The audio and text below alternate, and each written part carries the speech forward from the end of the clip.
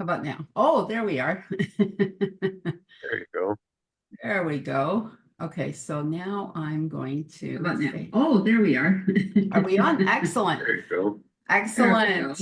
Okay, so now I'm Happy Friday, everyone. Oh, Thank there you we so are. much for joining us. Excellent. I think I have an Uh-oh, got an echo going on here. Okay, everyone, please welcome to Nurture Body, Mind, and Spirit Conference. This is for everyone to prioritize your health and wellness. Today, we have some amazing speakers. I can't wait. I'm super excited. You will learn so much today. Thank you so much for joining us. If you could show us some love, and we're just waiting for our first speaker to come in. And today we're going to talk about the importance of self-care, of wellness in your business, in your life in general. It's in everything. Next month, we're going to be talking about relationships, but your wellness is equally as important in your relationships as well, right? Because if you're not feeling well, are you going to be a little cranky with your partner? Are you going to be a little cranky with your business associates and clients, maybe? So you want to feel your best. You want to show up your best. You want to do everything that you possibly can to make yourself feel good. And it's not just physical, and it's not just mental, and it's not just emotional, and it's not just spiritual. It's all of that.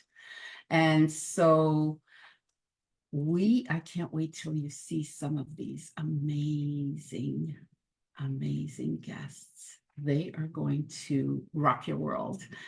You're going to learn so much. We have media experts. We have entrepreneurs. I think almost everyone here is going to be an entrepreneur. And we have Lori, and I'm not sure, she should be here shortly. She's our media expert. And she's going to be sharing some huge nuggets. Like, these are people who charge large amounts of money for their information in their masterminds, in their businesses, in their coaching sessions. And actually, you know what? Tammy, are you with us? Because Tammy's not going to be with us later. And I know she has an event coming up tomorrow. And I would have had her speak to you briefly and tell you about it. Tammy, are you here? I know she's here, but I don't know if she's right by her computer. Okay, so shortly she'll come. So thank you all. So are we okay on the Facebook thing? We are, right? Like, we're all live and good, because mine's not working, so I don't see us. Anyways, I'm going to have some of the people that are here with me, I'm going to have them introduce themselves to you. So Linda will be speaking a little bit later. Rosemary's going to be joining us for some testimonials later on when we do the APL Go, which is huge. And you all know me. I always speak on self-love and how to keep a resilient mind in business and self-worth. And Micah is actually my co-host for this entire conference today. So he is a graphic arts designer, and I see Lori's here. She just joined us. So she's our first speaker, and she has another event to go to. So I'm super blessed to have her join us, and I am going to read you her bio. Lori McNeil is an international media marketing and branding expert who specializes in helping entrepreneurs and business leaders understand the power of developing one cohesive plan. She is a powerful speaker who empowers and inspires others to step into their greatness and use media to reach more people and increase sales. Lori was selected as an official speaker for the Think and Grow Rich World Legacy Tour and was invited as a featured speaker for Turning Point 2020 with 2.25 million people attending live. She is featured in media over 500 times a year, and her global work earned her the Lifetime Presidential Service Award, and most recently, the Global Visionary Leader Award, as well as a special leadership recognition by the LA Tribune. I'm sure she has way more awards than that. And Lori has been my coach for a period of time. And I just want you to listen to Lori. Lori, welcome. And the stage is all yours. Thank you so much, Marianne. I love speaking on your stages because you bring such amazing people into the room, and I have just such a good time every time. So thank you so much for having me back. And I'm going to adjust my screen just a little bit. Sorry, I'm trying to get it to the speaker and I'm having some technical difficulties, so bear with me. Thank you so much, Lori, for joining us. I'm going to mute myself so you can have the stage because I know you have to leave after this. Yes, no problem. Can you guys hear and see me okay? Is everything working okay? Okay, perfect. Thank you so much. It's such an honor to be here. I'm in Pacific time zone this morning. And so it's not even 6 o'clock in the morning, and I raced to get my son off to the ski bus. He's going skiing today. So life of an entrepreneur. So thank you so much. I was running just a few minutes late this morning. I appreciate your patience, but I am so excited to be here with you today. I am an international business strategist that specializes in media, branding, and marketing, and I love what I do. I get to literally jump out of bed every single morning and help entrepreneurs just like you get from wherever they are to where they want to be. And I know that sounds a little corny, and I know that sounds a little cliche, but it's really true. It's one of those things where if you love what you do, you actually put way more effort and time into doing it, right? Than if you work for somebody else doing something that you don't want to do.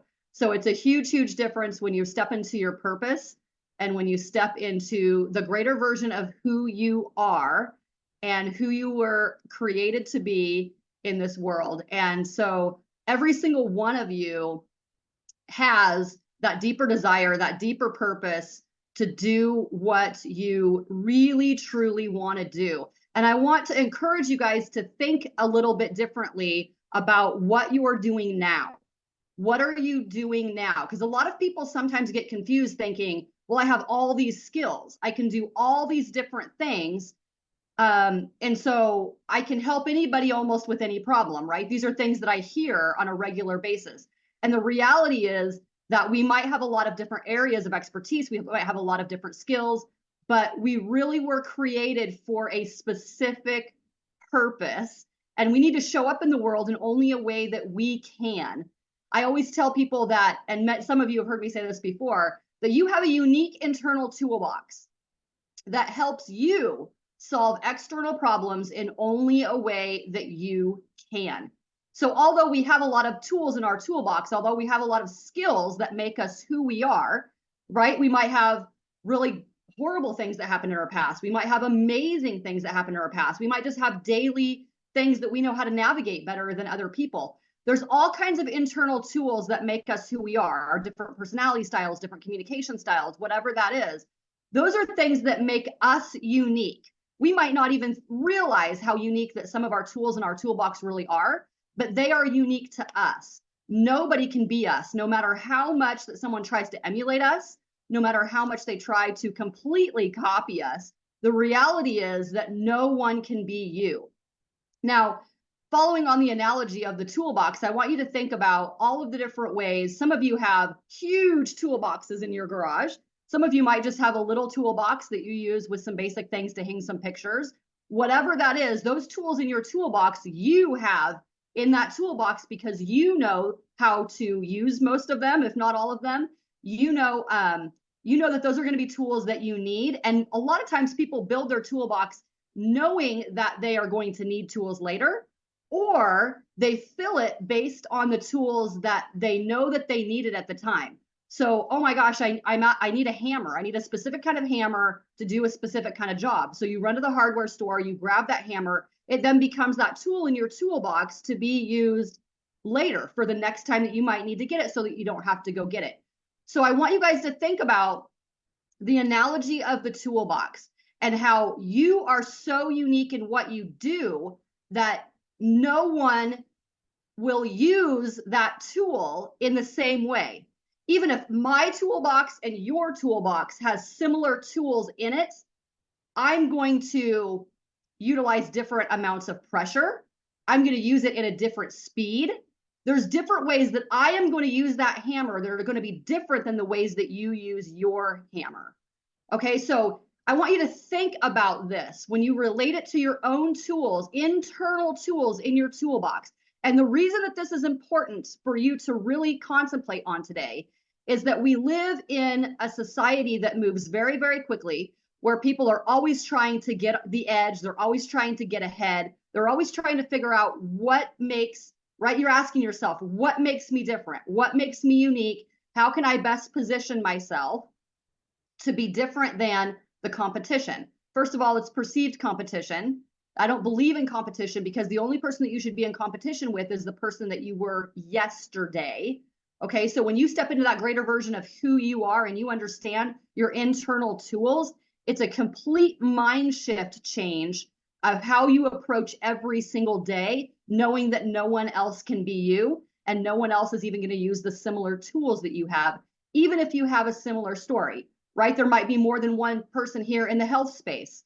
There might be more than one person here in mental health that specializes in trauma or a lot of different things, business coaches, you name it, right? But every single one is different. And you are going to use your internal differences based on your lens coming from your experiences in a way that no one else can.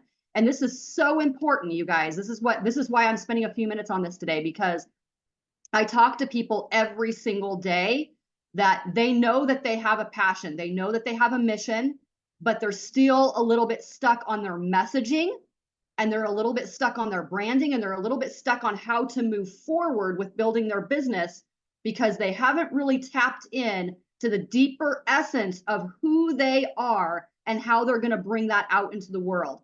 And I'm here to tell you that a confused mind never buys.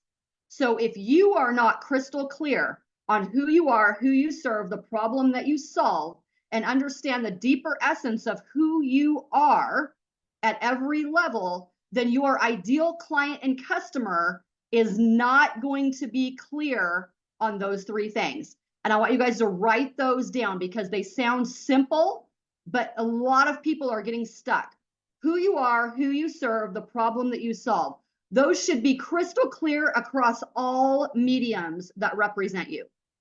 Whether it's your website, whether it's your social media pages, whether it's your speaker sheet, your media kit, something you say from stage, article, a podcast, doesn't matter. It should be very, very, very clear so that if they've never heard you, if they don't know you, maybe they've never even heard of you, that it's very obvious when they do a quick search or when they look at a flyer or wherever it is that you're represented. Your messages should be very, very clear on those three things. Now, a lot of things that I teach, I happen to teach in threes.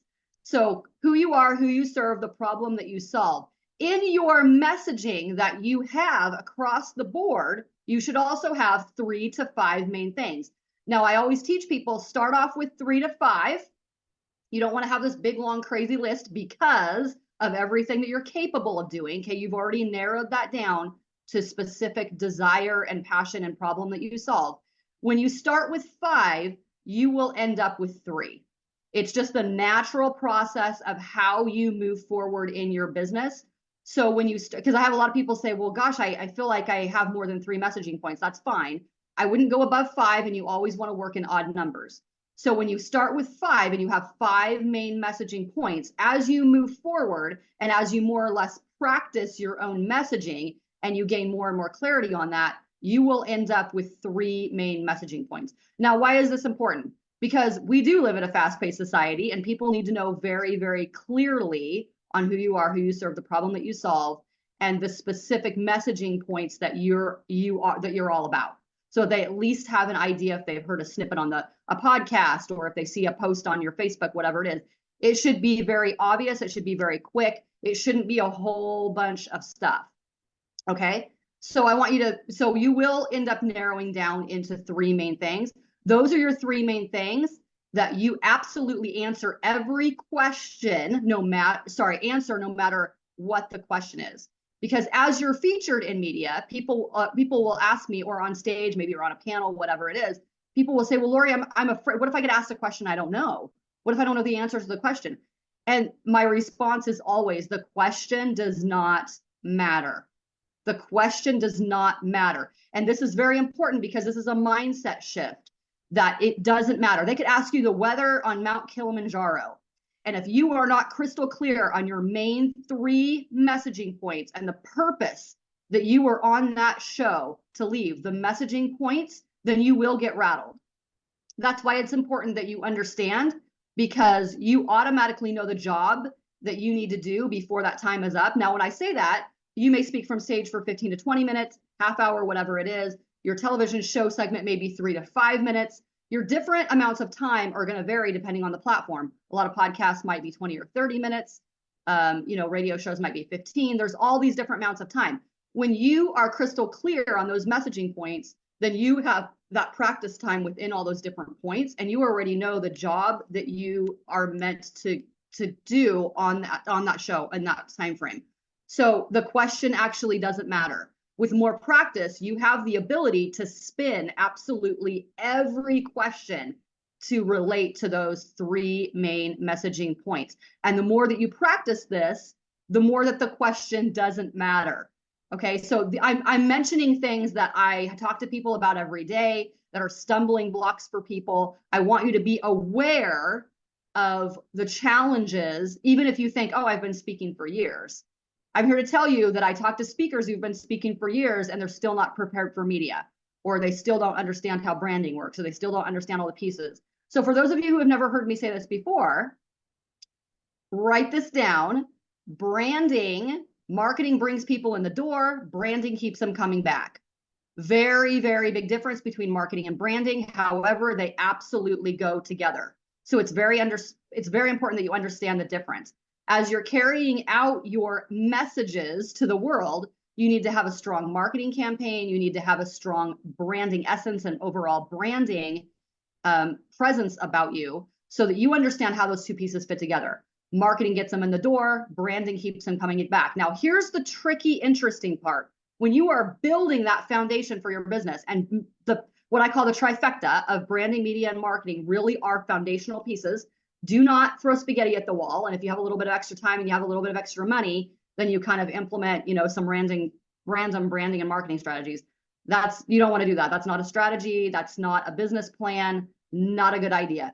You need to have that from the very beginning and understand the foundation of having that trifecta in place from the very beginning, and understand that that is part of your business plan. That's one cohesive plan. They are not these separate plans that kind of sit in the nice little bookshelf behind you that you kind of, review once in a while, once a month or once a quarter, once a year. So I want you guys to understand that these are foundational pieces. You want to know how people are catapulting themselves in the industry and in so many different ways. It's because of some of the stuff that I'm sharing with you right now. And a lot of it, you have to have the right mindset in order then to understand what needs to happen so that the actions can flow from that. Okay, so some of the stuff you need to just really have a different understanding, a deeper understanding, but a different understanding for the actions that need to happen behind that. So when you build that foundation, then you understand, oh, okay, it's not about having money later. It's about what can I do right now with the resources that I have right now? Because these are all things that you can get started for free or inexpensive right now. You don't have to have a huge budget. You build that as you go, but you always start with where you are and what you have. And know that there are things out there to help you build that foundation right now, no matter where you are, no matter how much money you have, no matter where you're starting. It doesn't matter. There are things, and then you add to that and you add to that, just like you would build any company. If you have a brick and mortar company where you might have a coffee stand, and then in 5 years your goal is to actually build a building and have an indoor coffee place. Whatever you have, any kind of a business, online, brick and mortar, it doesn't matter. You should always be future pacing it. You should always understand where you're going. Friends, I'm here to tell you that if you don't know where you're going, you can't be upset about where you end up. You've got to have that plan. So I want you guys to think about that. Think about the plan of where you want to go as you're building out all these foundational pieces. If you don't know where you're going, you can't be upset about where you end up. You can't be upset about if people pass you up and how are they so much more, quote unquote, successful than I am when I've been working hard too. It's because of some of these foundational pieces that have to be in place. So once you understand some of this stuff, then you can understand when you start to build that out, you build your branding first, your marketing second. Now, some of you might be thinking, well, Lori, I thought you just said that marketing brings them in the door and branding keeps them coming back. Yes, but here's why. You build your branding first because you have to do the deeper essence, what I call the branding essence of understanding some of those deeper points of who you are, your messaging, all of the different emotions that you want to bring out that represent you, all of the different branding essence piece. The logo is the cherry on top. You do not build your logo first. That's a huge mistake that I see people making every day. I mean, pretty much every day, because I talk to a lot of different people. They think, oh, I want to launch this program. I want to do this. I want to do this. What are my colors going to be? And what do I want my graphics to be? And all those different things. You can't possibly build a strong logo that is going to reach your target clients and customer if you have not built the branding essence first. It's not possible for you to do that because you don't understand the elements that need to go into all of the colors and all the graphic that are going to best represent that. So do not build your logo first. Do not even decide on your colors first. You do the deeper dive of understanding the process of the branding essence. First step. Second step, the cherry on top for the branding, which is the logo. Then you build the marketing package. That's the order that you build it in. The order that you implement it in is exactly the opposite. And this is part of why people get confused. When you implement it, you understand that the marketing gets them in the door and the branding keeps them coming back. This process is what confuses people because the way you build it is exactly the opposite of the way that you implement it and understand how you're getting the customer and how you're retaining that customer. Hopefully you guys are taking notes. Hopefully there's some major aha moments going off for you guys because these are things that I help people with every single day that make a huge, huge difference in how people are viewing you in order to get to know you, like you, and trust you. Many of people here have heard of that. Again, that's another 3. Know you, like you, and trust you. Now, consistency is the magic part of that formula. Think of it as my son is really, really big into math. He's a math and science guy. So I tend to use a lot of formulas a lot. When you think about the formula behind how people are going to find you, how you're going to magnetically attract your raving fans, your raving customers and get them to continue buying from you, because once you get them in your sphere and they like you and they buy from you, the chances of them buying again from you and you retaining those are much, much greater. And it's much, much easier than trying to find and go out and hunt for, so to speak, a new client. So it's a lot of people are constantly hunting for new clients. They're constantly hunting for new clients. It's because you need to understand the process of how the psychology of the client mind works so that you understand how to retain them. And then your business becomes a lot easier to where you're not constantly scrambling for new clients. Now, should you always be looking for new leads? Absolutely. But that's a different mindset than coming from scarcity, of feeling like you have to constantly find new clients to pay bills and to keep business running. So what I'm sharing for you right now absolutely will increase your sales in so many different ways once you understand the process and once you understand some of these things that I'm sharing with you today. So when you understand that part of it, then you understand that people need to like, know, and trust you. How do you get there? Consistency. A lot of you are not consistent in the way that you're showing up, whether it's a newsletter that you kind of randomly do once in a while and people don't know when to expect it on a certain day, for instance, or a certain time of the month. Some of you aren't posting very consistently on social media, or you might be going all in on one platform, but not understanding how the strategies of the other platforms can actually support whatever your dominant is. There's a lot of different things that you can be doing differently today, right now, that will actually help you strengthen your strategies and get to that consistency level behind everything that you're doing. Because If they don't know that you're not going to, whether you're going to be in business next week or next year because of your lack of consistency, they may kind of like you. They may think that they resonate with some of your messaging, but they're not really ready to take that next step to really engage with you because your strategies haven't been strong enough to prove that you are the one that can solve their problem. So the consistency in this space is a huge, huge, huge, huge problem. One that I see that even if you think, well, gosh, I may be a solopreneur, maybe I'm the one doing all of the things. I get it. Everyone starts somewhere. I get it. And in the beginning, yeah, you feel like you're on a rat on a wheel, scrambling constantly to do all of the things. But scaling is a different conversation. You will be able to scale once you actually have those foundational pieces in place and you implement them in the right way. Scaling becomes easier. And so when you understand how your clients are going to find you, when you understand how they're going to like, know, and trust you, then you understand that the consistency is so important in that. And some of you, honestly, you think that you're consistent because it's the internal perception of thinking, well, I'm working so hard and I'm doing all of these things. How am I not being consistent? I'm showing up every day, maybe, and I'm working so hard. But what I want you to do a deeper dive and understand is that you're doing all the things, and you might be in a position right now where you have to do all of the things. But I want to challenge you to think about the daily tasks that you're doing right now, and if those are truly income producing tasks. So you should adopt basically the 80-20 rule. So 80% of the work that you are doing should be getting you to increasing your sales. So I understand that there's a lot of the differences in the balance between working in your business and working on your business. Very, very difficult when you feel like you're the one that has to do everything. But when you change your time frame and you start to look at all of these really cool things that you're doing, that you think, well, gosh, this has to be done, this has to be done, this has to be done. When you understand more about how to go about doing business, then your mind starts to shift around the activities that you're spending time on and realizing, well, these might be really good things, but they're not actually the things that I should be doing because they're not making me money. Now, the other question I get is, well, how do I get it done? There's VAs, there's bartering, there's trading, there's all kinds of creative thinking of things that you can do to try to move that needle, but not do the things that actually aren't bringing in the money once you reach to a certain point.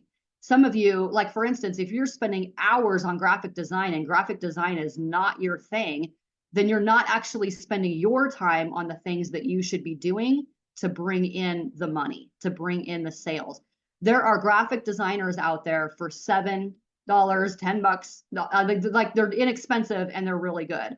Now, does that mean Fiverr? Does that mean Canva? Maybe, or it could be something else. There's a lot of different options out there, like I was saying, for free or relatively inexpensive. I want you guys to get creative about how you are spending your time. So I want you to think about going back to what I shared in the beginning. So you are uniquely created to do on this earth what only you can do, right? So don't spin your wheels doing the things that are not in your zone of genius. Now, there's a difference between adding those tools to your toolbox and being smart about your time in the position that you need to spend your time doing in order to build your business and bring in those sales. So if you can afford to pay someone 10 or 20 bucks to graphically design something really cool that you need, that you know that graphic is going to powerfully impact who you are, who you serve, the problem that you solve in a branded way, thus being an essential part of helping you bring in money, maybe for a program or something like that. I'm here to tell you, friends, spend the 10 bucks or the 20 bucks to pay someone to do it in a half an hour, rather than you spend hours trying to figure it out on Canva, for instance. And in the back end, you might still be learning some of these things, but I want you to think about how to work smarter, not harder. Okay. So these are all things that when you think about your daily tasks, and especially in the beginning, when you're a solopreneur, I want you to think about the 80-20. What are the things that you're doing that you should not be doing, or that you shouldn't be doing yourself, or that you don't even need to really be done at all? You need to do those income producing, needle moving activities that are actually getting you to where you want to go, and be very real. And some of you have such emotional connection to some of the things that you're doing that you don't want to let them go. But you need to be very honest with yourself about how much is that project, or how much is that time spent really actually serving you and your clients.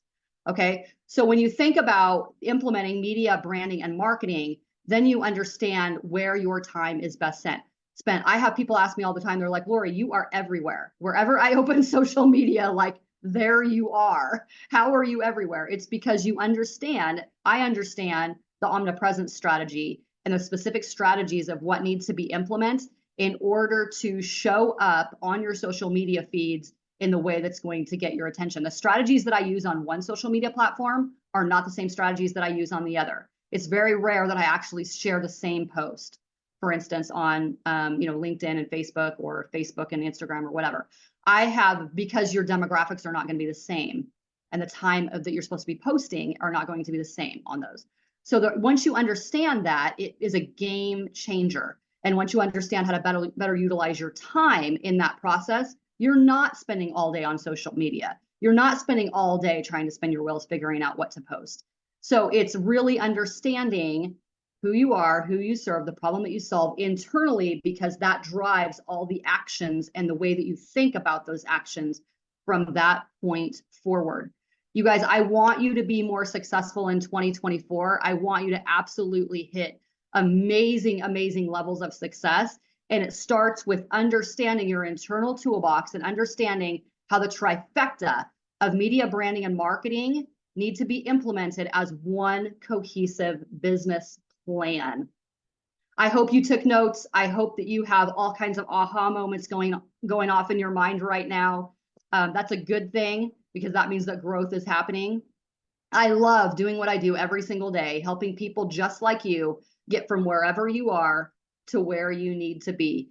If you want to learn more about the balance of what you do internally and what you do externally, I encourage you to go to my website, www.lorimcneil.com, and download my Business Essentials Guide.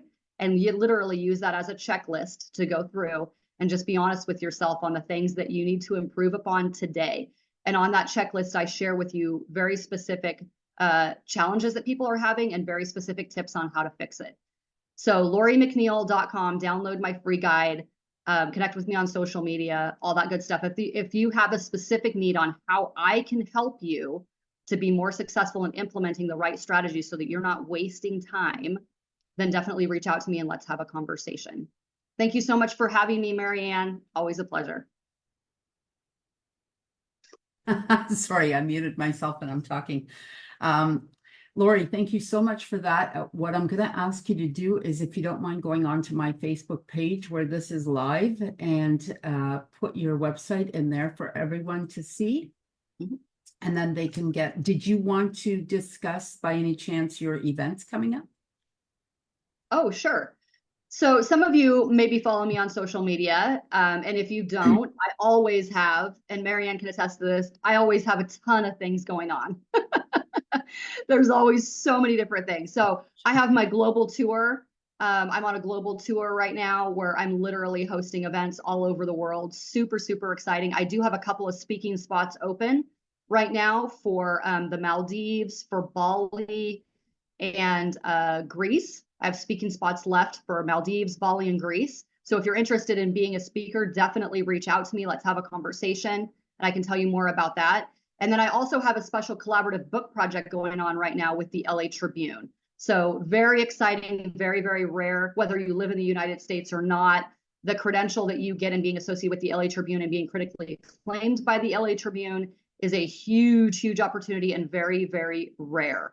So if you want to know more about that, reach out to me. That also comes with a lot of different media exposure, being interviewed on the red carpet by the LA Tribune, being on virtual stages with the LA Tribune. You get a special crystal commemorative trophy. You get featured in Legacy Unlimited magazine, podcast. There's a whole bunch of stuff that goes on with that. It's not just a collaborative book that includes a chapter. It includes a whole bunch more stuff in media to feature you. So those are two amazing things that I have going on right now. And then I also have what I call a mini media speakers package. So if you're needing to up-level your speakers media kit, your speakers sheets, your social graphics, a lot of the stuff that I talked about, then twice a year, I actually offer a mini media speakers kit, and it is a smoking deal, and it gets you a ton of stuff.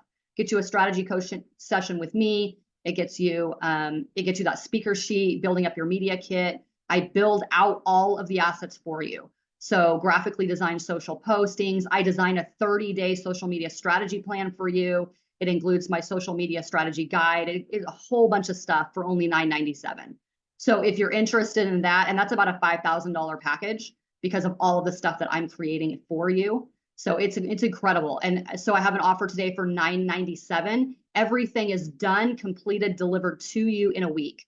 So the whole idea is to catapult you, get you started, not drag out the process, just bam, here's a whole bunch of stuff I'm creating for you. And everything I do is custom. I don't cookie cutter anything. So once I have an idea of who you are, who you serve, the problem that you solve in your branding, then I completely create everything for you, get it to you, and you start implementing right away and start seeing amazing results. So the clients that I work with in this particular little mini package alone get amazing results very, very quickly. So if you're interested in that or any of the other special things I've got going on, definitely reach out to me or let Marianne know, and Marianne can connect me with you, however that best works. But I always have a lot of things going on because I am international. So don't miss out on these incredible opportunities that I have going on right now. They are designed to catapult you and your entire brand. That's why I do what I do. That's why I design what I do. And everything has strategy behind it. So I didn't necessarily go into my background, but I am a retired business professor. I have 3 bachelors, 3 masters, 2 PhDs, and over 25 certifications. So this is not something that I just have kind of done overnight. I've been doing this for over 28 years. So I love what I do, and I love pushing my own skills to that next level in order to better help you. So this is something that I know like the back of my hand because I've been doing it a long time, which is why I can get you results very, very quickly. So thank you so much. I don't know, Marianne, if we have any questions. I'm happy to answer some questions.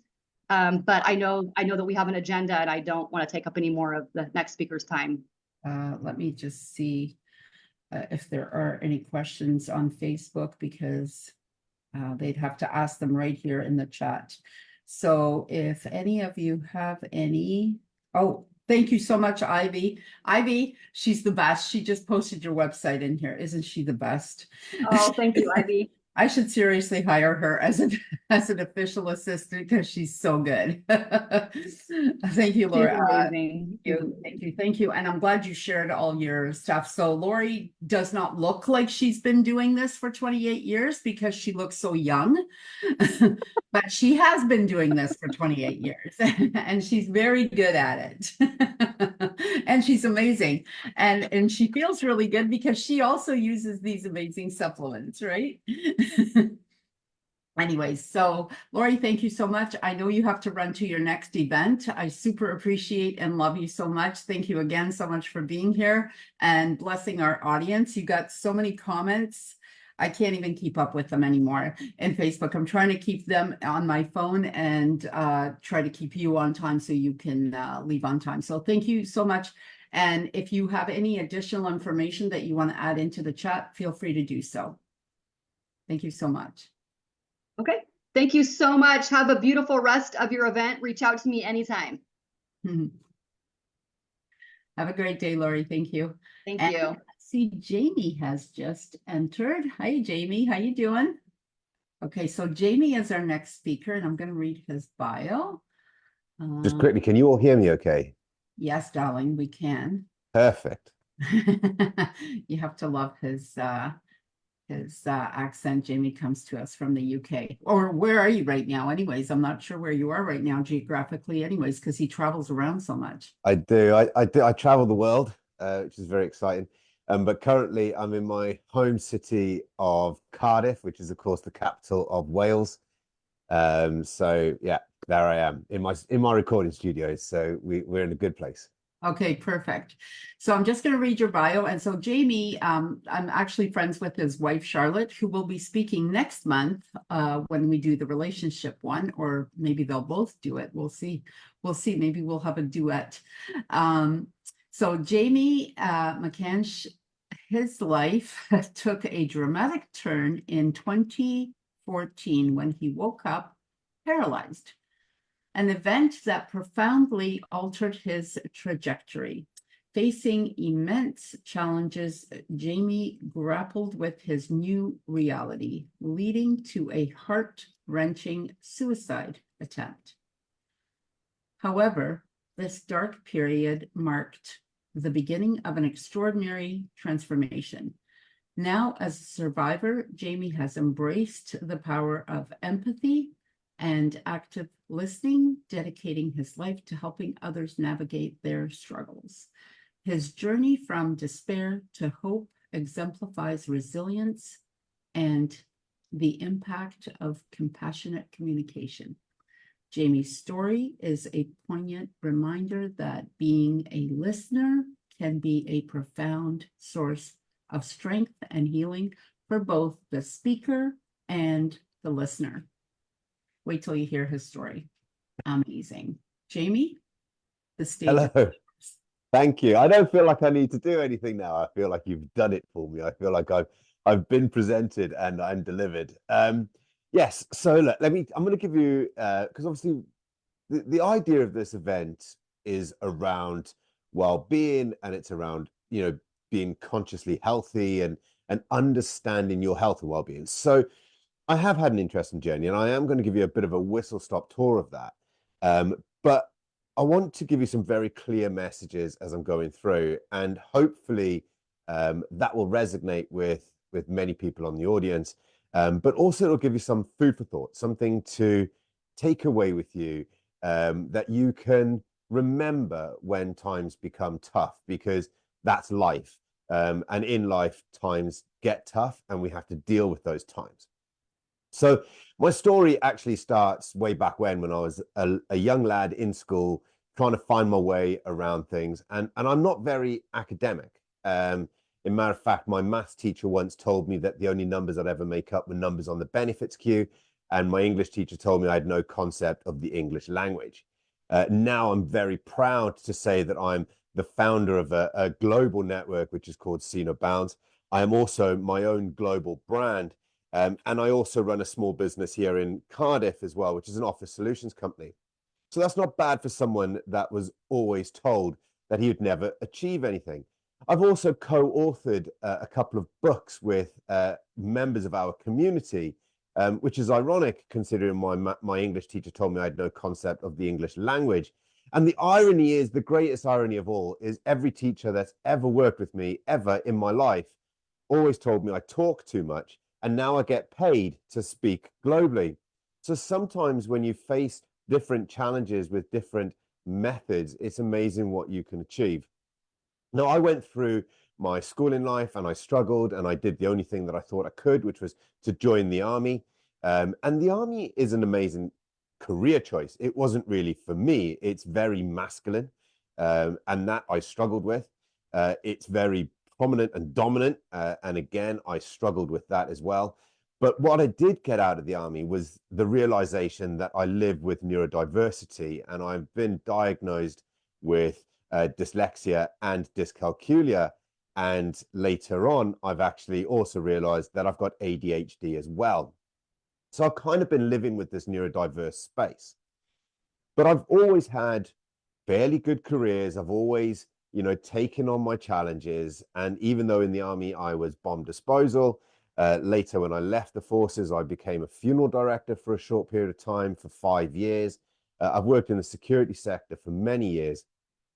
And then I ended up in sales, and everything was kind of going really well for me until the 13th of January, the 6th of January, 2014, when I went to bed perfectly able-bodied. I had a massive seizure during my sleep. During that seizure, I ruptured my spine. That left me incompletely paralyzed from the waist down, and left me with a whole array of challenges. Challenges like the hometown that I've grown up in all of a sudden became a maze that I did not know. Shops that I had been into 1,000 times before all of a sudden became difficult and challenging. Simple things like, where do I park? How do I get up and down curbs? How do I get off the sidewalk or the path and cross the road?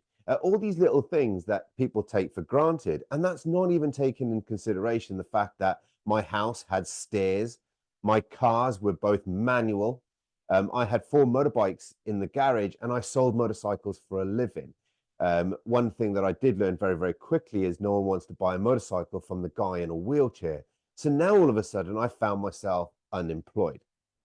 Everything happened all within a matter of days, not months, not weeks, not years, a literal matter of days.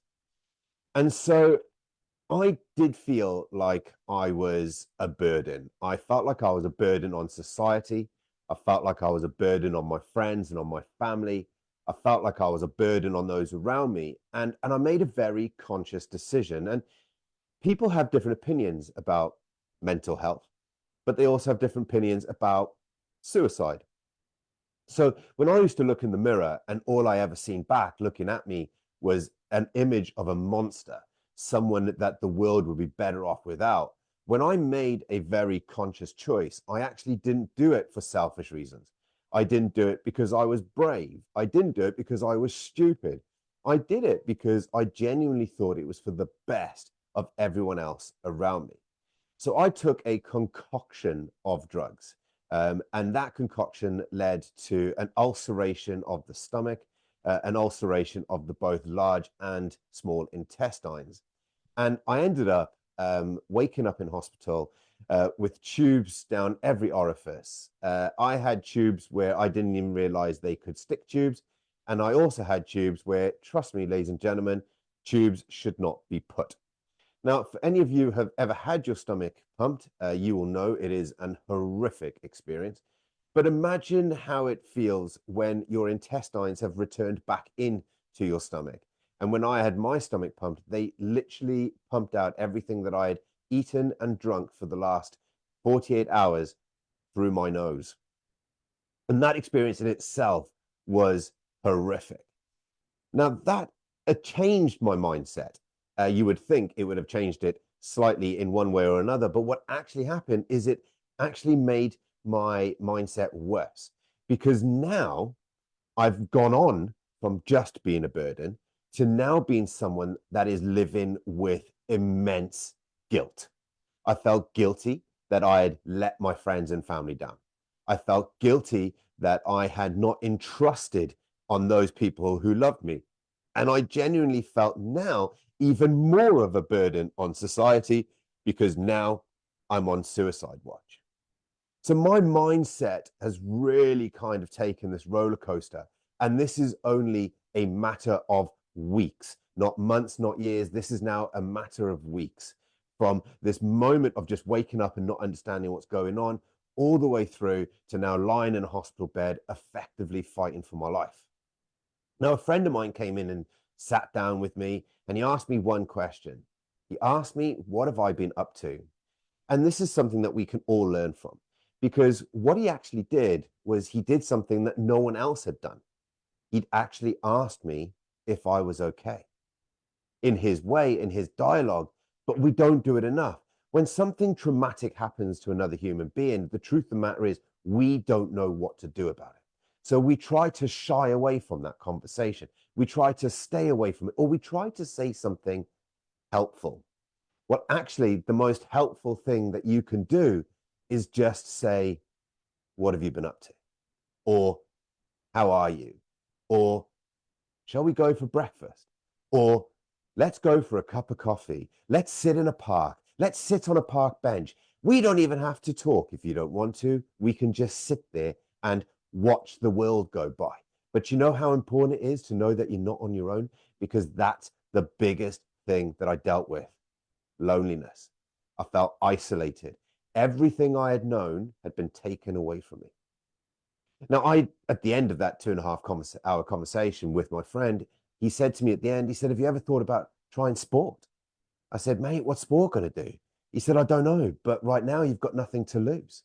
So I decided to take his advice. And this is the other thing when you're looking at that mental health journey, is the person has to be ready. And sometimes they're not ready for the information that you are ready to deliver. And sometimes you have to wait for the right opportunity, or allow them to make the decisions themselves. Now, I was ready for that information. quite obviously. The reasons where I was because I didn't know where to go. And what happened was I was given a light. I was given some direction. So I did find sport and I joined a local basketball club. Within a matter of weeks, I was on the team. Now, you would think sporting is great. Sport's brilliant for your mental health. It's brilliant for your physical health. It's brilliant for your social health.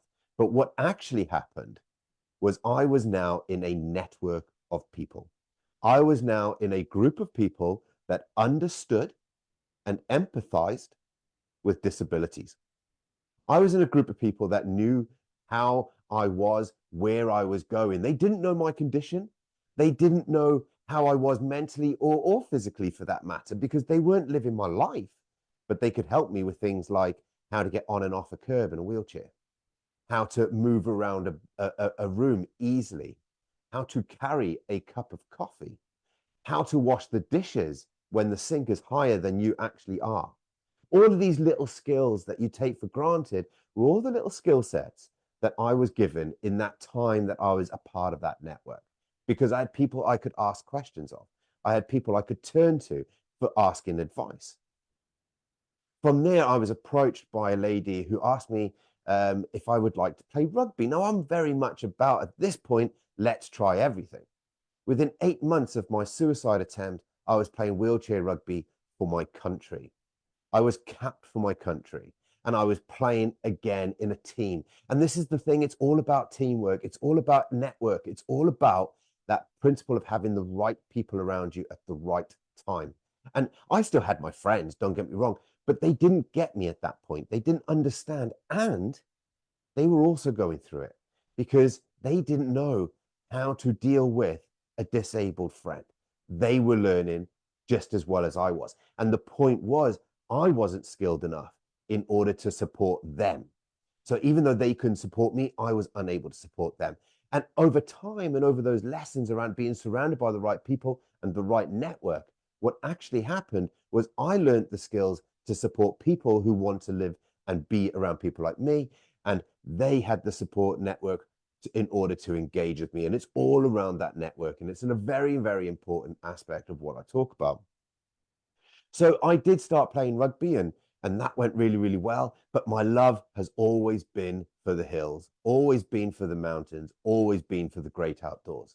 Now, as an academic, all the way through my life, I've always been told what I couldn't do because I was too thick, or because I wasn't academic enough, or because I wasn't a mathematician, or because I can't read and write. And when I became a wheelchair user, it was the same kind of journey. You can't do that anymore because you're in a wheelchair.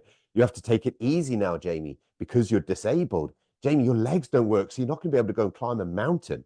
Well, guess what, ladies and gentlemen?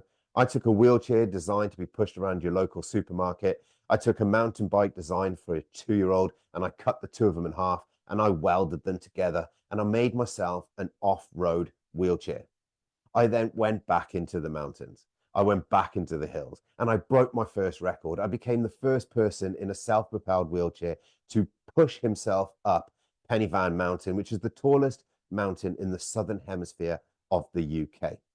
And there is an image of me up halfway up the mountain with my team medic gluing my hands back together. And she whispered in my ears and she said, Jamie, you know you don't have to do this, right? I said, yeah, I know I don't. She said, why are you then? I said, because I can.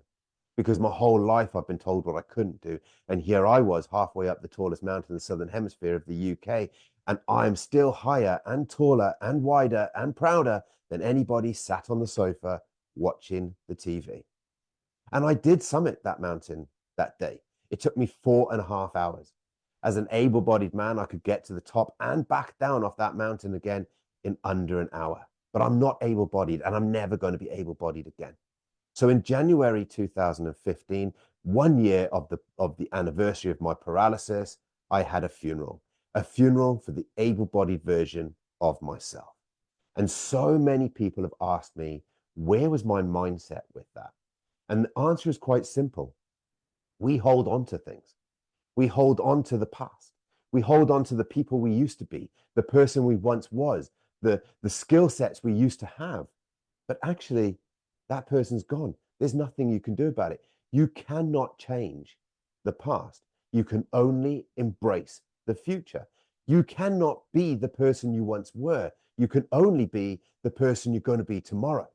So in order for me to be the best version of myself, I had to stop going back and reminiscing over the able-bodied version of myself. I had to let him go. And the only way you can let him go is by mourning him. And the only way you can mourn someone is by laying them to rest. So I did. It wasn't a big affair. I didn't invite all my friends and family. I simply went off on my own with a bucket and some photos. And I looked at those photos and I remembered the way that I felt when that photo was taken, or the activity that I was doing during the photo, or the people that I was with when that photo was taken. I remembered them, I respected them, I enjoyed them, I cried over them, and then I burnt them. And then I became Jamie McCanch, the disabled adventurer. In 2015, I took on 12 extreme challenges, one challenge every month for the whole of 2015. I threw myself out of an airplane at 15,000 feet. I hand cycled from Cardiff to Tenby, which is 100 miles in a hand cycle. I went back into the mountains and I summited 3 mountain peaks, again in a wheelchair, again breaking records. This time, however, I'd learned from my lessons. The first time I climbed a mountain, my wheelchair didn't have brakes. That was an enjoyable experience, let me tell you. The second time I went up there, brakes were solely fitted. You learn from your mistakes. Hindsight is a wonderful thing. I rode up the River Wye. I broke challenges. I broke records. I pioneered sports. I pioneered disability adventure. And as a result, I raised £250,000 for a selection of charities across South Wales. Now, you'd have thought that that was a pretty cool kind of way to find out who you are, to find out where you were going.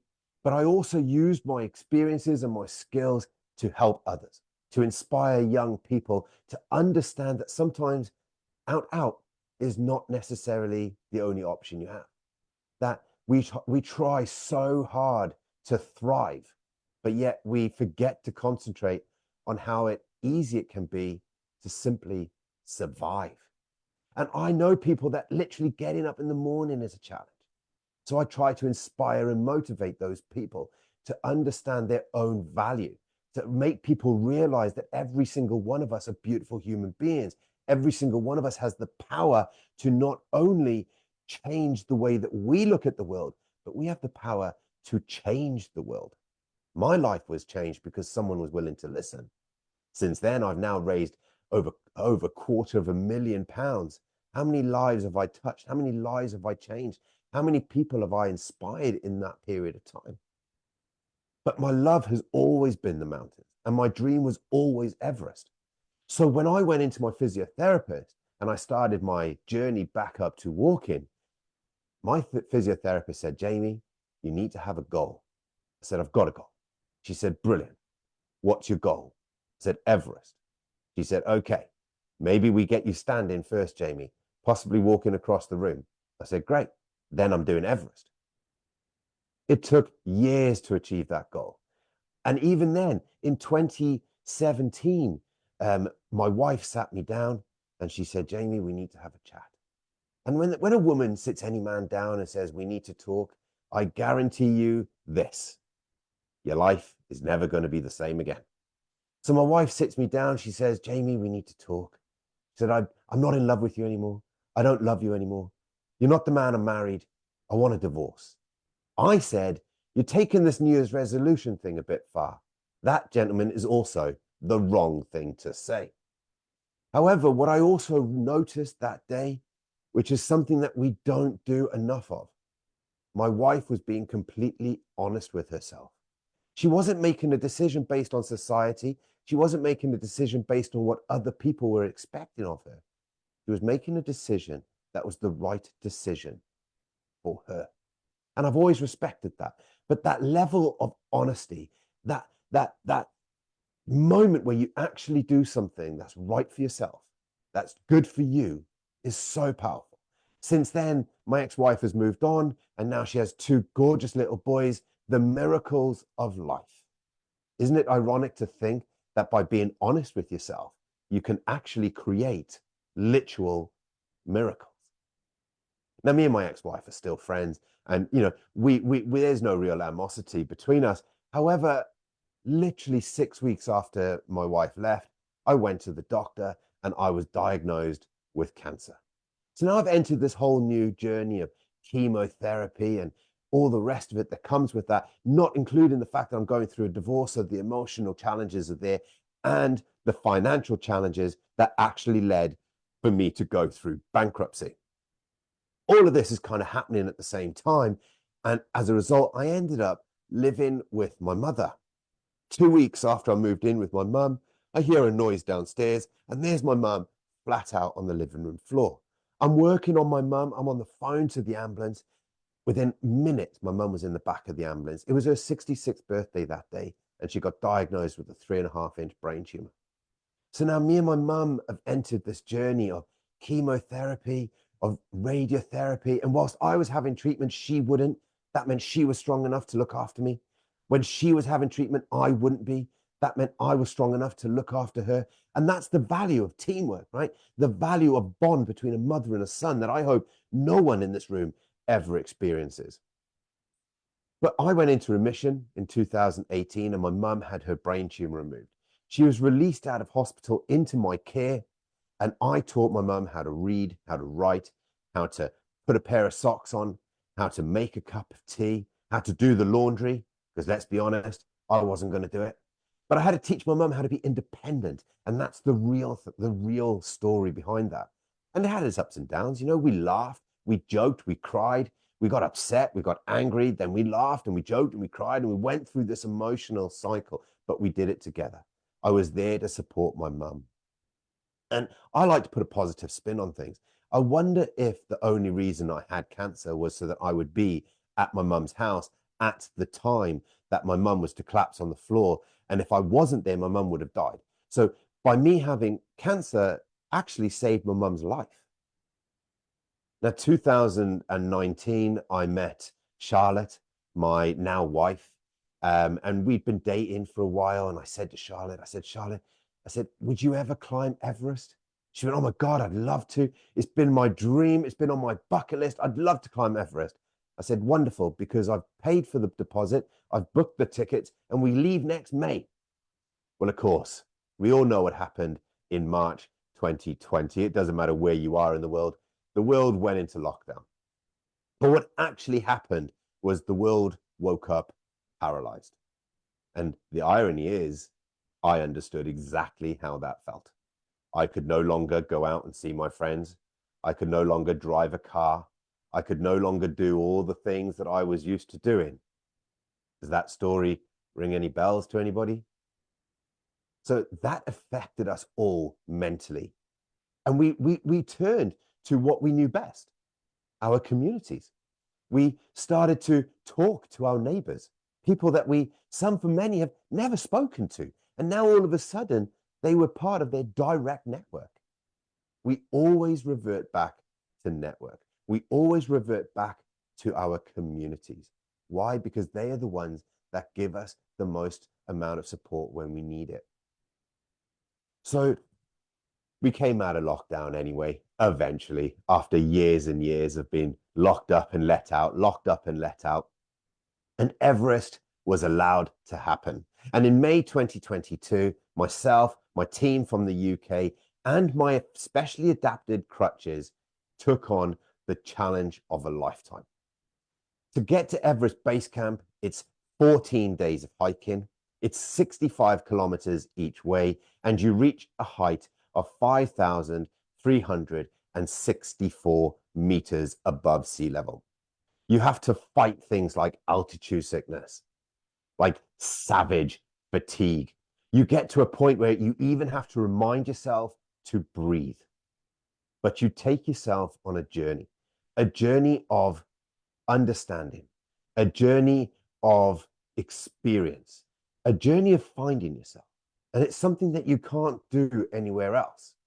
You have to be in your own space. You don't have to climb a mountain necessarily. You certainly don't have to climb Everest, but you do have to take time out of your lives sometimes to really understand who you are as an individual. And it's something we don't do enough of.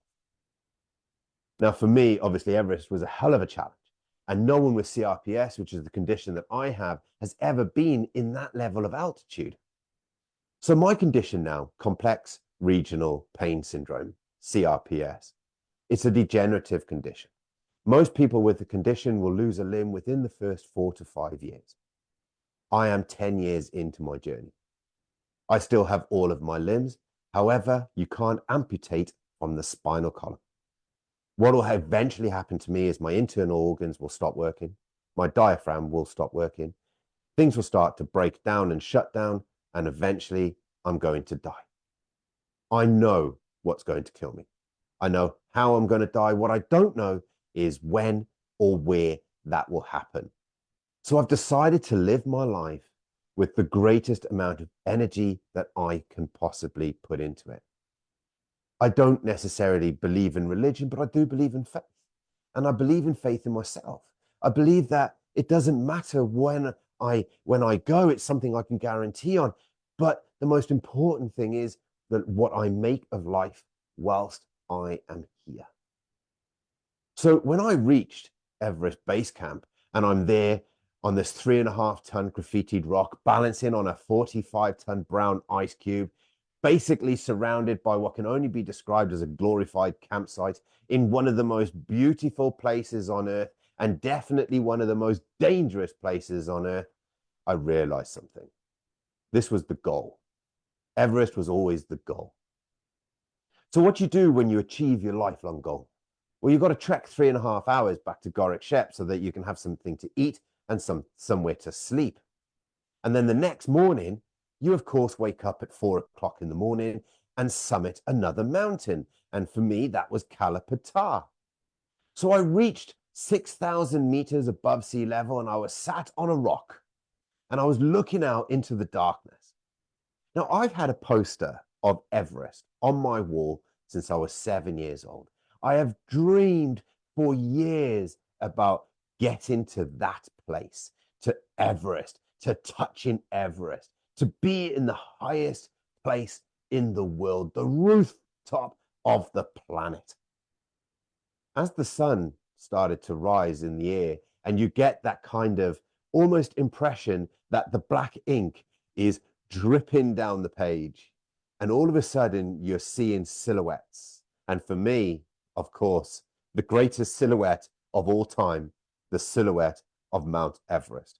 I sat there as the sun rose over the tallest mountain in the world, and I realized something. And with that realization, I sat on that rock and I burst into tears. So what was the realization? What was that master realization that I talk about? Well, let me tell you. You see, we talk about dreams and we talk about goals. And a lot of people don't understand how they're connected. The dream for me had been the poster on my wall since I was 7 years old. And here I was, sat on a rock, aged 41, looking at the real life version, high definition of that poster. And that was when I realized the difference between goals and dreams. You see, dreams, they're the places you want to go in life. Dreams are the things you want to achieve. Dreams are the person you want to be, where you want to see. All of those things, they're dreams. Goals, they're the stepping stones that you create in order to achieve your dreams. Without goals, you will not achieve your dreams. And without dreams, you've got nothing to set your goals against. That's the relationship between goals and dreams. So take your dreams and dream big. But don't just dream. Set your goals. Achieve your challenges. Take every step at a time. And I promise you that you may succeed. Now, I didn't get to Everest on my own. I had a team. But I also had faith. I had faith in myself. I had faith in those around me. And I had faith in the fact that Everest even existed. Because so many people say to me, how can you believe something that you've never seen? Well, it's true. But I had faith that Everest was there. And that's what got me there every day, 16 hours of trekking. I had faith in the people that was with me, my friends, my loyal friends that helped me. And this is a point where I want to give you some advice, because when we talk about health and well-being, the people that are surrounding us are the biggest part of it. Because let me tell you, ladies and gentlemen, birds of a feathers flock together. So let me talk to you a little bit about radiators and drain pipes, since we're on the subject. But what's the difference? What's a radiator and drain pipe got to do with anything? Well, let me tell you, a drain pipe has one sole purpose. It takes perfectly good drinking water off the roof of a building. It sucks it down into the sewer full of yucky stuff that I guarantee you would not drink. And there's people in our lives that do this with our morality, with our inspiration, with our get up and our go, and they suck us down into the pits of the sewer, and we allow them to do it with no consolations. They're drain pipes. These people are below you, because if someone is holding you back, they're behind you. Cut them loose. If someone is dragging you down, they're below you. You're better than that. Cut them loose. What you want is you want to surround yourself with radiators. You see, radiators, they give off heat. And with heat, we feel warm. And with warm, we feel safe. And with warm and safe, we feel confident. And with confidence, we feel inspired and motivated. And with inspiration and motivation, we realize that we can do anything. And if you want a perfect example of a radiator, try waking up one day and saying to your closest friends, hey, I'm going to climb the tallest mountain in the world. And they turn around and say, not without us, you ain't. That's a radiator. I had faith in my wife, the lady that has followed me on that journey, the lady that married me even though she knew I was living with a death sentence. I have faith in my wife, who knows more about my condition than most neurologists on the planet. I had faith in my guides, one of which was a man called Poobah Sherpa, a man that has literally grown up at Lukla village, and he's the only man I've ever met that has never been in another motorized vehicle other than a helicopter. I would trust that man with my life, yet I wouldn't trust him with my car keys. It's something else that we give away so easily. We give away trust, and then we give that trust away to people that don't necessarily deserve it, and then we get hurt. And that hurt and pain and fear then affects our well-being. But it's okay to give trust to people, the people we work with, the people we live in the same street with. We have to trust them to a certain degree. You have to trust the people that we work with, that they're going to do the job that they're paid to do. But you don't have to have them in your house. Different levels of trust. You don't have to go out for a meal with them. You don't even have to like them.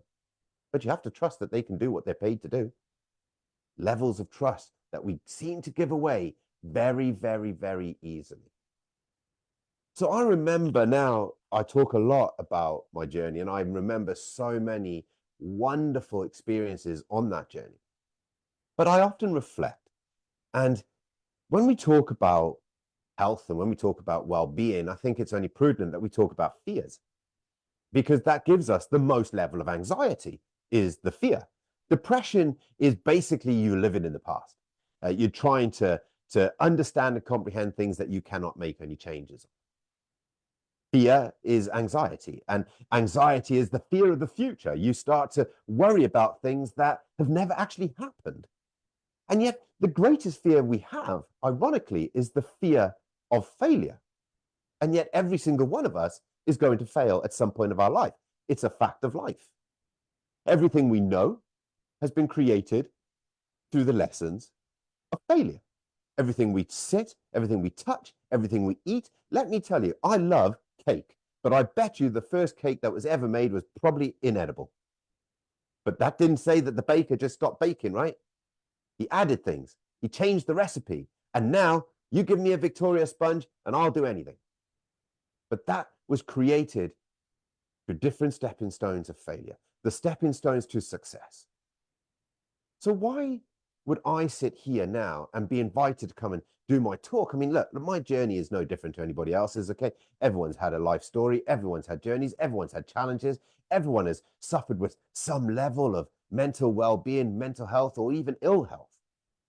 So why am I so important? Well, it's quite simple, because I'm probably the most successful person you'll ever meet. I'm successful financially, although I've been bankrupt. I'm successful in love, although I've been divorced. I'm successful in my health, although I'm living with a death sentence. I'm successful in friendships, although I've lost friends, gained friends, lost friends, changed friends, cut friends loose.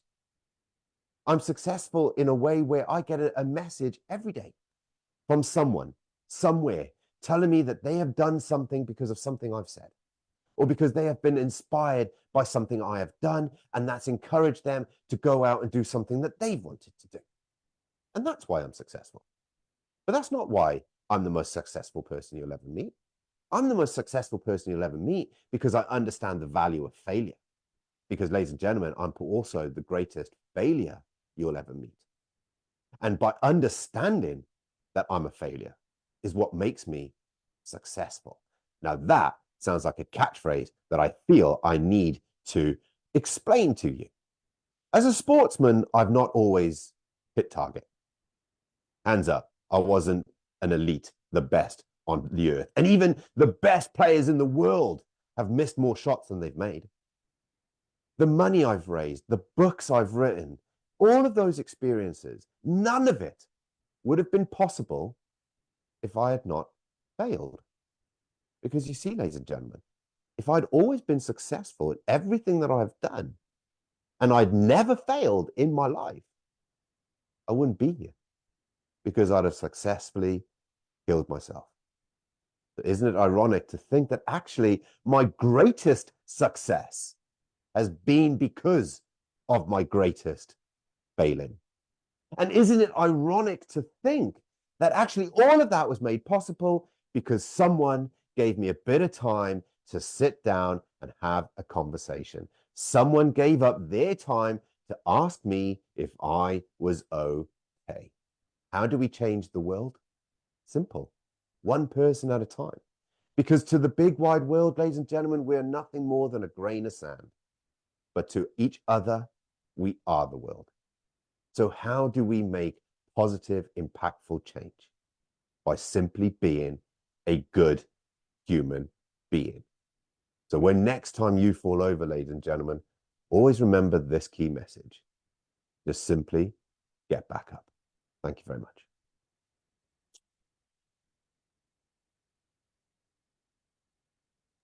I love that, Jamie. I love that. Thank you so much. I could listen to Jamie all day long. And one day when I go to the UK or they come here, we are going to talk all day. But I love that. You know what? If you fall, get up again, right? Like it's one of my top things that I find I have to say in coaching all the time. Like people just get discouraged so quickly, right? You hear this story and I'm like, I'm never going to complain about anything ever again. Oh, I still complain, don't worry. I've still got things to complain about. Right now, it's about -5 million outside. That's something to complain about, let me tell you. We have some nasty weather here today too. It's not terrible though. It's actually a bit warmer than it's been, but it is raining over here. So not super awesome, but hey, all better than snow. Oh my goodness, Absolutely. that was so amazing. Thank you all so Thank much. Jamie, if you want to put a, we had some really great comments. If you want to put your contact info onto my Facebook, underneath Yes. the chat, we have a lot of comments and a lot of hearts. You got a lot of attention. Jamie will probably be on more of my summits, so stay tuned. In February, his wife will be speaking, so you'll get a chance to meet her as well. Charlotte is from Sweden, but they live in the UK, both of them now. So, and they're just beautiful, beautiful people with a huge heart, and I just love them to death. So thank you so much, Jamie. Thank you. I know you're stupid busy, and it's like crazy. He just flies all over the world and just blessing people and empowering people as he goes along with this amazing story. And each time I hear it, it's like I'm hearing it for the first time, and I've heard it lots of times and I love it. So thank you so much. Bless your heart. I've done 81 talks last year to audiences all over the world. And, I always say that I've only got to make one person inspired to become a success. And I've done that in leaps and bounds. So I'm very blessed and I'm very honored to be able to do events like this and to come and talk at events like this and to give back to a world that helped me so much. So thank you so much for having me, and thank you so much for being just wonderful humans. And remember that the biggest gift we can give someone else is kindness. Thank you. Oh, just love that. See what I mean? He just pours into everyone from the heart, straight shooter, straight from the heart. Love it. Thank you, thank you, Thank you. And give my love to Charlotte. Hugs to both of you. Thank you so Will much. do. I'm back on the road in literally an hour and a half, so I'll speak Of to you all course you soon. are. Have a wonderful, wonderful weekend. Loads of love. Take care, everyone. Thank you. Mwah. And now, Linda, I have made you a co-host so you can share Okay. your page. So I am going to read Linda's bio. We have Linda Procopio. Did I pronounce your last name correctly? Yes, you did. Yes, thank you. Yay, me. Linda specializes in guiding individuals. Oops, what happened? You're messing with my screen. Oh, sorry.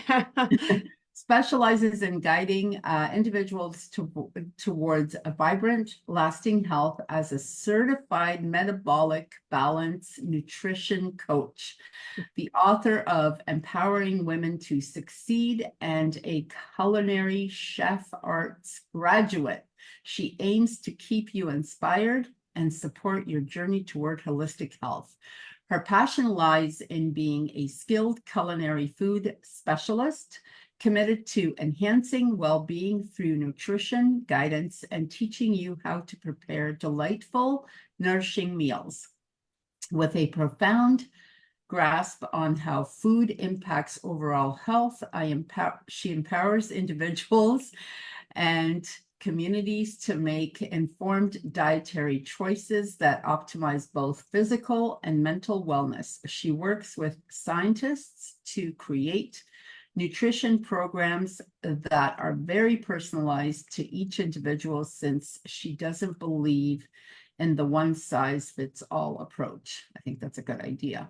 Linda is here to assist you in weight loss, diabetes management, reducing reliance on medications, guiding you through effective grocery shopping, staying properly hydrated, and teaching simple cooking methods. She has other skills too that she didn't put down here, but we're going to leave it at that for now. So with that, I give you Linda Procopio.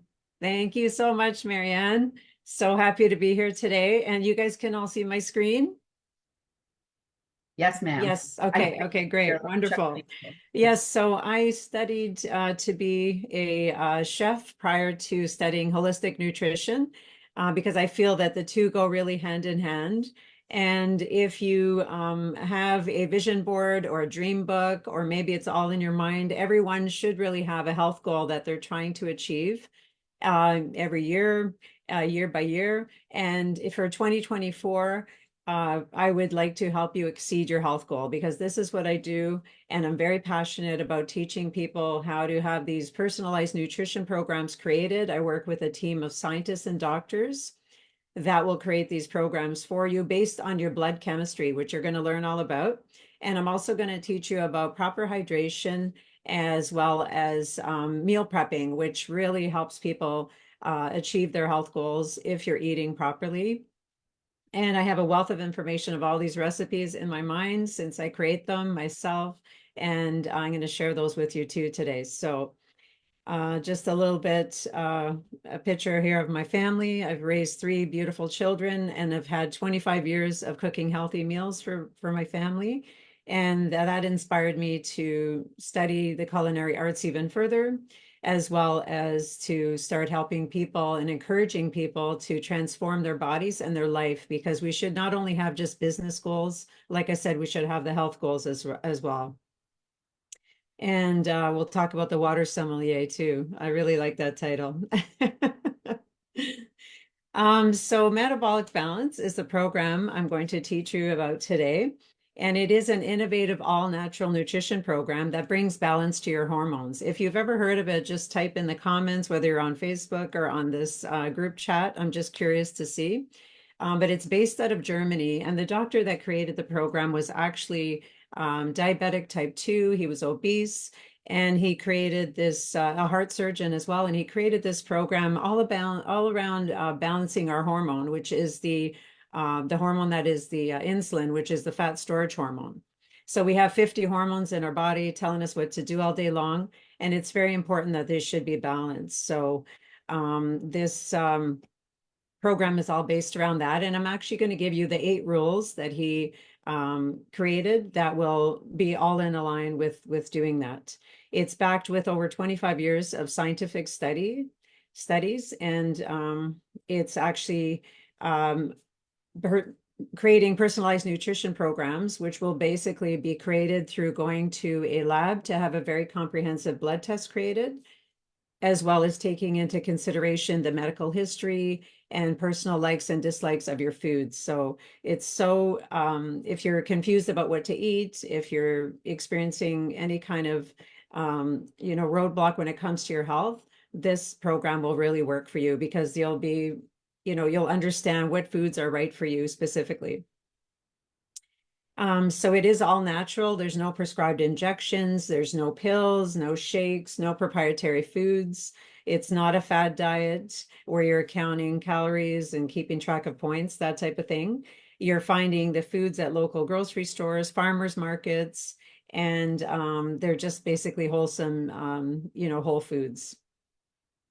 So what's the difference between our program as well as other programs out there? Well, some programs ask you to, eat 6 meals a day, or, eat 5 almonds for a snack, or eliminate carbs and just eat, plenty of proteins. And, doing these fad diets, they can work temporarily, and you will lose some weight if that's your goal. Or maybe reduce your medication, but it's not really going to be a long-term lasting program. This program, I've been a coach for 7 years, a metabolic balance coach, and I've seen nothing but success where people have maintained their weight loss. They may have gone up 5 pounds here or there at Christmas. It's usually I get a call in January for people that want to restart, but nobody has ever really put the weight back on, because out of all of my clients, they know what to do. They have the strategies, which are the 8 rules, which they just keep implementing in their maintenance phase, which I'm going to show you and teach you today. And you'll start to be able to implement some of these rules right off the bat to see if they also make a difference in your life. So what you'll expect from metabolic balance is definitely weight loss, if that's what you're trying to achieve, or maybe just maintaining your weight, improved energy, balance those hormones, improve the immune function. You're going to see the reduction in high blood pressure, cholesterol. If you're on diabetic medication, I've helped so many people actually reverse their diabetes, at least manage it. If you were diagnosed as pre-diabetic, that number keeps rising. And we just have to, do what we can to eat properly in order to avoid having that. And better sleep, tons of people come to me and they say they can't sleep at all, and they're moody, and this really affects you in your daily life as well in your business. So it's so important to have, a good gut health as well, which this will correct for you. You'll find reduced allergies, and if you have intolerances to food, we discussed that as well, which you may think you might have a lactose intolerance for certain dairy products. Well, they're going to recommend the dairy products that are right for you if that's something you're willing to have on your program.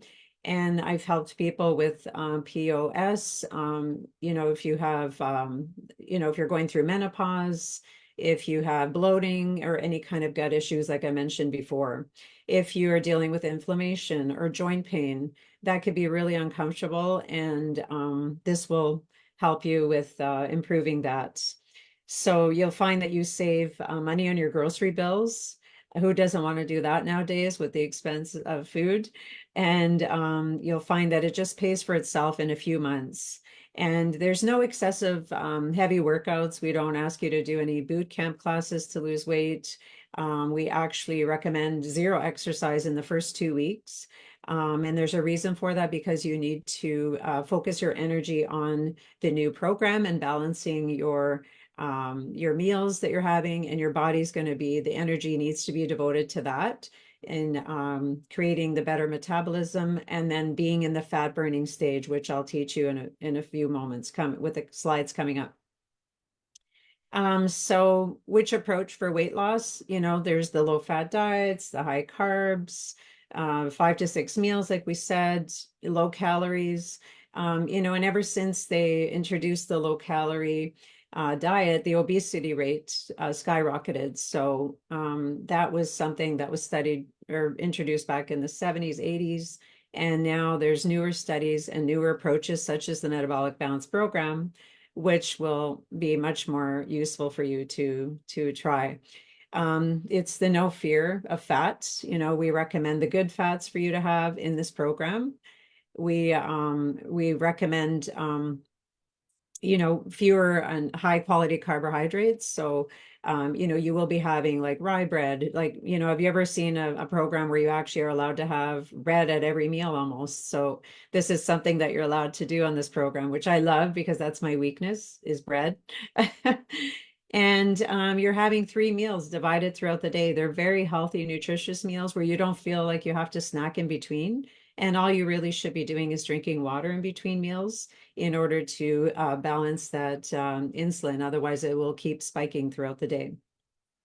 And normal calorie intake. So you're not going to be, it's not a starvation program where you're, hungry throughout the day and you have headaches and just going through, because, it's not sustainable to do that. People can eliminate certain foods and be hungry throughout the day. And, some people try to starve themselves and not eat until, the evening or whatever, but you don't have to do that with this. You can eat 3 healthy, balanced meals a day, which is wonderful. And so this is what the blood sugar levels will look like if you have 6 meals a day and you're always snacking, is your insulin is just going to continuously spike. And you're never going to be having that period where you're burning fat because of insulin being the fat storage hormone, as I mentioned. And then if you have, 3 meals a day, this is what your insulin will look like. You'll have the period of, let's say, waiting 5 hours between meals, and you're going to be burning fat during that period. So elevated insulin levels can lead to the following changes. If you've been diagnosed with high cholesterol and you're on medication, you want to reduce or eliminate that.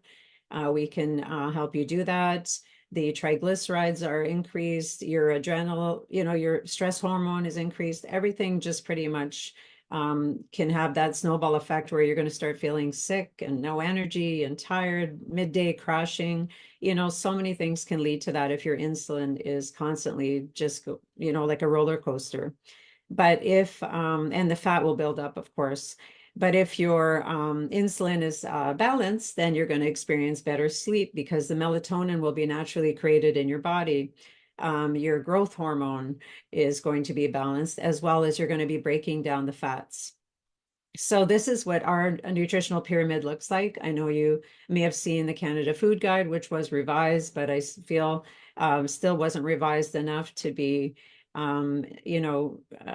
sufficient enough for you to follow that. So what we focus on with our program is having, few sweets and soft drinks, because you are allowed to have a treat meal. Everybody wants to have that cheat. Let's say we have a birthday, wedding, party to go to. Definitely we can have that piece of cake. Or whatever it is that you like, donuts maybe with your coffee, I don't know, but it would be very limited to have whatever's in the top section here. And then the second tier down, where we're having cereals and potatoes, maybe you like red wine or beer, occasionally have a glass of wine, why not, right? So these can be in moderation, but the bottom 2 tiers is what we really want to focus on, is having our milk products, fish, meat, poultry, eggs, tofu. And by the way, this program would work with vegans, vegetarians, doesn't matter.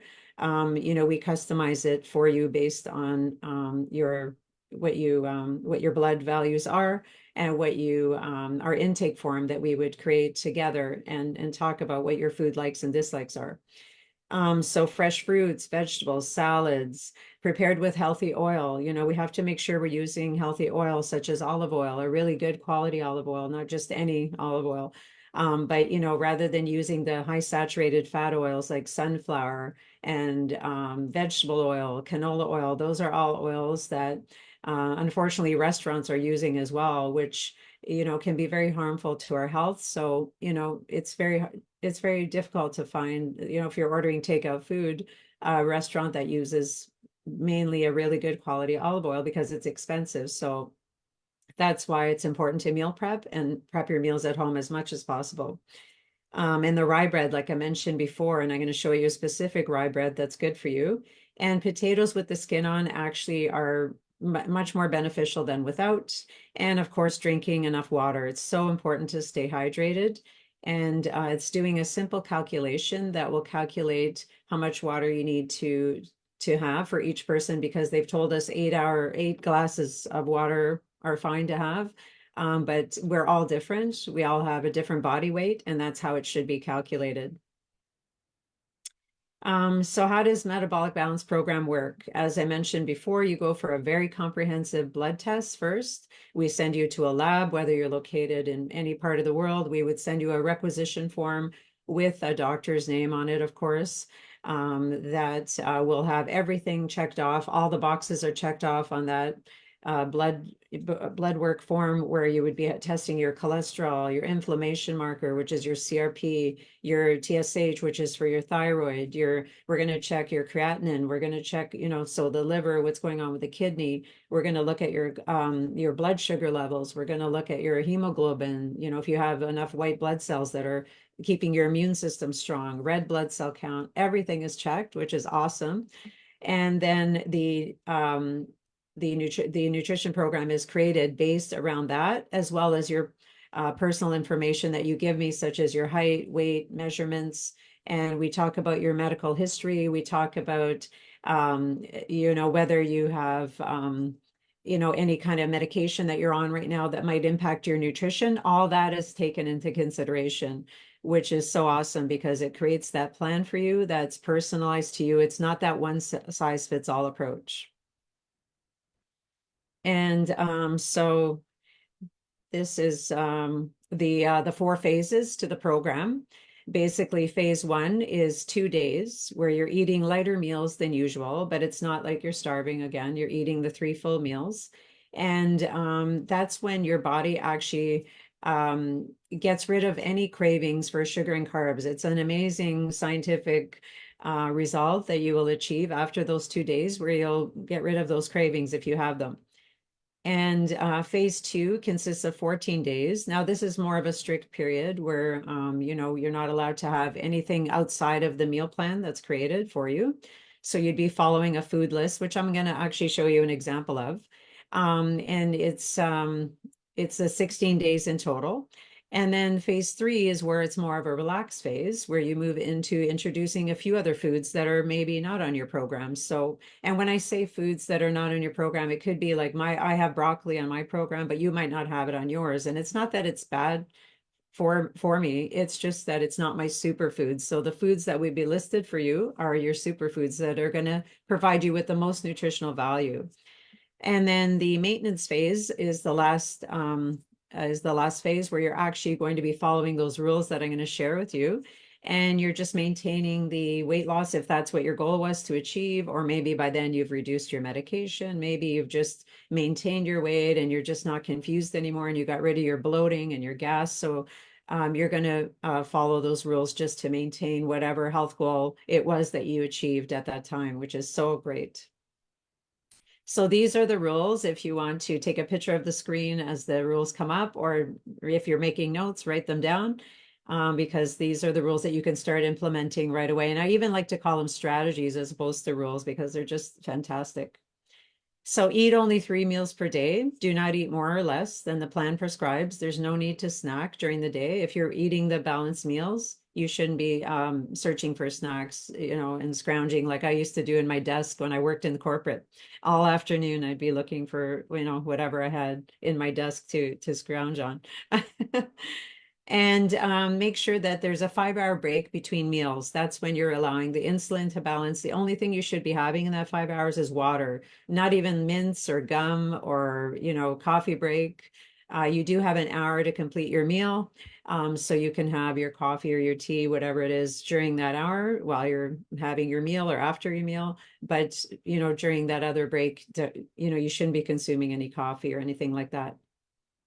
And then begin each meal with 1 or 2 bites of protein first. So whether it's the meat, the fish, the cheese, the yogurt, for example, of proteins, you always want to start with 2 bites first, because if the stomach receives protein first, it releases a hormone called glucagon, and that's the antagonist of insulin. So again, it's helping balance your insulin. And then the number 5 would be make sure that you only have 1 protein per meal. So this was something that was a real eye opener for me, because I realized that people that have inflammation and that are acidic, and our bodies are more acidic as opposed to alkaline, it's because we're mixing too many proteins. So what would be a really bad example, or of that, is a Cobb salad. If you're thinking, oh, I'm having a Cobb salad, it's so healthy, it really is not, because you have 5 proteins in there. You have cheese, you have nuts, you have egg, you have whatever, chicken and bacon, I think, in the salad. And it's just so unhealthy because it really affects our amino acids in the body and creates more of an acidic environment as opposed to alkaline, which doesn't help with our metabolism. So you want to avoid that altogether. Or maybe having a cheese omelet. Those are 2 proteins as well. Instead, have a vegetable omelet.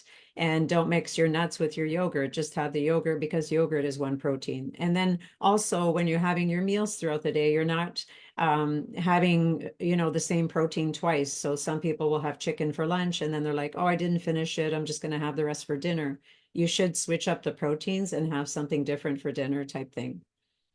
And so don't eat after 9 p.m. Of course, it all depends on your day. If you're having a 9 to 5 kind of work day, if you're on shift work, then that wouldn't apply to you. Of course, we would change that up. But most people are on the 9 to 5, so you can actually make sure that you're not eating after 9 p.m. and going to bed with food on your stomach. And then drinking enough water. Absolutely. I could do the calculation for you. It's very simple, just by taking your weight. And I'll be happy to do that if anybody wants to ask me a question later on how much water is right for you, but it's all based on our weight. And the rule of thumb is 35 mLs of water per kgs of body weight. You could probably figure it out yourself as well, but this is something they do for you. And it's anywhere from 2 to 4 liters is what I've seen on most people's programs. If you're drinking less than that, you're not hydrated enough. And then, of course, eating your fruit portion, which you're going to see listed on the program of the example I give you. Out of the fruit choices that you have, we should include an apple every day, and not just any apple, a medium-sized tart apple, such as Macintosh or like Granny Smith. Unfortunately, if you like apple crisp, those are, too much sugar. So you want to stay away from those if possible, because they have a high glycemic index. So try the apple every day, but the right one. And so this is an example of what a meal plan looks like. Okay, this is just taken from one of my clients. She was a female, about 160 pounds. She wanted to lose 30 pounds, which she achieved in 3 months. And so, she was allowed to have these as her suggestions for the first 2 weeks. And then, of course, we introduced additional foods. And just so that you kind of know, okay, well, it's 45 grams of cheese. Then we look over here on the protein list. It would give you a whole list of proteins and a whole list of carbs.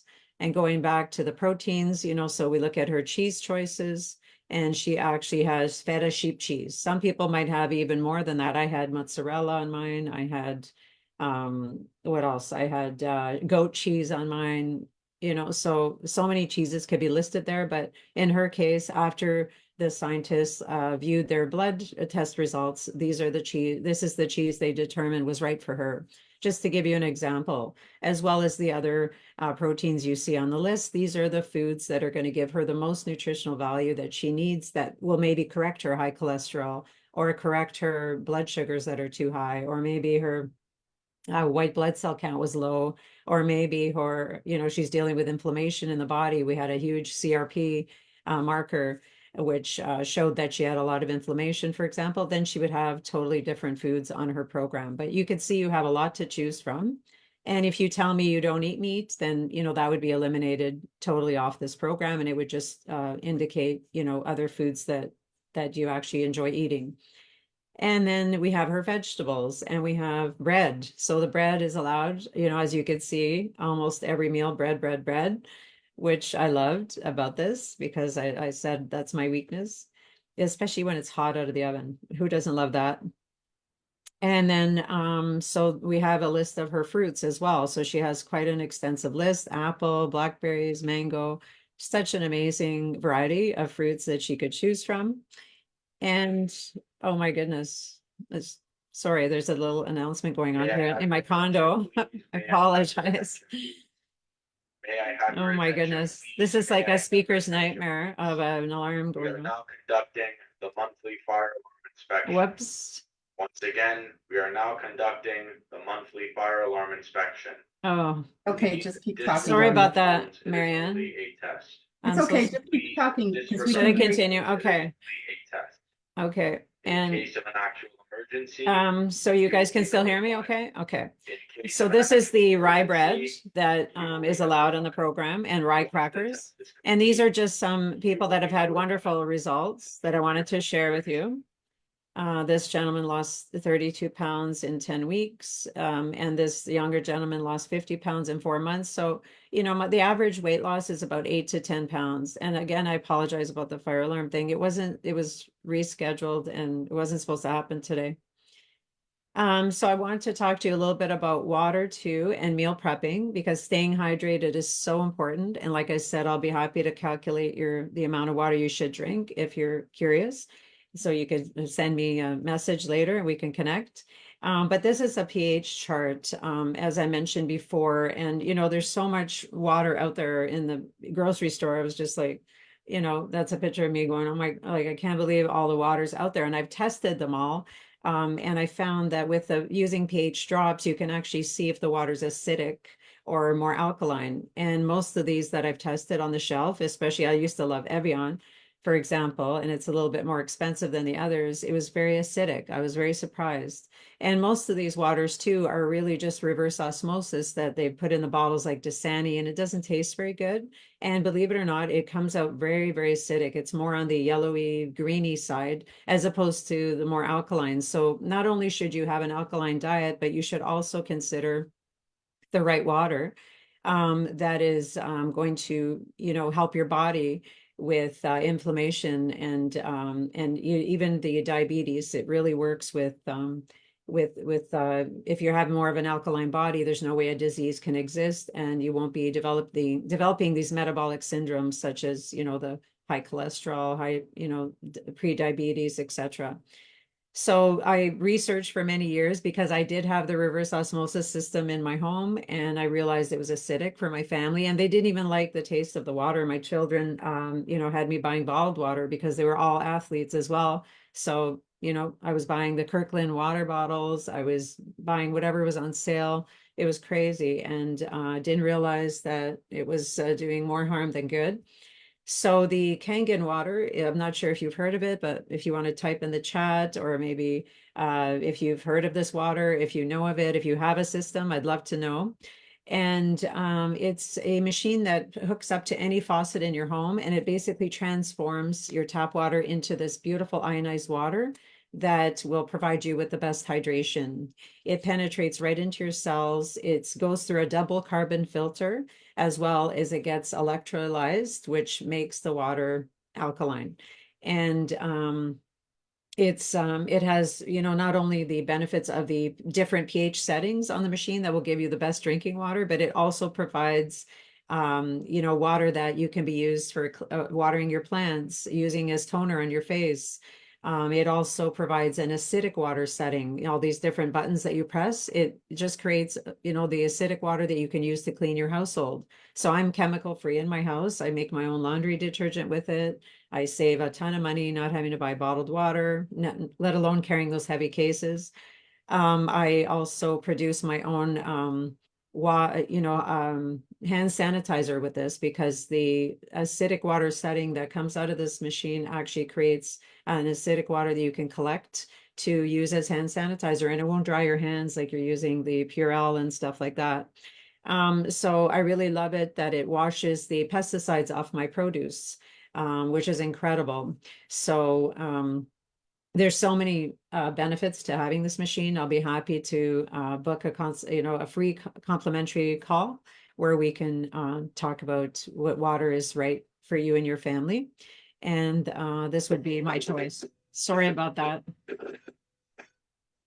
So since this beeping is going to go on, it's going to be really awkward, so maybe I should just end the presentation now, Marianne, you think?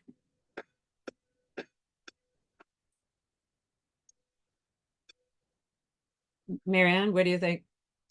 Well, your time is almost up anyways. Yeah, okay. These are just a few recipes, and I'm going to leave my contact sheet for you to get a hold of me. I wanted to talk a little bit about meal prepping, and I offer a course actually where I'm teaching people how to meal prep because I find that's the key to, when you receive your program or any program that you're following. If you're not prepping and you're ordering out, like you have no idea of the quantity, you have no idea what oil they're using, how much salt they're putting in the food, and the quality of the ingredients they're using. And you could save a ton of money by preparing your own meals. So I'm offering this for only $179 for the entire year. You get to join my cooking class every third Sunday of the month.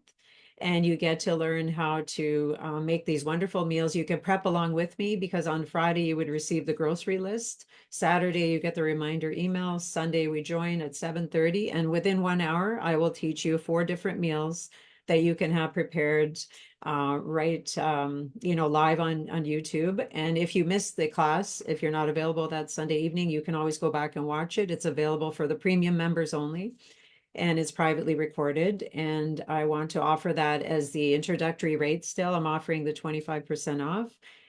If you're in the US, it's $179 period, but if you're in Canada, it's $179 plus tax.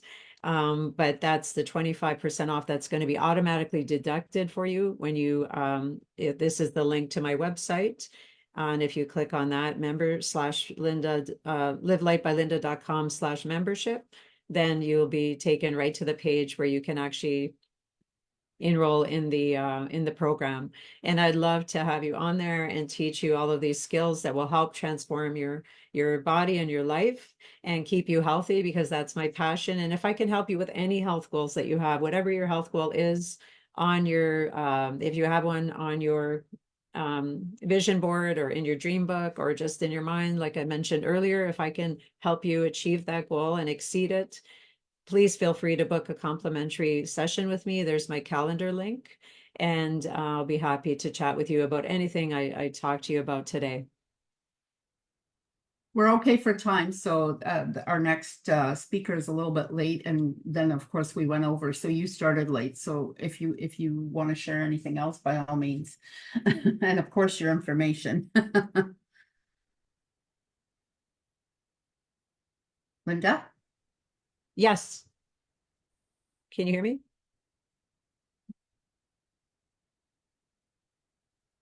Can you hear me, Marianne?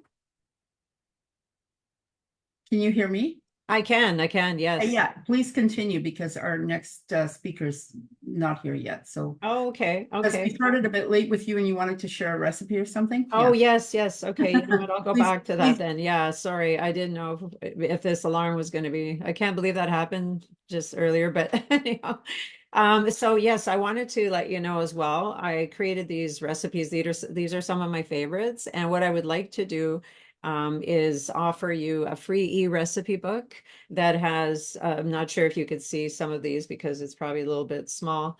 But these are just some of my favorites that I created, like a baked feta and strawberry salad, which is so simple and easy to make. As you can see, there's only 3 points of what to do here. Preheat your oven, 400 degrees, put the block of feta in, in the baking dish, add a little bit of olive oil, and then put it in the oven, and then serve it with, some strawberries on top and maybe some romaine lettuce on the bottom, which is so easy to prepare and wonderful to do.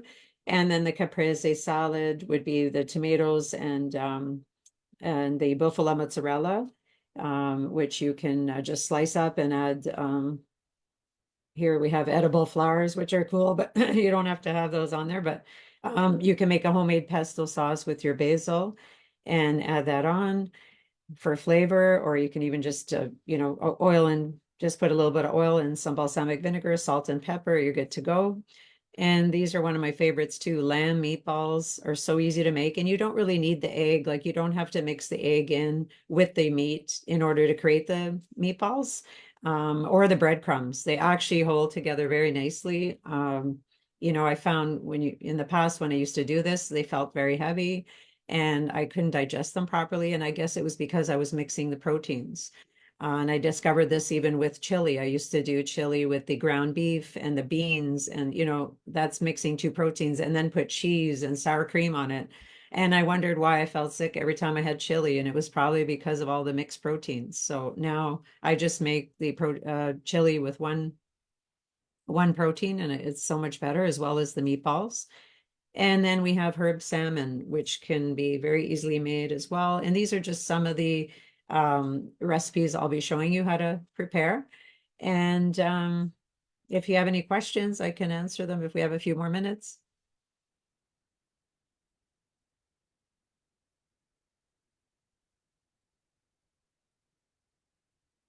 Check the chat. Any questions? Yes, yes. Oh, I see Rosemary. Yes, Rosemary was on my program as well. And if you have any questions or Yeah, you can also just answer them if there are any latecomers, you can answer them in the chat, and you'd probably want to put your information into the chat on my Facebook as well. absolutely, will do. Will do. Thank you so Perfect. much. Thank Thank you so you. much, Thank you. Linda. That was I would- amazing. I learned a bunch of stuff. Wow. Great. Only one protein at a meal. That's amazing. Yes, yes. And I wish you guys the 20,000 best other of health.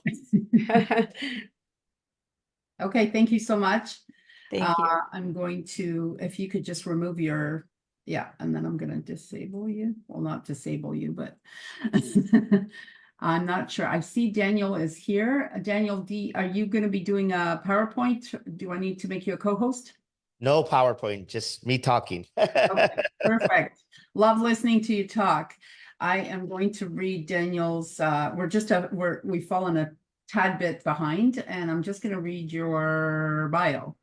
So this, everyone, is Daniel Gomez. He is an award-winning keynote speaker, business coach, executive coach, corporate trainer, and podcast of the year recipient. Yes, I heard that. That's so amazing. Congratulations. Daniel speaks and coaches at events all over the world. His passion is to elevate businesses and entrepreneurs to achieve their true potential through their training and coaching programs. Daniel has empowered his clients to achieve epic success in their personal and professional lives. He is an international best-selling author.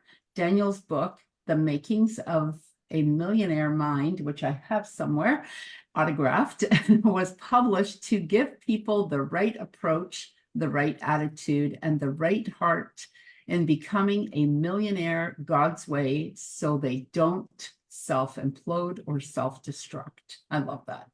Daniel's high energy and ability to unlock the untapped potential in people has made him a highly sought out keynote speaker and corporate trainer for top organizations, including the U.S. Air Force.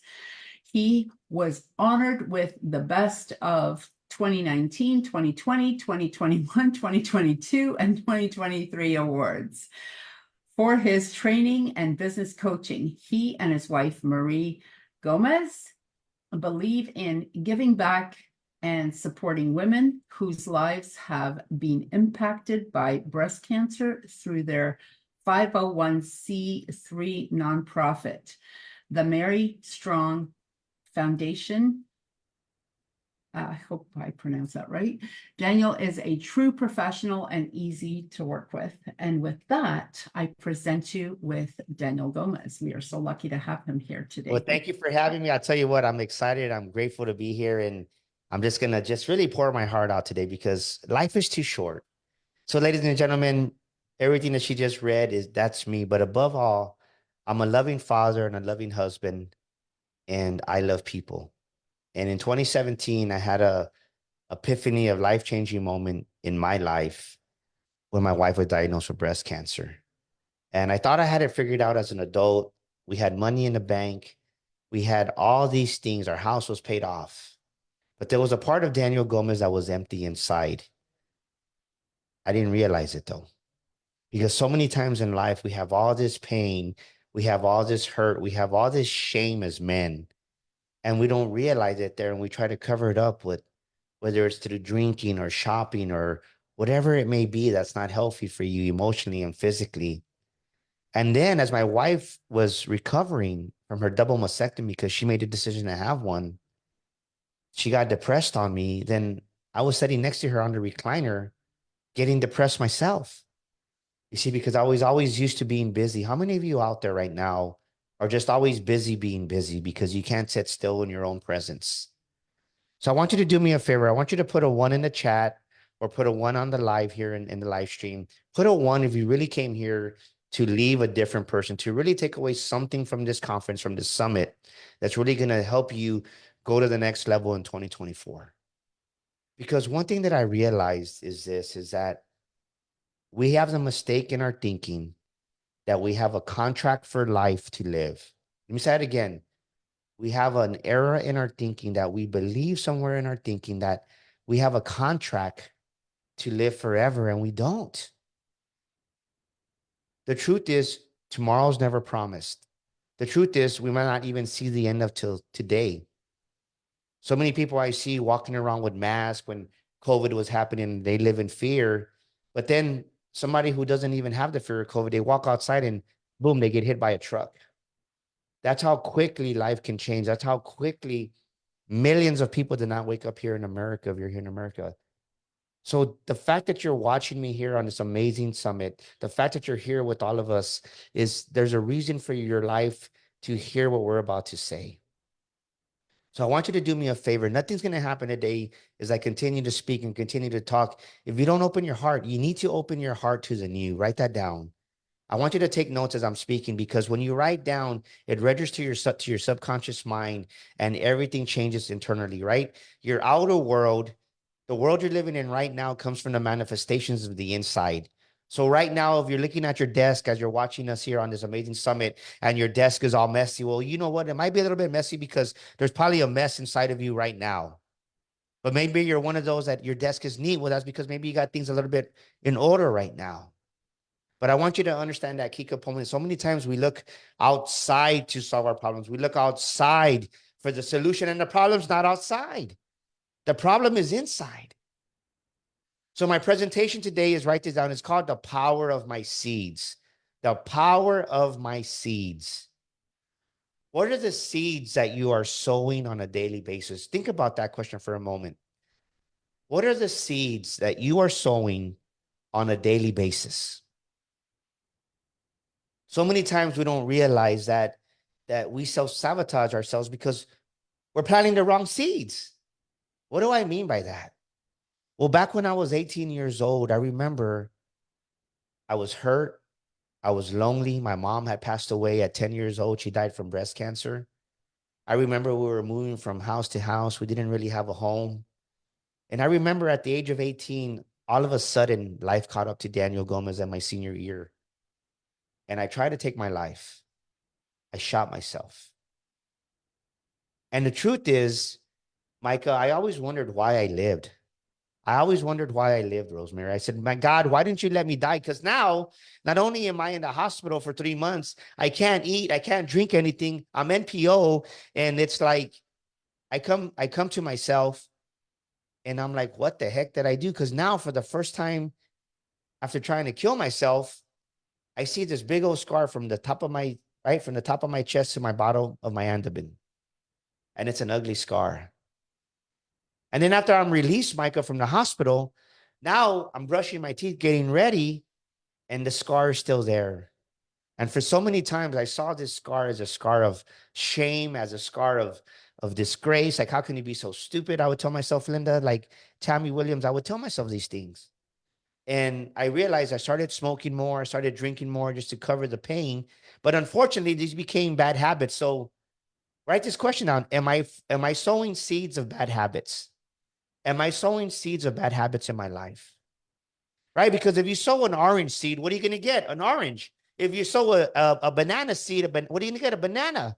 If you sow an acorn, what are you going to get? An oak tree. But so many times it's easy to say, well, it wasn't me. It was COVID. It was the economy. It was my old boss. It was just the fact that the software didn't work. But the truth is it was the power of the seeds that you were sowing. And many times we don't realize how powerful the words that we say, right? Our dear host was talking about our book that we wrote, The Makings of a Millionaire Mind.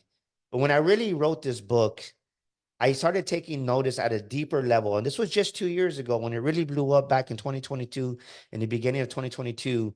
I really started paying attention. Okay, what type of seeds am I sowing? What are the power of the words that I'm saying? And I didn't want to write the book. I didn't want to write the book, Micah, because I said there's going to be pushback on, man, Daniel's greedy and all Daniel wants to do is talk about money and Daniel's about this. But the truth is this, is that sometimes the truth, we need it, and sometimes the truth hurts. So are you saying seeds of truth? Are you planting seeds of truth, or are you conforming to everybody else, Linda? Are you conforming to everybody else, Tammy? Are you conforming to everybody else, you watching this out there all over the world? Are you conforming because, oh, I don't want to offend Micah. Oh, I don't want to offend Miriam. Oh, I don't want to offend anybody in the CLA. Oh, I don't want. It's a bunch of hogwash. And one thing I realized is I came into 2024, I'm going to be Daniel Gomez Inspires. I'm going to be my own man. I'm going to be who I am.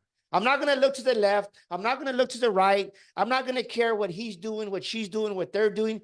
I don't care, because the seeds that I sow are going to help me get to where God's already predestined me to be. Let me say it again. And it's not out of disrespect to anybody. I love supporting people. I love celebrating people. But sometimes we focus more on what other people are doing, and we start sowing the wrong seeds, and we start sowing seeds of distraction. So are you sowing seeds of distraction to yourself on a daily basis, and you don't even realize that it's taking you away from what God has for you? Are you sowing seeds of distraction? Because so many times we worry more about what other people are doing, or what other people are saying, or what they are. And it's time you start looking forward and you forge ahead to the destiny that God has for you. Because the truth is, we all have our own unique path. We all have our own unique path in life. And if you don't have your own unique path, then you're going to get lost in everybody else's path. It doesn't mean that you can't celebrate other people. It doesn't mean that you can't win with other people. It doesn't mean that you can't have collaborations. But sometimes you lose yourself because you don't even, this is the truth. You don't even know the seed of your own identity. Let me say it again. You don't even know the seed of your own identity. See, I know who Daniel Gomez Inspire is. I love helping people. I love encouraging people. And I'm intentional about the seeds that I sow every single day. So I want you to write down these 6 type of seeds that you really need to understand. What type of financial seeds am I planting every single day? What type of business seeds am I planting every single day? What type of relation seeds am I planting every single day? What type of health seeds am I planting every day? What type of spiritual seeds am I planting every single day? And lastly, what type of intellectual seeds am I planting every single day? Because I focus on these 6 seeds every single day. So let me break them down to you. As I was writing our book, The Makings of a Millionaire Mind, and then it became an online program, and our clients started taking this amazing online program and changing their lives. They would call me crying because they would say, Daniel, it's like you were talking directly to me, and I could feel like somebody was there in the room with me. And I was like, well, yeah, it's probably the Holy Spirit, right? It's probably just God speaking to your heart to open you up. But as they're going through our online program of The Makings of a Millionaire Mind, they started crying because they didn't realize, Daniel, I'm doing the wrong things. And I didn't even realize. I didn't realize I thought that way. I hear that over and over. And I said, well, tell me more. What do you mean? This one particular client of ours said. And she says, well, I didn't realize that. You were just in tears. So let's start with the finance aspect. What type of financial seeds are you sowing every single day? What type of seeds are you planting? I'm going to give you 2 words of wisdom that I want you to take care of, right? You need to sow financial seeds every day. A, support a charity. For every dollar that you make, 10 cents goes to a charity, goes to God's kingdom, and 10 cents pay yourself. 10 cents goes to God's kingdom, and 10 cents goes to yourself. Those are the first 2 things you're going to do with those dimes. I promise you, if you don't get anything from this presentation I'm doing, for every dollar that you make, the first dime goes to God, the first dime goes to a charity, the first dime goes to helping someone else. Do that. And then the second seed is right. What on the business aspect, what type of business seeds are you planting every single day? What type of business seeds are you planting every single day? Are you planting the right seeds, right? Are you waking up every single morning and just maybe texting 5 of your customers and saying, hey, thank you so much for being a customer of Daniel Gomez Enterprises, Linda. We're awesome to have you. And simple, just stay in touch with them. Are you sending a text message out, Micah, and just saying, hey, just wanted to let you know I was thinking about you. Have a blessed and amazing day. You got to stay in contact because out of sight equals out of mind. And the second thing in business, are you investing? Are you sowing seeds of wisdom in your own business? Are you investing in yourself? So many of us, we have a scarcity mindset and we don't even realize it, that we don't even take time to invest in ourselves. I've invested over $400,000 in myself. And because I've invested over $400,000 in myself, that's why we're where we're at in business, because it's like, I'm not the person that I was a year ago. I'm definitely not the person that I was 5 years ago. And even to this day, my son was having a conversation with me a couple of weeks ago. And I said, son, I need to do something to drastically shock myself. And I had been talking to my coach and mentor on the phone. And I was talking with Andy. He goes, man, just come on here. He goes, man, I almost made the excuse, right? So many times we make excuses to ourselves. I said, man, I ain't got time. I really don't. But it's amazing when you decide, when you sow that seed of decision, right? Sow a seed of decision, that all of a sudden everything opens up for you. And the moment I decided, you know what, I'm going to go with my son, we went, and it was an amazing time. And I didn't realize how comfortable I had gotten in business, how comfortable I had gotten in many aspects. I came home and I told my son, I'm going to shave my head. He goes, what? I go, I'm going to shave my head, because I needed something drastic to look at in the mirror. Every morning when I woke up, I needed a sudden shift in me, because I knew that if I didn't do that, I wasn't going to be as driven as I could be in 2024. So I got home and I shaved my head. And the first morning that I looked myself in the mirror after I did that, I was like, man, who's this guy? But you know what? I like this guy, Micah. I liked him because now he got his edge back. He got his confidence back, and he started sowing bigger seeds.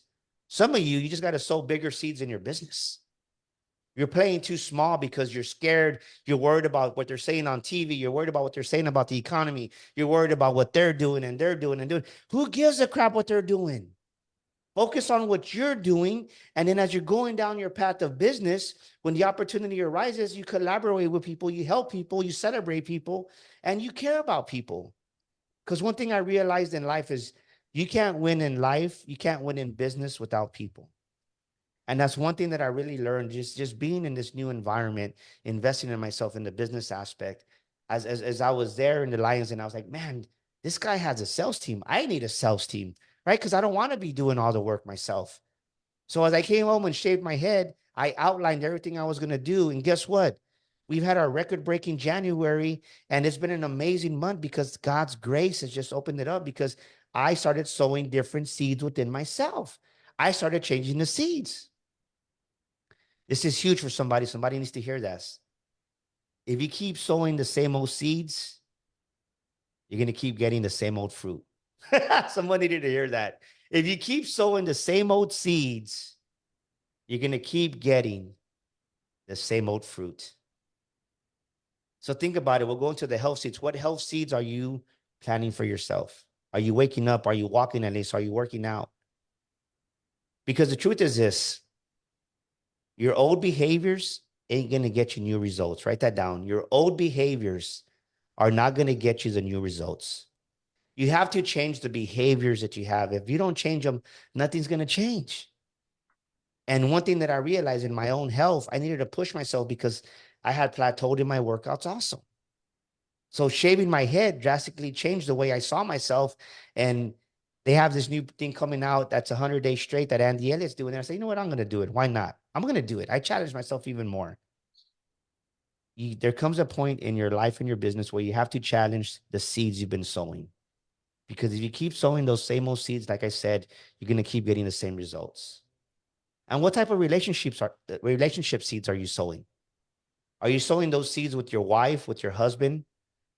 The biggest mistake that we can make is this: oh, well, she knows she knows I love her. He knows I love her. My kids know I love them. Yeah, but are you getting home and telling your son, your daughter, I love you? Are you giving them a hug?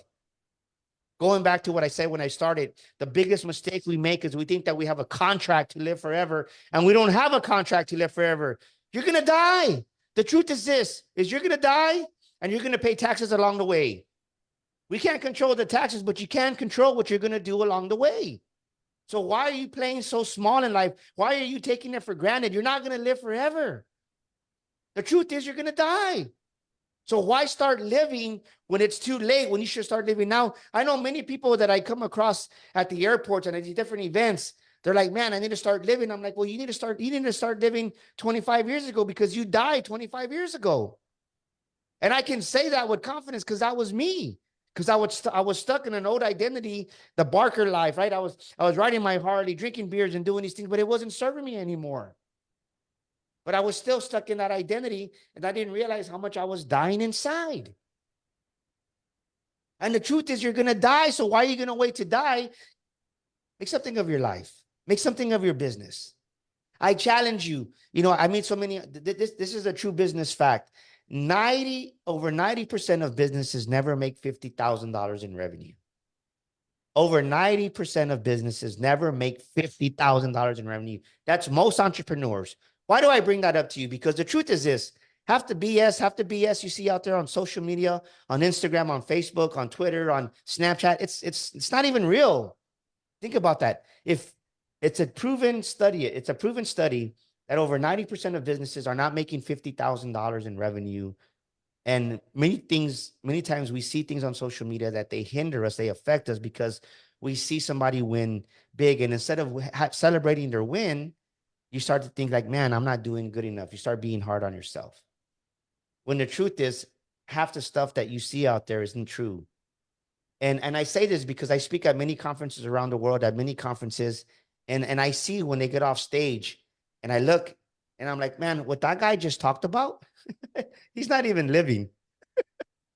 And I'm laughing because it's sad, because we believe that. We believe everything we see on social media. We believe everything. People say, Daniel, why do you post pictures of your cars? Why do you post pictures of your house? Because you know what? I'm living what I'm talking about.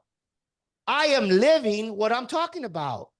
Are you living what you're talking about? Are you living what you're coaching about? Are you living what you're saying on social media? Are you living it? Or are you just trying to just impress people that really there's no need to impress because they're lost themselves? You see, I do what I do because I want to inspire people. And two things happen. Two things happen when you really let your light shine out there. Think about this. Think about this, Michael, right? We turn on, we go to the kitchen. I remember when I was a little kid and you know, we were living in poverty, and it's part of who I am. We would turn on the light, Michael, right? And all of a sudden you see all these roaches scatter out, right? Because the roaches don't like the light. So when the light shows up, when Daniel Gomez shows up, a lot of people don't like the light because I just speak truth. I speak truth from a place of love, and some people can't handle it. So when you show up and you let your light shine bright, and you're truly there to inspire people in business and life and in everything that you do, and you want them to sow the right seeds in their life, two things are going to happen that may be, right? One, you're going to inspire them to do more. You're going to inspire them to do better. And they're going to say, man, thank you, Daniel. Thank you for inspiring me. Or the second thing happens that, man, they start to criticize what you're doing. And then they start to become a naysayer. Instead of them celebrating you, now they're talking shit about you. I've had both, and it's okay. It used to bother me, but it doesn't bother me anymore because I realized it's not a Daniel issue, it's a them issue. Let me say it again. It's not a Linda issue, it's a them issue.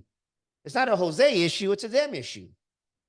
So stop allowing the opinions of everybody else. Stop allowing what they're saying to affect the seeds you want to sow out there, because the truth is that God's already put everything you need inside of you. You just need to realize that it's there. And talking about God, some of you need to sow, right? What spiritual seeds are you sowing?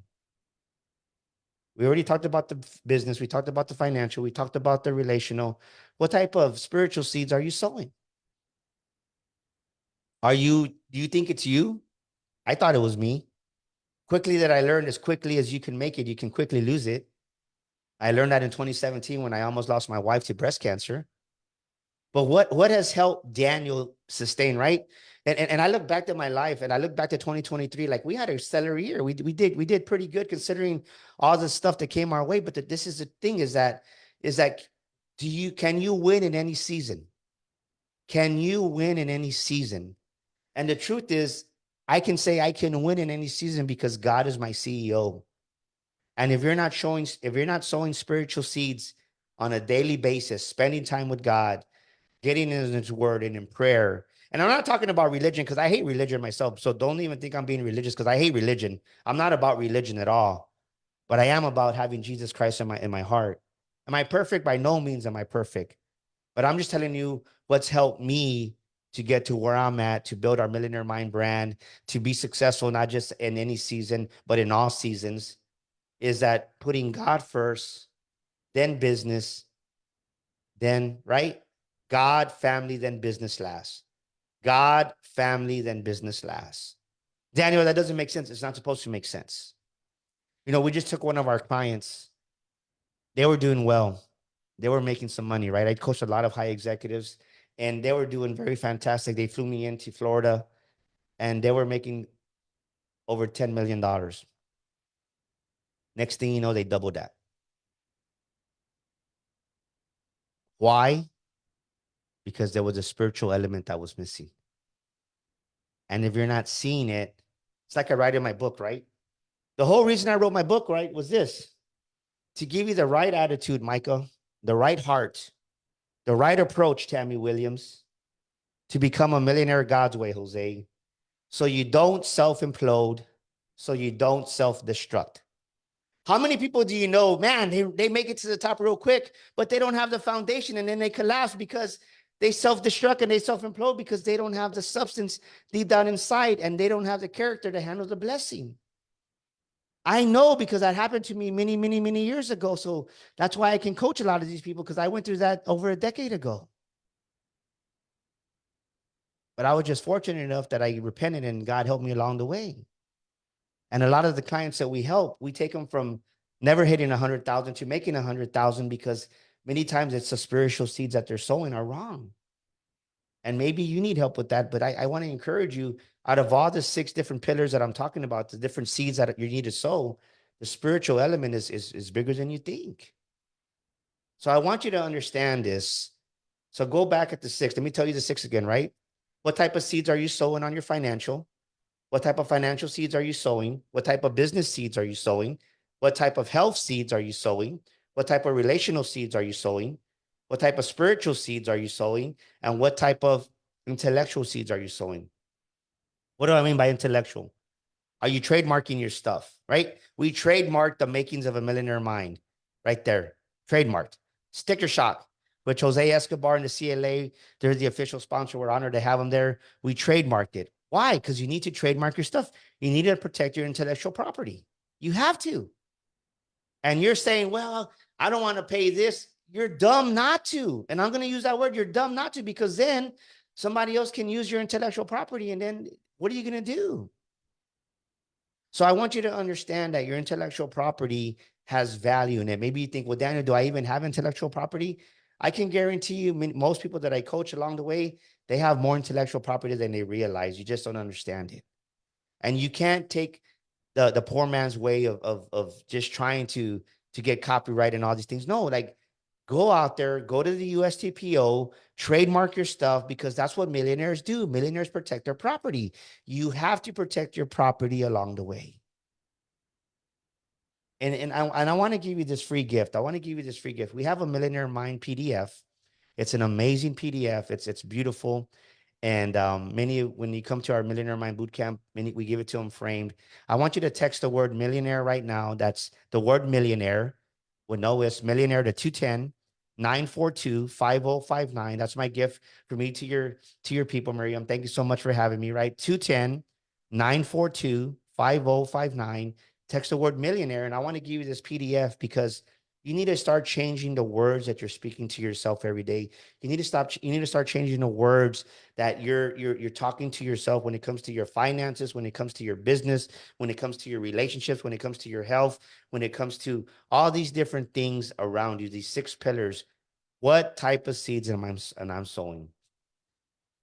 And the truth is this, is that if you're not where you want to be right now in life, if you're not where you want to be right now in business, it's because the seeds you've sown it. So really assess yourself and ask yourself, have I been sowing the right seeds? And I can tell you, because when I took this assessment and I was honest with myself, there were many seeds that were not the seeds that I should have been sowing. They were the wrong seeds.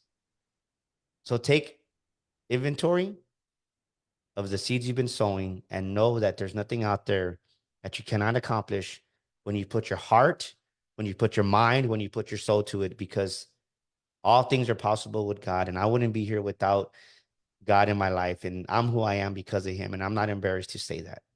Stop being embarrassed of who you are. And maybe the problem you have right now is you're not succeeding in business because you can't even be your own brand because you're embarrassed of who you really are. Walk in your authority of who you are. And I'm going to end with this. Remember, you're going to die. You're going to die. I'm going to die. So why would I want to live a half-assed life and not even try when I can live to the fullest, help as many people as I can, collaborate with beautiful people like Miriam and her summit and Jose and everybody else out here? Why wouldn't you when you have the power in you to become, do, and have anything you want to do? So I thank you for being here with us. And what I want to do for your community is right, if you need help, just reach out to me. I'd love to help you. We've helped many, many people along the way. Send me a DM here on Facebook. And Miriam, thank you for having me. I had so much fun here with your people. And man, it's just beautiful.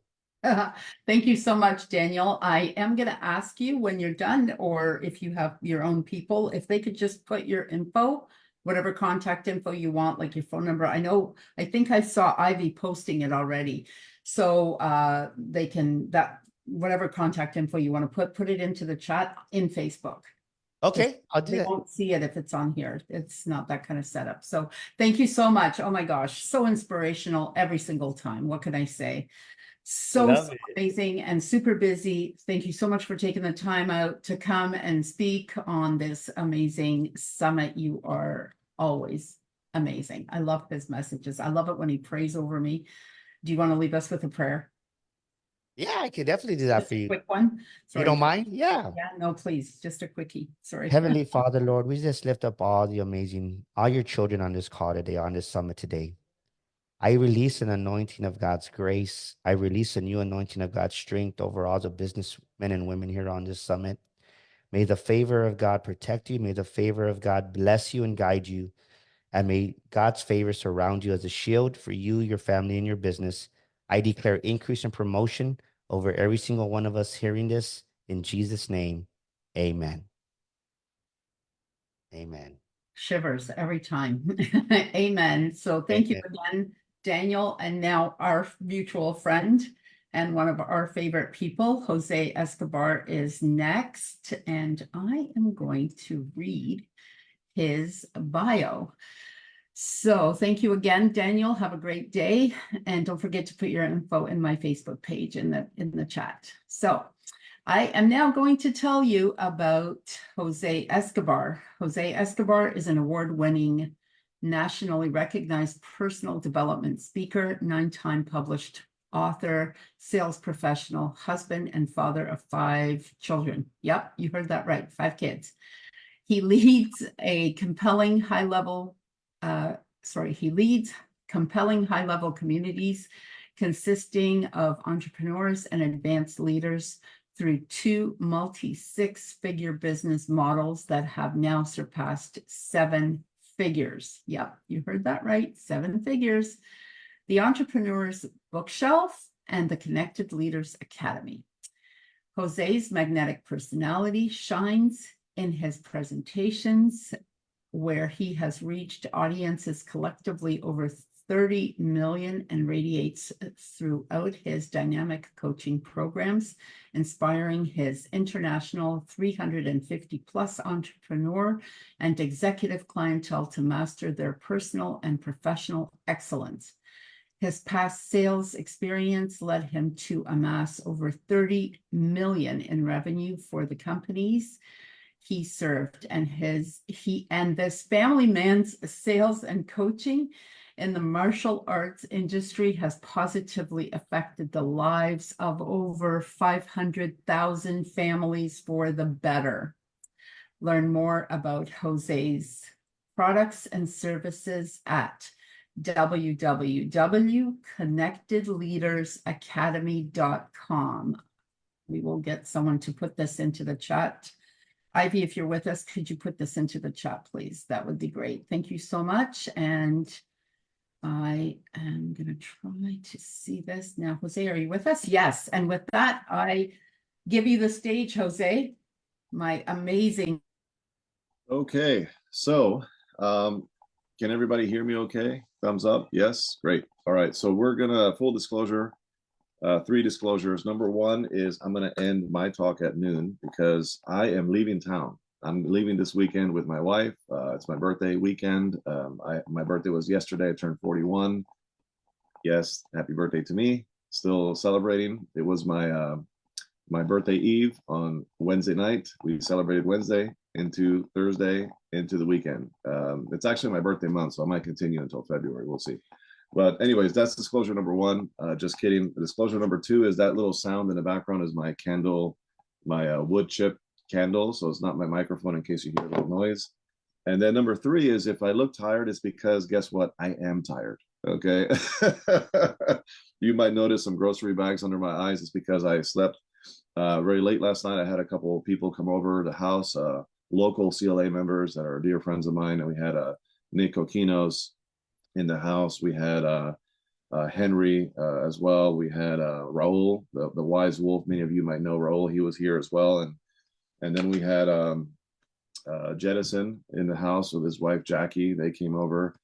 And I think that is it. And of course, my wife, Katie. So we were just kind of hanging out here last night. It was a good time. Coffee, adult beverages, appetizers, cake, and a late night. So here I am. But guess what? I've been going since bright and early.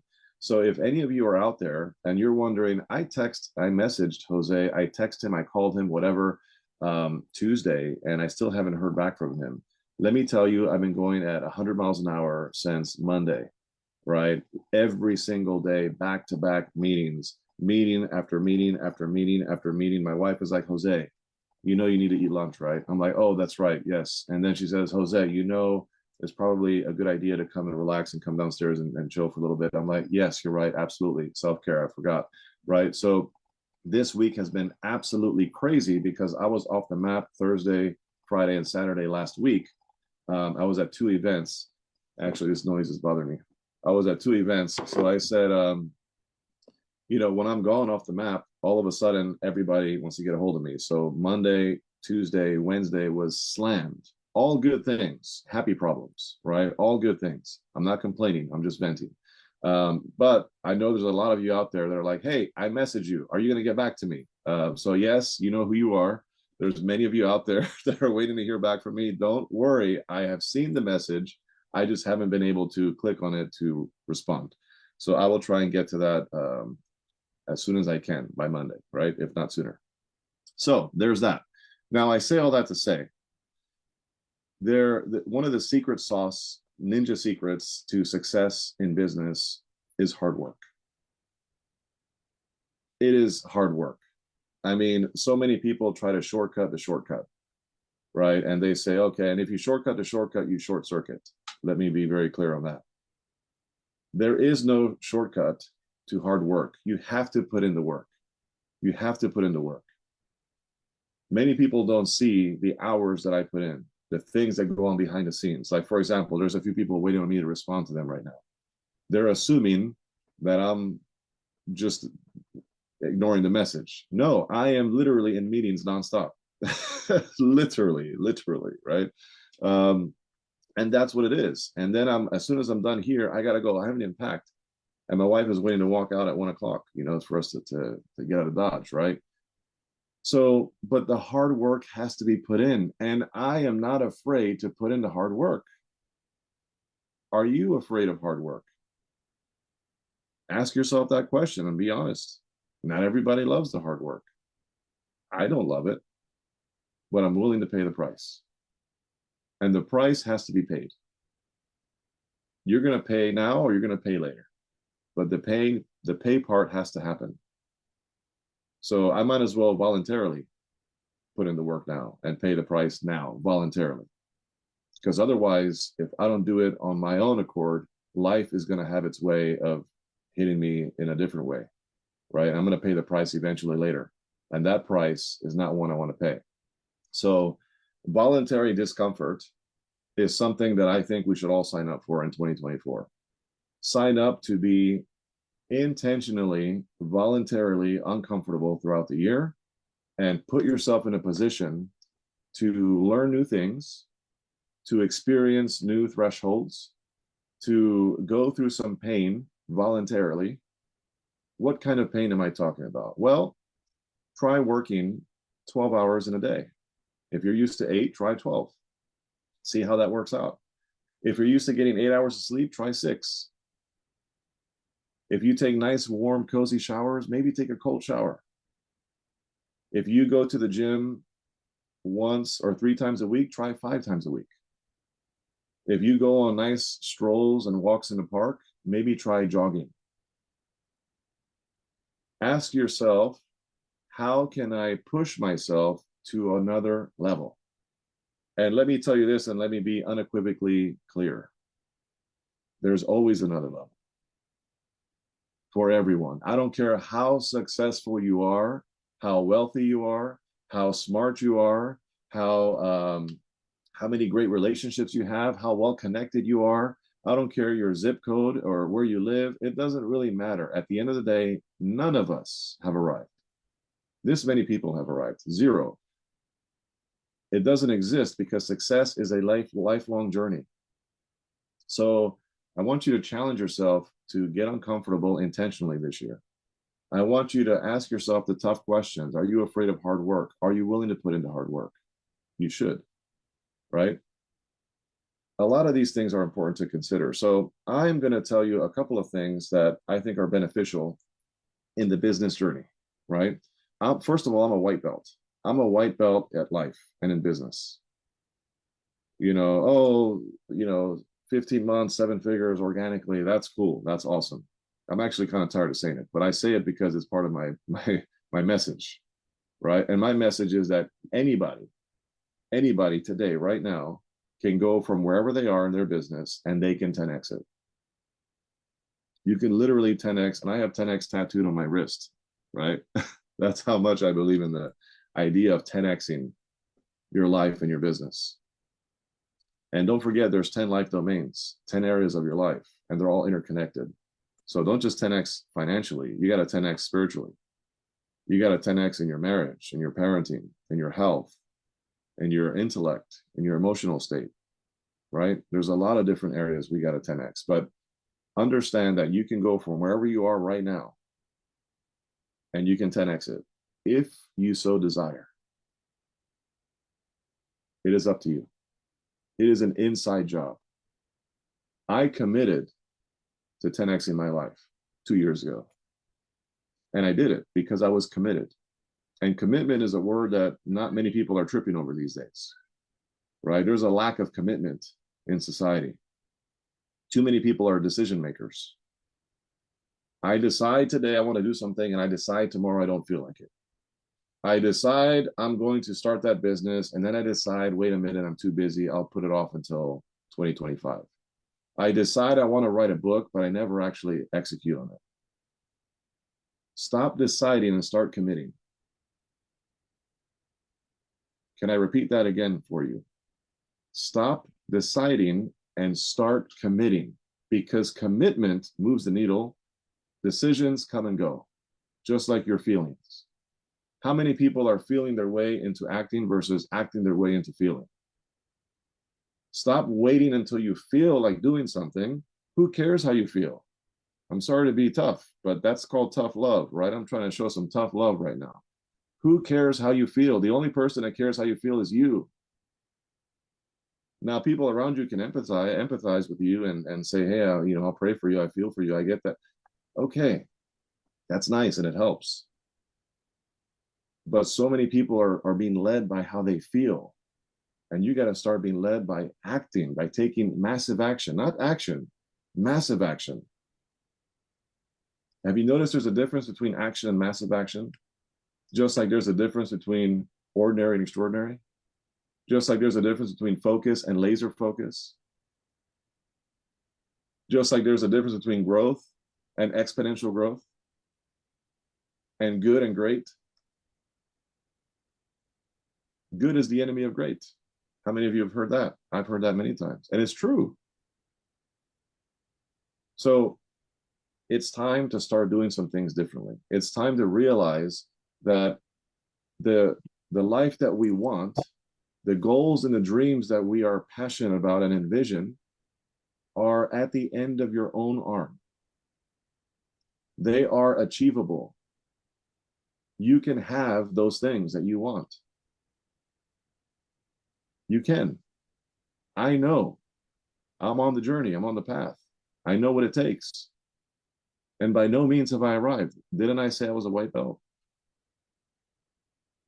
A lot of us have to go back to the basics. So many entrepreneurs are straying away from the basics and they're trying to get fancy with all these cool things and all these, technology and titles and strategies and techniques and, and that's nice and it's cool and it helps, but you don't need any of that. What you need is to go back to the basics. And you can build a foundation from there. You can build a tall, massive, beautiful, 100-story building as long as your foundation is right. And your foundation boils down to two things. And if you can master these two things, anything is possible in business: leadership and sales. Leadership and sales. If you can learn to become a strong leader and you can learn to sell and be a master closer, anything is possible. Those are the two areas I have focused on in my life without even realizing it. So when I committed to going from where I was, no business at all, to doing everything I've done, right? I just tapped into the stuff that I've been learning for years: sales and leadership.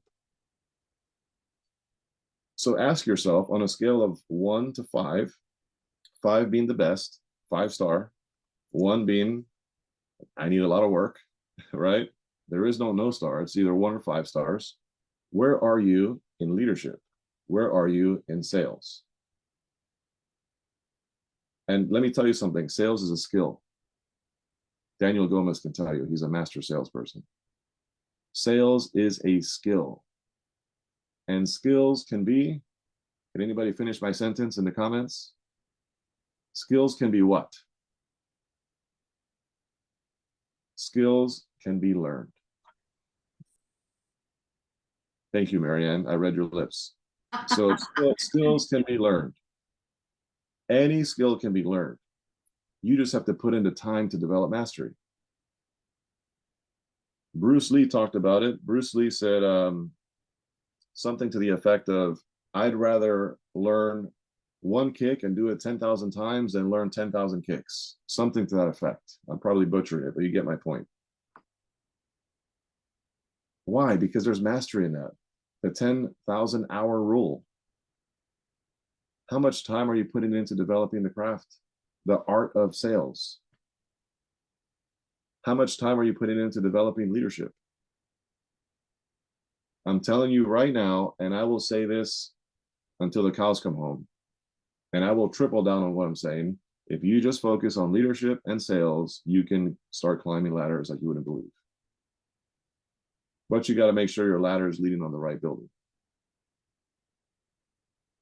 So let me give you a couple of insights in terms of something that you can do today. Because I like to give people tangible information. When I say tangible, something that's palpable, something that I can hold on to and implement, right? Because I can sit here and I can motivate you today, but motivation lasts but a day, like a shower, Zig Ziglar said, right? That's why he recommends it daily, right? Taking a shower every day. So you got to re-motivate yourself again and again and again. And motivation is like this thing that never ends, that you have to force yourself to get motivated. Stop worrying about being motivated and start looking into how you can be inspired. Inspiration is what gets you out of bed. What inspires you? Your why, right? We hear it all the time, your why. What's your why? You have to be crystal clear. And so many individuals out there lack clarity on this. And because we lack clarity, we're like a vehicle with no GPS. We have no idea where we're going. We're in motion, but we don't know where we're going. So what is it that you want? How bad do you want it? And are you inspired to keep going after it? When people say no, when people quit on you, when people ask for refunds, when people talk trash behind your back. I mean, this is going to happen, folks. And if it hasn't happened to you, you're not doing anything in business. To be frank, if people are not asking for refunds, talking trash behind your back, saying no to you, are you even selling? Are you in business? So that's where I'm at. I'm experiencing the blows. It's not fun. It's not fun. But that's why business isn't for everyone. I think everybody should go out and start a business. Everybody should try to start a business and commit to 1 year of being a business. And very quickly, you're going to know if it's for you or not. You got to develop rhino skin. You need mental toughness. You got to have the ability to bounce back.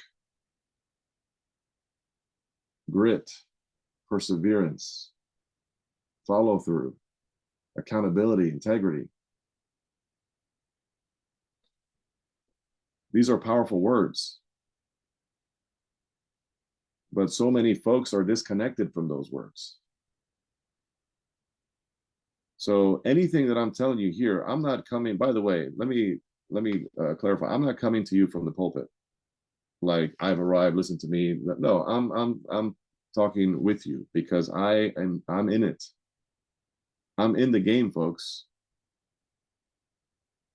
I'm not the coach on the sidelines. I'm not the player on the bench. I'm in the game.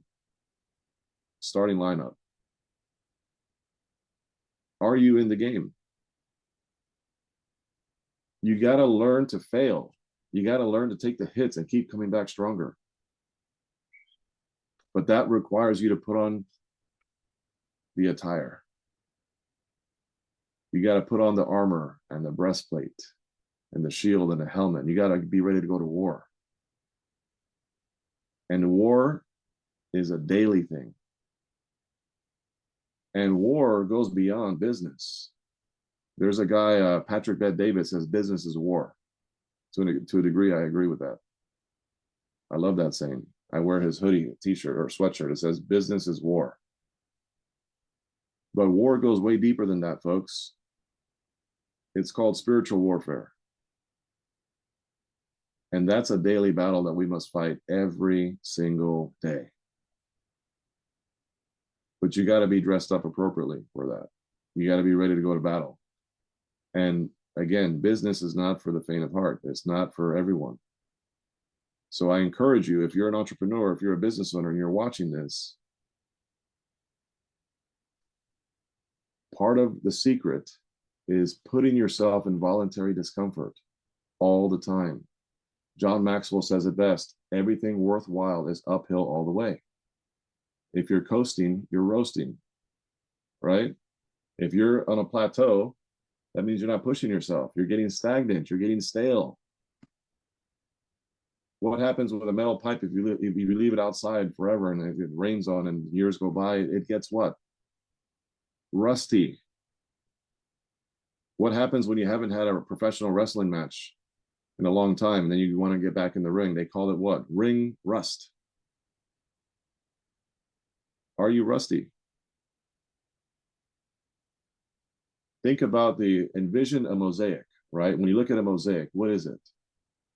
It's a bunch of broken pieces that are put together that create this gorgeous, beautiful mosaic.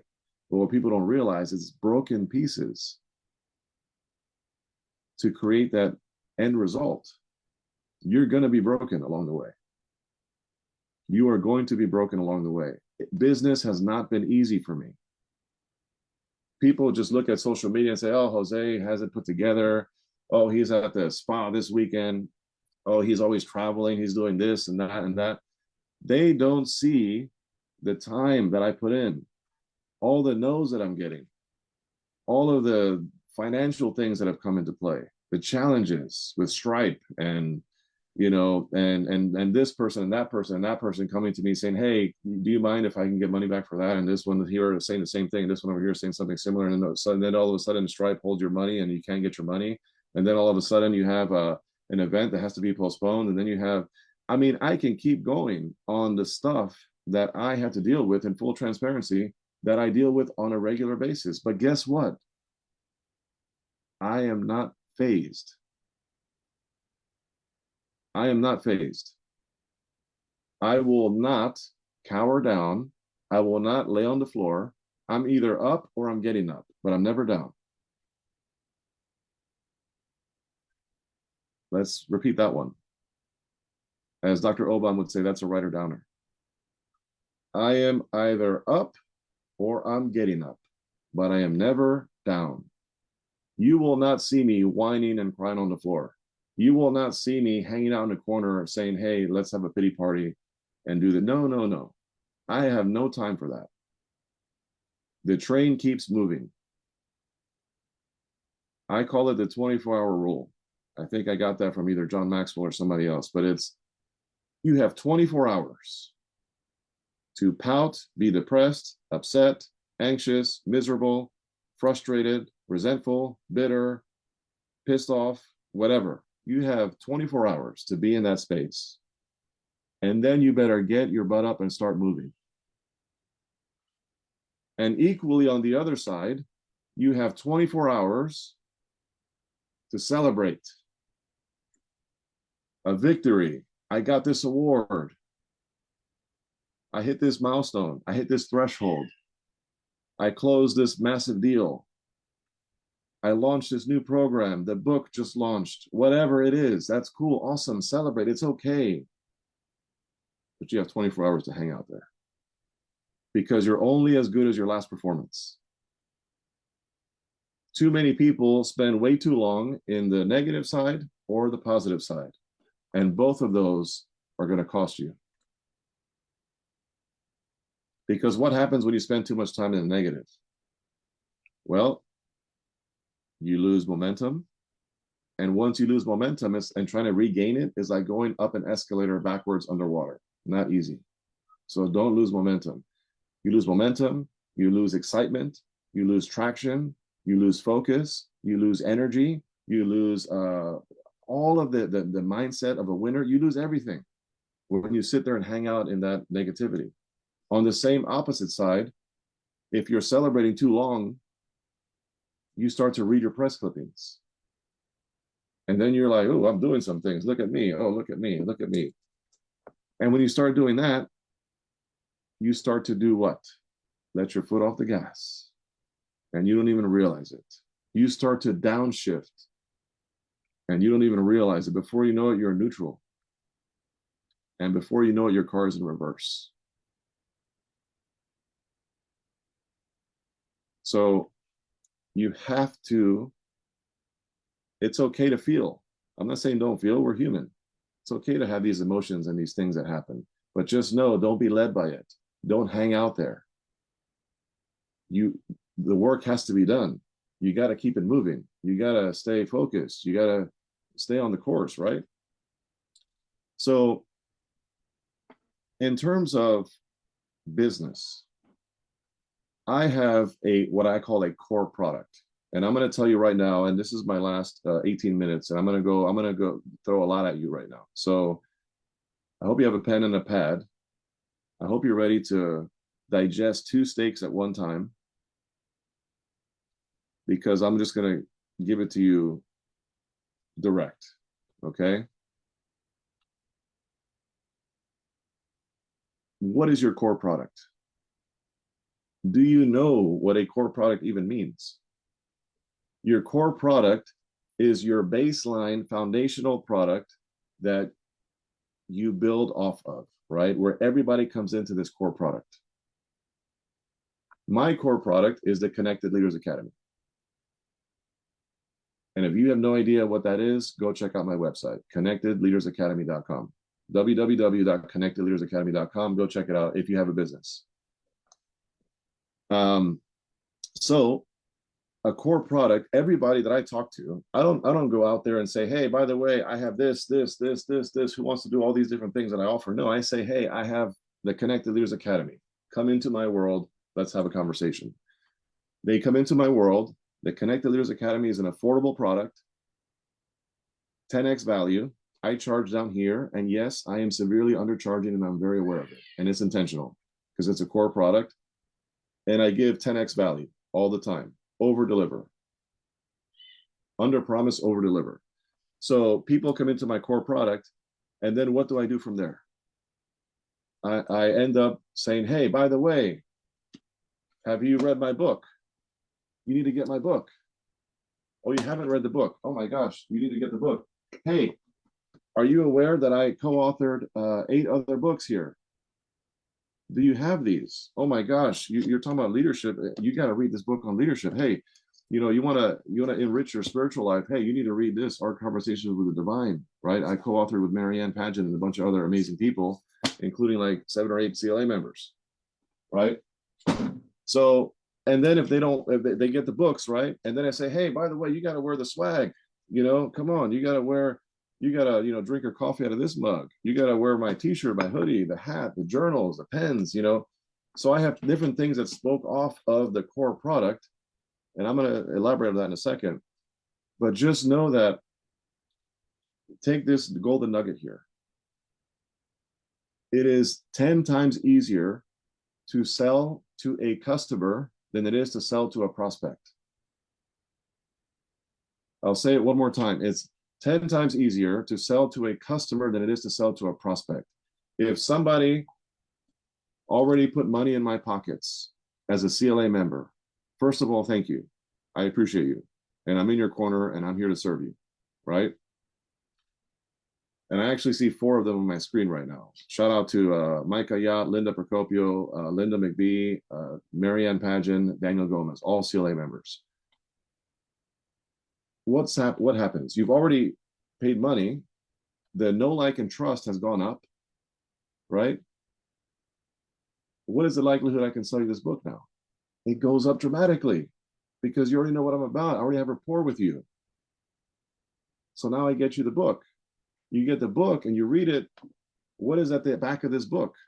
A call to action. If you read this book alone will enrich your life. It will change your life, I assure you. And if you haven't read this book, what are you waiting for? Let me provide a call to action right now. www.winningthedaybook.com. Again, winning the day, and put the word book at the end, winningthedaybook.com. I'll sign it, I'll personalize it, I'll send it out to you Monday. But there's a call to action here. To what? To my courses and programs. So you read the book. You're in the Connected Leaders Academy. Now you got my book. Then you get some of the other co-authored books. And then you want to represent because you're loving what you're a part of. So you start wearing my stuff, right? Which is your stuff because it's our tribe. It's not my tribe. People say, Jose, I love your group. I'm like, no, it's not my group. It's our group, right? And then from there, what happens? You buy a course. The courses are less expensive than the programs. And then naturally, what's going to happen? You go into my program. And then guess what? You have an event, you put me on your stage. You have a podcast, you put me on your show. And then, I mean, what happens from there? I have live events. Hey, Micah, you got to come to the Global Summit in May, May 3rd, 4th, and 5th. How does that sound? He's saying yes. I can just read his body language. He's saying yes right now. By the way, Linda Procopio, you got to be at the CLA virtual conference. More likely to buy now because she's already bought before. And then guess what? And she gave me a heart right now. That heart, you know what that heart means? That means she's buying her ticket later today. Awesome. Thank you, Linda. I look forward to seeing you there. So, That was smooth. and guess what? From there, I thought I was done. I was like, well, because people were saying, okay, now I'm doing your morning evening routine mastery program. It's a $10,000 offer. Have you noticed the process here? They came into my core product, they got the lowest thing, and they worked their way up to other things with me. Now, everybody's not going to go through the entire product suite, but a lot of people do. And I had a couple people say to me, Jose, what else do you have? And guess what? My answer was to myself, whoops, that's it. I have nothing else to offer. So what does a business owner do? A business owner says, I need to create another offer.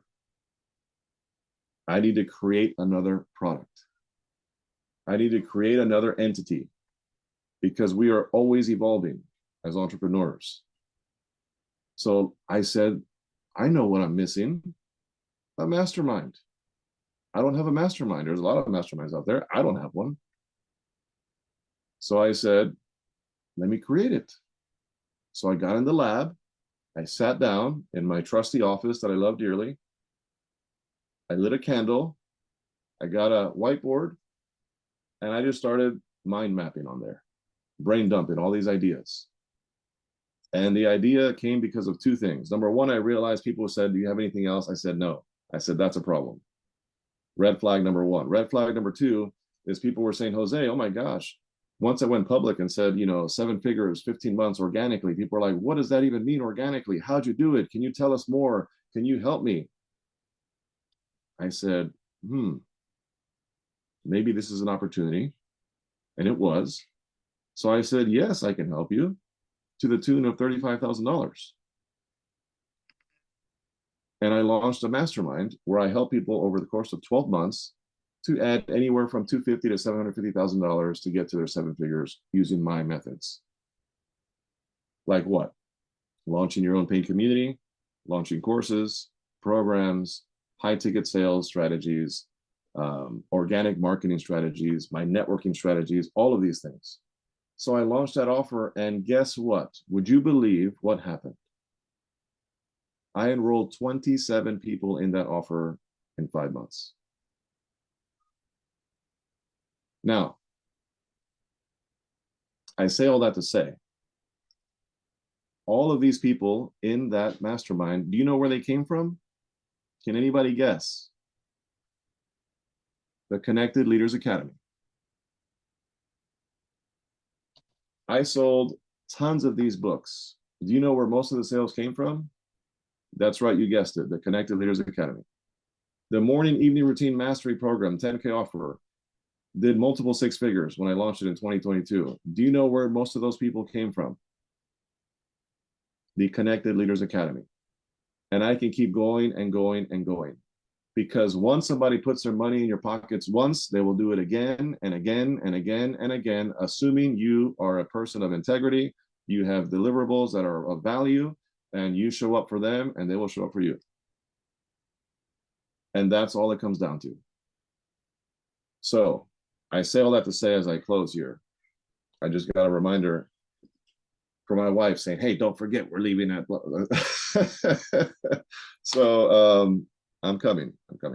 So I say all that to say, remember, it is 10 times easier to sell to a client, a customer, than it is to sell to a prospect.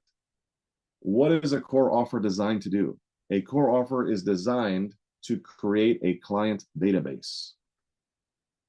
That's what the core offer is designed to do, to build a client database, to build a list of people that are eventually going to do more business with you. And they're doing business with you. Why?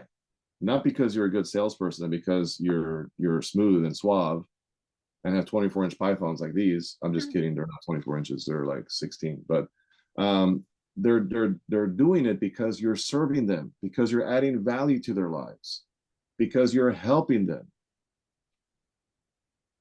Right? The law of reciprocity. The more you give, the more you get. Serve first. Help others. That's what it's about. And yes, it helps if you have the skill set of sales and leadership, which I told you before, right? So I want all of you to consider, what is your core product? I recommend one of two things as a core product: a book or a membership. And if anybody needs help launching a paid membership, guess what? I help people do that. That's one of my programs. I can help you launch a paid membership without going into my high ticket mastermind. But if you are in the high ticket mastermind, that's included. So you should have a paid membership. I believe everybody should be a part of at least 5 communities and have one of your own. That's what I believe. And if you're not a part of mine, I'm telling you, join it. If you're serious about scaling your business in 2024. And I could close my eyes and let people talk here that are CLA members, and they will tell you the same. A book or a membership, paid membership, not free. So these are the 2 options for a core product, in my opinion. Take it or leave it. And once you bring people into that world, then you need to have a product suite. That's what I call it, a product suite, a lineup of products and services as low as a book price and as high as a high ticket mastermind. And you work your way into it. Now, don't just go and launch one now if you're not in a position to do that.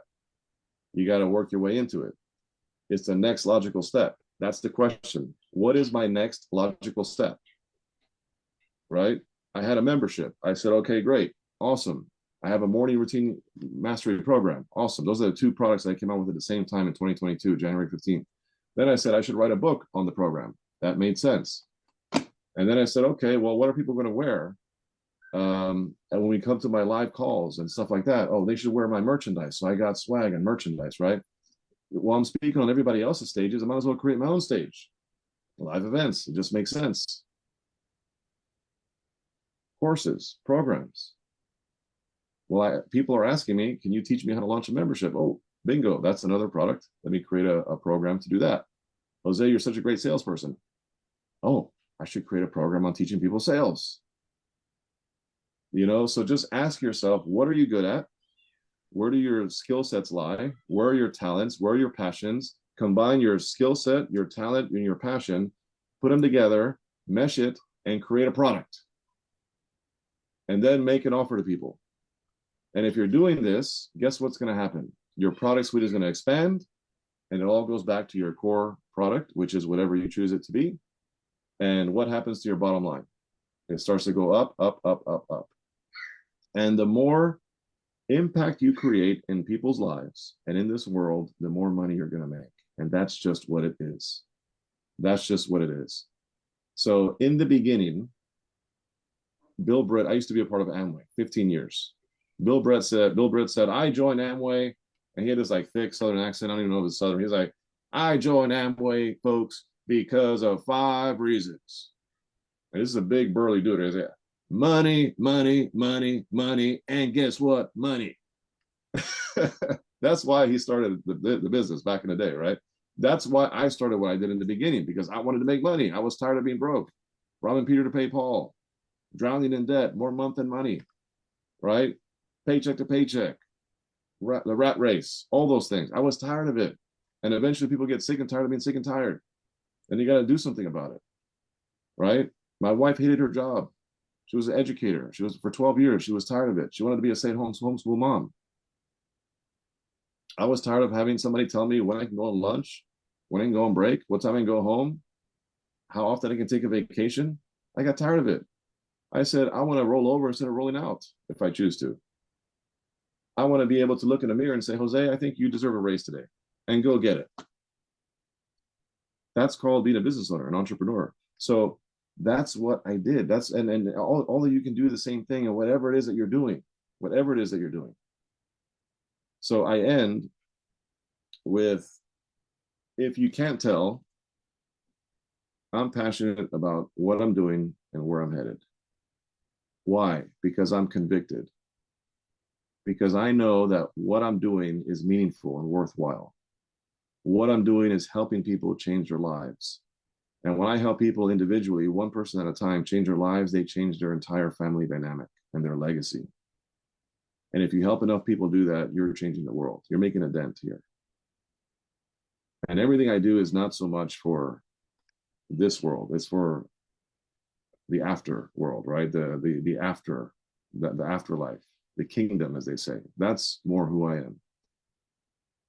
And anyways, thank you so much, Marianne, for having me here today.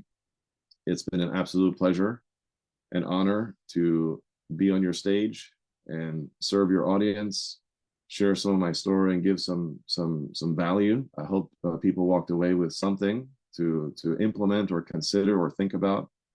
But just know that you can enjoy this virtual summit that she's doing here today and walk away and be like, wow, I feel filled, I feel motivated, I feel inspired, I feel like I can do some things. But nothing happens until something happens. And that requires you to implement what you're hearing here today. Implement. Information without implementation is just head knowledge, right? Applied knowledge is power. So go apply something today. Live with intentionality in terms of discomfort, right? Voluntary discomfort. Get disciplined, be committed, stay the course, and go get what you want in life. We only get this go around one time. So take advantage of it. Be your best. And remember, you have everything it takes to achieve anything in your life. I tell my son this all the time, and I'll say it to every single one of you. Life and business is going to require all of what you've got. Not more than what you've got, just all of what you've got where you are right now. And the better you get, the more you have to give. And the more you have to give, all of a sudden, the grass looks greener over time. So thank you so much. God bless. Take care. And it was great being here. Thank you. Jose, thank you so much. Inspirational and awesome as always, motivational. Feel free to share this on, I may have already shared it, I can't remember now, on Connected Leaders Facebook. And also thank you so much for making the extra time because it's your birthday weekend. And, you know, just in true Aquarian style, we don't celebrate one day, we celebrate usually the whole month. So I let Jose have January because his birthday, yes, I let him. His birthday's in January. I'm the Aquarian in February. So February's mine, January's his. He's like my baby brother. Anyways, thank you so much for that. Have a beautiful, beautiful day. As people walk away, there's all kinds of comments in the chat. When you get a chance, you can have a look at it. Thanks for sharing and have fun with your wife, and goodbye. Excellent. So with that, I am going to bring Julia on stage first. And something is happening. Something very strange is happening with my, hopefully this works. Hang on 1 second. Let me get this going. Yeah, we've had just a little bit. Let me see what's going on Face. What do you guys see on Facebook? Because sometimes it doesn't go to speaker. Let me see. Okay, no. Okay, Julia, can you unmute? Let's. I am still seeing Jose. Mm-hmm. So I'm gonna stay quiet and see if you start to. Oh, there you are. Okay. Am I appearing? Oh, good. Good. Like, but it does do that. So with that, I'm going to just introduce you to Julia, who is a corporate director at APL Go. Linda, who will join us in a bit, Linda McBee. We have two Lindas today with us. Linda McBee is also a corporate director I'm a managing director, and Cheryl, who is here, is also a managing director. So now that we have all the directors here, I'm going to let Julia take it away. I'm so excited to see you all. And I see Rosemary and Tammy are with us as well. And I don't remember what where they are, but it's good to see you all. It's wonderful to see you all. Hi, Cheryl. It's good to see you too. I'm so glad to be here with everybody. Look, we're all in our vibrant colors. I will tell you that here in Maryland, it's 72 degrees. We're having a hot snap. It's just absolutely amazing. I've opened all the windows in the house, so you might hear some outdoor noises. It's just wonderful to be here. I loved what Jose was talking about. It's so inspirational to hear people talking about wanting a change in their life. And that was me. So I grew up as an entrepreneur, and I'm somebody who knew I would never work for anybody else. It wasn't even part of my thought process. But when I was a kid, my parents owned their own business. They worked together. And of course, as a kid of entrepreneurs, I was part of that, right? So I was sucked on in and swept away with all of that. And I remember I was telling the story last night. For my 16th birthday, my sweet 16, oh, I was so excited. I didn't know what that meant, but I was excited. And I remember my mom tiptoed into my room and she woke me up. She shook me. She said, Julie, happy sweet 16. And she handed me my present. And do you know what it was? It was the help wanted section. I was allowed to get a job outside of the family business. I have always thought that was one of my favorite stories, one of my favorite experiences as a kid. Moving forward from there, then I had a job. I worked at Friendly's. I was a waitress. Moving forward, then I was an office assistant. Boy, that was a job. I am not cut out to sit behind a desk. I like the moving, the running and the moving and the doing things and doing a variety of different things. I think waitressing was a great job for me. Then my next job was in sales, and I was a straight commission salesperson. But I'm bringing all that up because I wonder what your first jobs were. Do you guys remember your first job? Did you love it? Did you think it was like the coolest thing? Oh, Rosemary says no.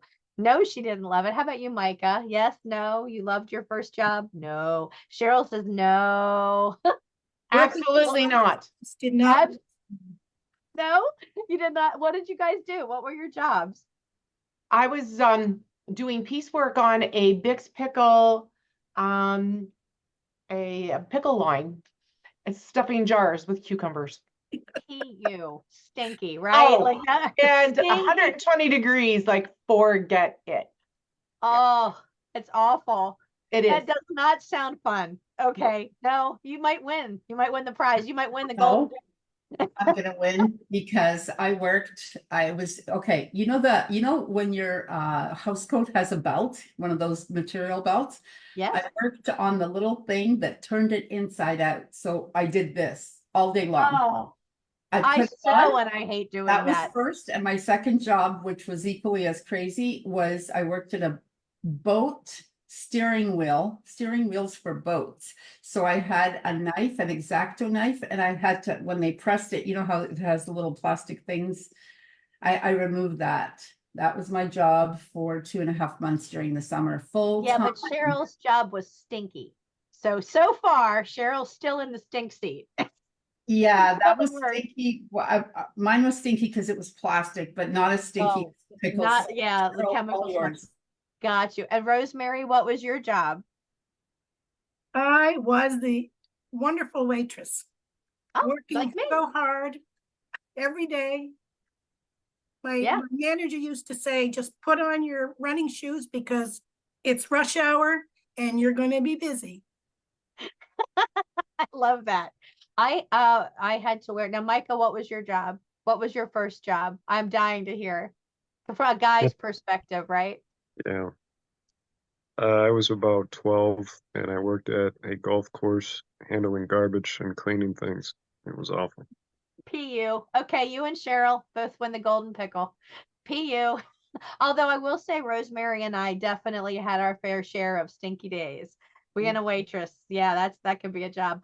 Well, I love what you guys have all shared. And then your next job was like your quote unquote your real job, right? Like then you got into the real world. Like you got out of that job and went into something else. And now everybody who's in this room, I can attest to the fact that you're all doing what you love. So this is not speaking to the people here because I know every single person here is doing what they love, which is huge because doing what you love, what do they say? If you do what you love, you'll never work a day in your life, right? Well, a lot of people that we all speak to are doing jobs that are real jobs that they don't like, that they do not like. You know what, the worst day, and you guys might remember this before you dove into the job that you love now, but do you remember Sunday nights back in the day when you were at a job you hated? It would be like 4 o'clock and you'd be looking at your watch going, well, I guess I better get my clothes clean. I guess I better start thinking about packing lunches. Well, I guess I better, I guess like you didn't even have a full weekend, right? Like Sunday nights were almost depressing because you were looking at that week ahead going, oh, I don't want to do it. I don't want to do that thing. How about Thursday? What was Thursday really called? Friday Eve. Everybody had Friday Eve, right? I mean, I always think about the term hump day because like it's the people who work a regular quote unquote Monday through Friday that invent names like those, right? Like Monday or, I think there's a funny one for Tuesday, something like so happy it's Tuesday or yeah, so happy it's Tuesday. You guys know what that spells if you look at the acronym there. There's people do not like a regular job, a regular job. And so, like I said, I was never destined for that, but I had a couple of those. I want everyone who is not in the job of their dreams to think about me next Monday when you put your hand on the door to open it. You've gone click click with your keychain and your door unlocks and you put your hand on the door to open it to go to work. I want you to think about me and all these beautiful faces in this room doing things that we truly love instead of that. And what would it look like if you were doing that? If you, instead of opening the door, chiseling the ice off of your windshield, thinking, oh crap, I gotta go and I need gloves and my hands are too cold. Oh, I need a hat. Oh, I go back in the house. Oh shoot, I forgot my coffee cup. Leave it on top of the car, drive away, lose the coffee. You've done all those things. When that happens, I want you to think about all these beautiful faces in this room who are not doing that because we have chose something different. We have chose a different way of looking at life and a different thing. And that is what we have here. But the big question that I get every single time, the minute I say that is what? How can you make enough money to make that work? For real. Seriously. Like it sounds really great to just give it all up and go. You know what they call that? They call that golden handcuffs. You ever heard that expression, golden handcuffs? First time I ever heard that was a client of mine when I was doing full-time marketing consulting. And she had opened a fabulous wellness and yoga studio near Washington, D.C., here in our nation's capital in the U.S. And she had opened this beautiful facility with a friend of hers called Blue Heron. And what she said to me is, I would love to work this full-time, but I have golden handcuffs and I can't leave my other job. And that was so depressing for her. And it opened my eyes like, oh, I never want that to happen to me or anyone I love. So I'm saying all that because you know as well as I do that whatever you're going to go into has to be generating enough cash flow that you can actually make the transition. And there are a lot of people who will do it slowly, which I think is really cool. But sometimes people tell me, well, I can't really do it slowly. There's not enough time. So it's always about money and time. And even if you have enough money, do you have enough time? And if you have enough money and you have enough time, is the product or the company or the service really unique enough that people will change their habits from what they're currently doing and buying and using to do business with you? Is that really happening? And hi, Adam. I'm glad you're here. Welcome in. It's good to see your face. Another handsome fella. We're glad to see another guy. So I have to say, it's one of those things when I think about what we're doing and where we are, these were all major considerations. Now let's put that to the side. Let's just assume that everything's okay there. Now you're thinking, well, what can I do? I need something that is what? Going to make me money, going to give me the time that I need, because I don't want another opportunity that's going to be exhausting and I don't have any time. And I want it to be something unique. And I want to know that there's a system in place that will create certainty in what I'm doing, that I'm going to be successful. I don't want to gamble. You know, if I want to gamble, there's lots and lots of casinos around, right? In fact, there's 4 minutes from my house, and I don't want that. So we're looking at that. Have you guys ever heard of franchising? Duh, everybody's heard of franchising. Think about the franchise that you know of nearby. It's always the Golden Arches. That's the one that everybody thinks of. You got to be like a multi-millionaire to have a Golden Arches franchise. Like they want money in the bank before they'll even speak to you. You know, if you want to become a franchise owner with Chick-fil-A, the actual process to become a franchise owner is many years and is grueling. I mean, they put you through your paces before they will even consider you as a franchise owner. And then you have to work every single position in the entire organization to be able to do it. Did you know that? I was amazed by that. I mean, that is a very loving and welcoming environment. Honestly, the Chick-fil-A Corporation, you know, it's not just good chicken. It's really good people, right? So those are some that we think of. And then we think of Dunkin' and we think of other fast food places, but there are other kinds of franchises too. I'm mentioning all of that because franchising is one of those things that people think of off the top of their head. This is going to be successful. It doesn't always work that way though. It doesn't actually always turn out that way. Did you know that statistically, most businesses, most small businesses, even franchises, do not make it past 5 years? That's like intense. That's intense.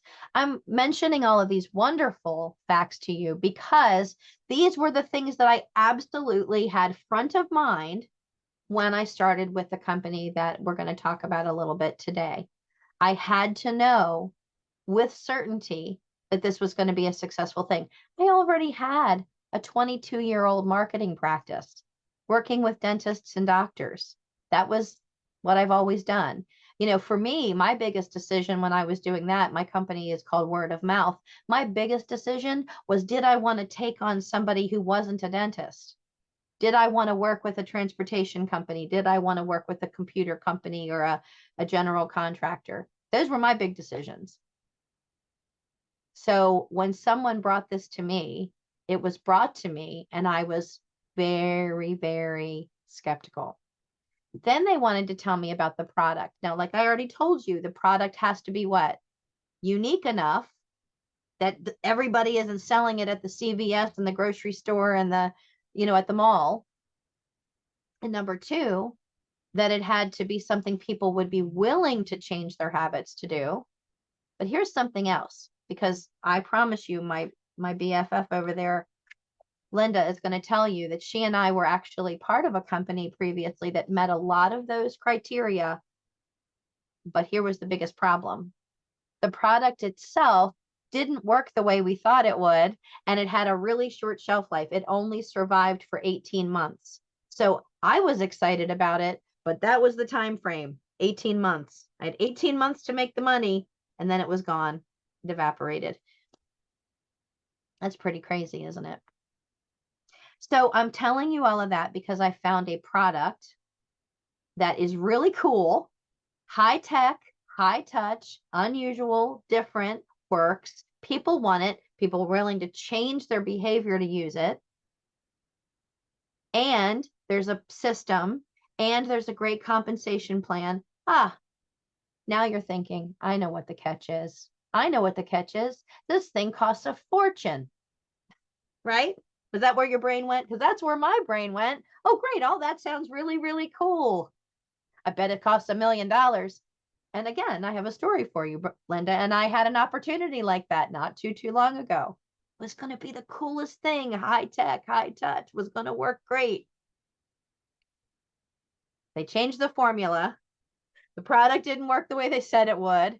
And even when they changed it to make it work, it was so prohibitively expensive that when I thought $200 a month was a lot, don't worry, they doubled down, quadrupled the price. And by the time Linda and I hauled out, they were charging $800 a month for a monthly supplement. Not people are buying an $800 a month supplement. So all of that is how I look at things and how discerning I am. I am picky. And then it comes to where the rubber meets the road, where I'm really thinking about the people in my life and I'm thinking about my own health concerns. Because to look at me, I look okay, right? Like I don't look like I don't have like, an extra ear on my forehead or something, right? Like I don't look like something's wrong. Adam looked at me and went, does she have an ear on her? No, I don't. But to look at me, I look like everything is okay. But just to give you a little background, I've been gluten-free for 33 years, not by choice. No one at the age of 21 and 22 gives up pizza. Nobody does that, do they? Nobody gives up pizza, right? I'm going to turn off my phone. Sorry about the interruption there. I thought I had done so. No one gives up pizza, ice cream cones, cake when they're 22 of their own, that they want to, unless there's a reason. Right? Like I know Adam did it probably because he was an athlete, right? Like you ate clean, you did the thing that had to be done because you made a choice to live a better life and to live the life you wanted as an athlete. I didn't. I was never an athlete. I tried playing field hockey first day freshman year of high school. I knocked myself and the other girl unconscious. So I gave up my athletic career that day. No, I was definitely in your concert choir and your drama club, But what happened was I was in sales and I was driving a 35-minute drive every single day for a specific project in sales, driving down a highway called Baltimore Washington Parkway, passing out behind the wheel if I had gluten. And I woke up, and this happened over and over again. I would do the shutter shake, and you're behind the wheel at 2:00 in the afternoon. So something was wrong, but if I ate tacos, I was okay. But if I had a burger, I was not, I was eating fast food. I was 21, 22 years old. That is how I figured out something was wrong and gave up gluten. And I've given up gluten for all those years. I did do 12 years with no dairy as well. So going gluten-free and dairy-free, really tough. But when this product was brought to me, what do you think I said first? Well, if it's not gluten-free, I'm not touching it. It's not vegan, I'm not touching it. If there's pesticides in that, I'm not touching it. This is me. I am not nice when it comes to food. If there are eggs in it, I'm not touching it. I don't eat eggs. I gave up eggs at 5. I was like the biggest problem child. Let's call me that. I was the biggest problem child when it came to a product because I had already been through things. And here's where I was at the time. I had already given up a supplement that was supposed to be so good for me that ended me up in the ER with emergency gallbladder removal surgery. And my doctor said, okay, it's time. Learn how to give yourself injections because now that's how you're doing your vitamin B and your vitamin D from now on. My doctor was putting me on injectable vitamins because my nutrition was so poor. I couldn't absorb anything because my nutrition was so poor. My gut was so poor. I didn't have the ability to even get nutrition. So all of that was going on. And somebody brings me, sorry, this is my dog. Somebody brings me a supplement and says, okay, Julia, we've got something for you. And guess what? It tastes good. I said, well, there you go. Right away, it's going to be something I'm allergic to. No, you're not. They told me. They showed me the documentation, the literature, gluten-free, dairy-free, vegan, non-GMO, kosher, egg-free, nut-free, pesticide-free, drug-free, non-habit forming, couldn't cause drowsiness, has no interactions. I went, oh my golly, that's pickier than I am. Beyond organic. I said, okay. And guess what? It tastes good. Well, okay. But here was the kicker. It was 100% absorbable into my bloodstream within 15 seconds, which was the same as the injectables the doctor wanted to put me on. And it had more nutrition because the other stuff was just going to be vitamin B and vitamin D. And this was going to give me a full gamut of different products that I could use, different things that I could use. So again, I ask you, is this $1 million product? Because if it's $1 million, I can't afford it. If it's $200, I don't want to afford it. And then I found out, oh no, it's about $25 for a month's supply. So it's affordable. It's good for me. Tastes like Jolly Rancher candy, which I could never argue with. And there's a pay plan and a compensation plan that will actually allow me to earn an income. All of those things made me so excited. So that is my long, beautiful, funny story. And now I'm going to introduce you to my buddy, Linda. She has a funny story too. I do. Sure, your story is funny. Well, all right, maybe it's not funny, but it's compelling. So I've known Julia for a long time. I sold print advertising, and we would network together because she's a graphic designer. So we've known each other for 25 plus years. So she was the one who talked with me about different things. And I, like her, also was just recently, about 2 years ago, was diagnosed with being celiac. But I had a ton of autoimmune issues. I'm allergic to everything: laundry soaps, lotions, things that you swallow, capsules, tablets, even powder product that we had would put me in the bathroom in about 10 minutes. That's how quickly it rejected in my system. I ended up with neurological Lyme disease. And so when friends of ours pulled her aside and said, "You need to talk with Linda, I think she's doing heroin." That's how bad my Lyme disease was. It was neurological. So of course, being in outside sales, I had to shut all my companies down. And I did finance and marketing stuff. And because nobody was understanding what I was saying. Every other word was what I wanted to say, what I did say was never the same. And so she told you that we were with a couple other products prior. The first one was when I really started, when the Lyme disease was really bad. I had tried all kinds of things. I was on doxycycline for over 3.5 years.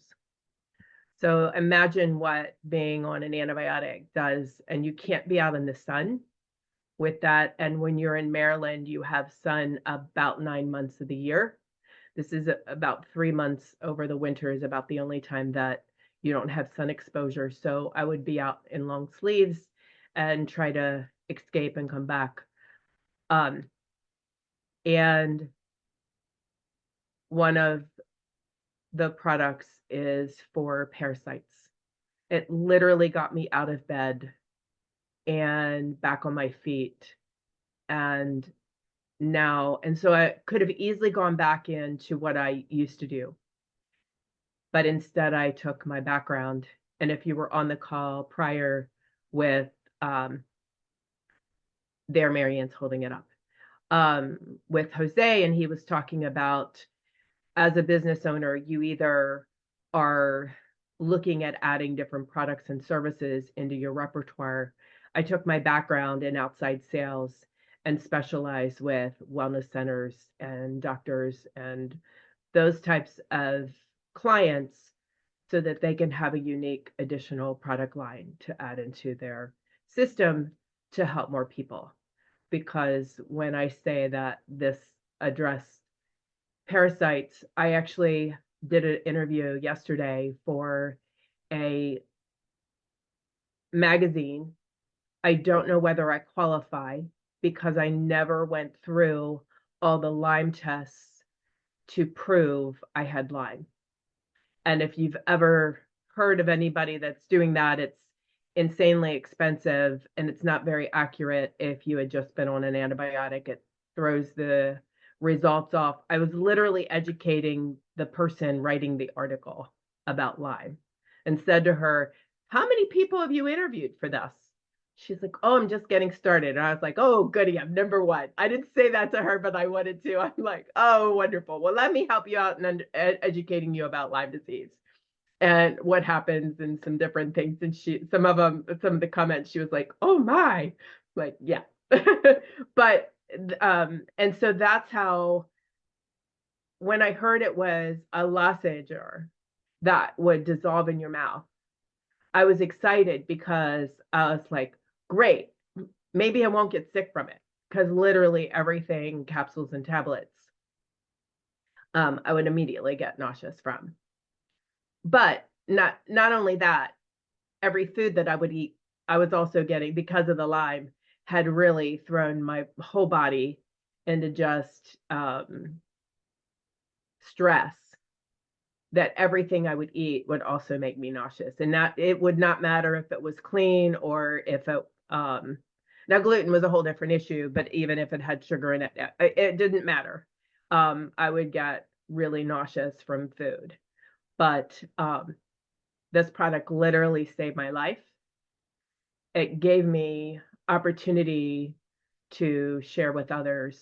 I do work with some individuals, don't get me wrong, but my sweet spot is helping other businesses with an alternative product that's already typically offering some other products in their product line, and helping them with their clients to address those. So that's a little of my story. I don't know how funny that was, but back to you.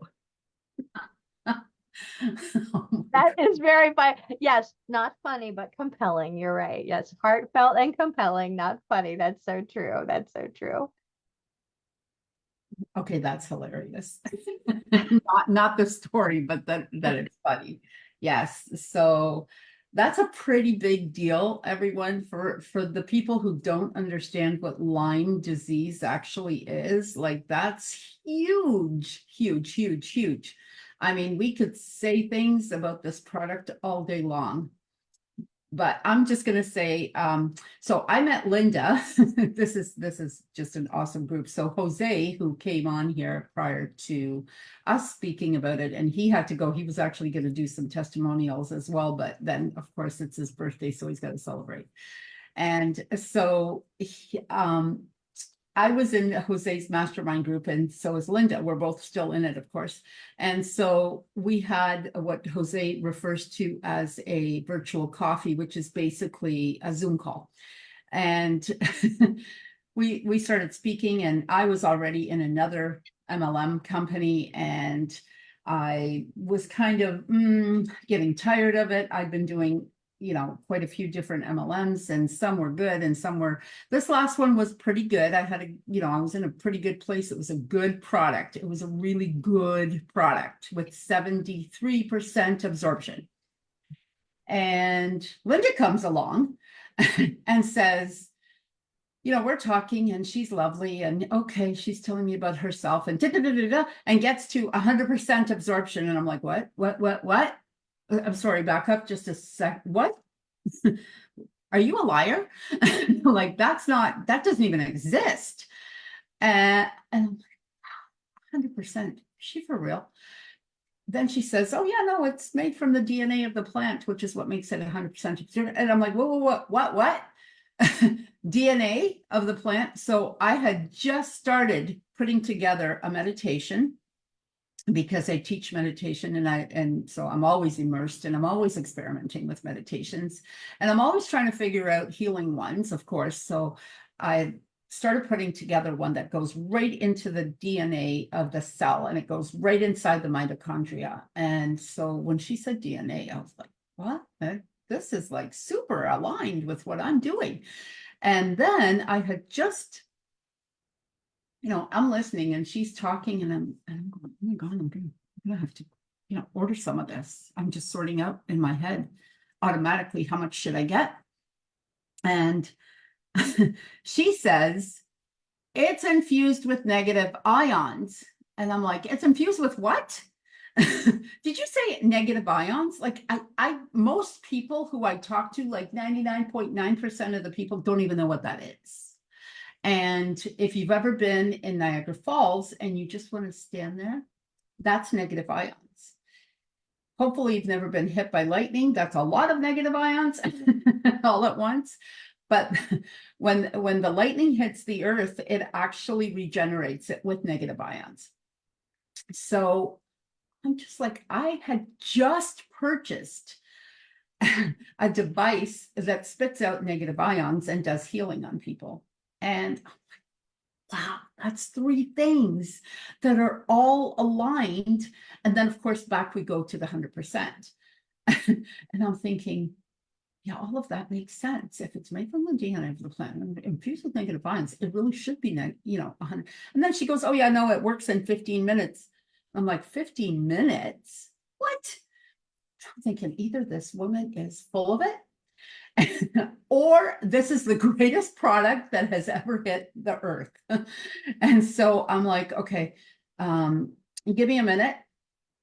I'm just going to sort out my thought pattern just for a second. And she goes, okay, we'll meet tomorrow again. I'm like, no. I mean, give me a minute. Like a minute is enough. And blah, blah, blah, blah, blah, and I'm like, and I'm counting and I'm going, okay, credit cards. And I'm like, yeah, I think I'm going to sign up as a diamond because if I'm going to go into this, I'm going to jump in full force because that's who I am. And if you're going to run it as a business, then I want top dollar. I want to be paid at top dollar. So diamond is what pays you the most. That's a short form. And then I thought, well, if it doesn't work, it doesn't work, So it was December and I thought, oh, well, most of my friends are used to getting supplements of some sort from me for Christmases and birthdays. So that's it. This year, everyone's getting this, and I'm just going to collect data to see who's happy, who's healthier, who's more energetic, who's got what. So I kind of did my own little research department there.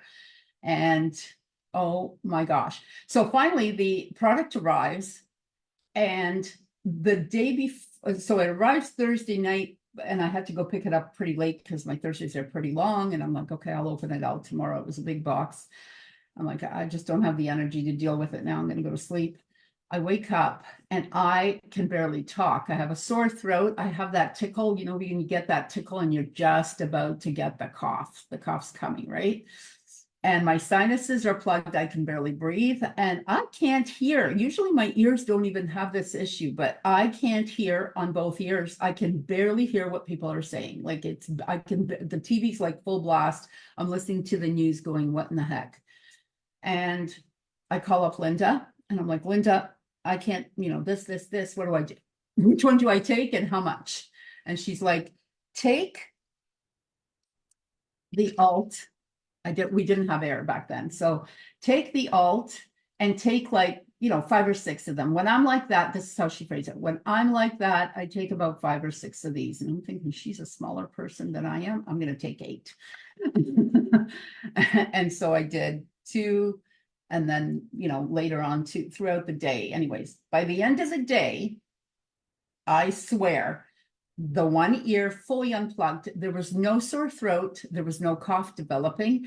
My sinuses were at maybe 30%. So there was still a little bit left, but there was no headache anymore. I could breathe, not, great, but I could, and the other ear was almost unplugged, about halfway unplugged. By the next morning, so now it had been 24 hours, I was free of any symptom. And I was like, are you kidding me? I called her up. I said, this is what is in here? Like, is there a drug in here? Like, can I drive? Like, what's happening? There's got to be something wrong with this picture. It's too good to be true. And she's like, no, it's all natural. I promise you, or whatever. I wouldn't lie. And I'm like, okay, I don't think she's lying. And I'm like, okay, the whole world needs to hear about this and they need to hear about it now. And the first thing I did was I canceled my account with the other company, which was a good company, but it wasn't great. This was like a spectacular product. And I'm like, no, we're in. And and I started telling people, and you need this, and and Merry Christmas, and here you go, and happy birthday for all the December birthdays. And everyone got the product, and my whole kit that I ordered was like gone within like 4 weeks. And I was like, my God. And then there's a cruise. Okay, that's a business thing, and we can discuss that further.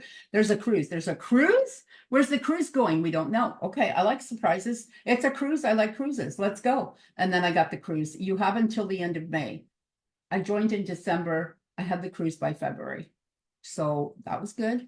And we all just came back has it been yeah, it's been a month, right?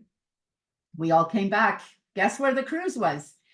Dubai, Abu Dhabi, Qatar, and Sirbaniyas, and that was just the cruise. And then more days in Abu Dhabi and more days in Dubai. It was so much fun, so much good food, almost a little too much.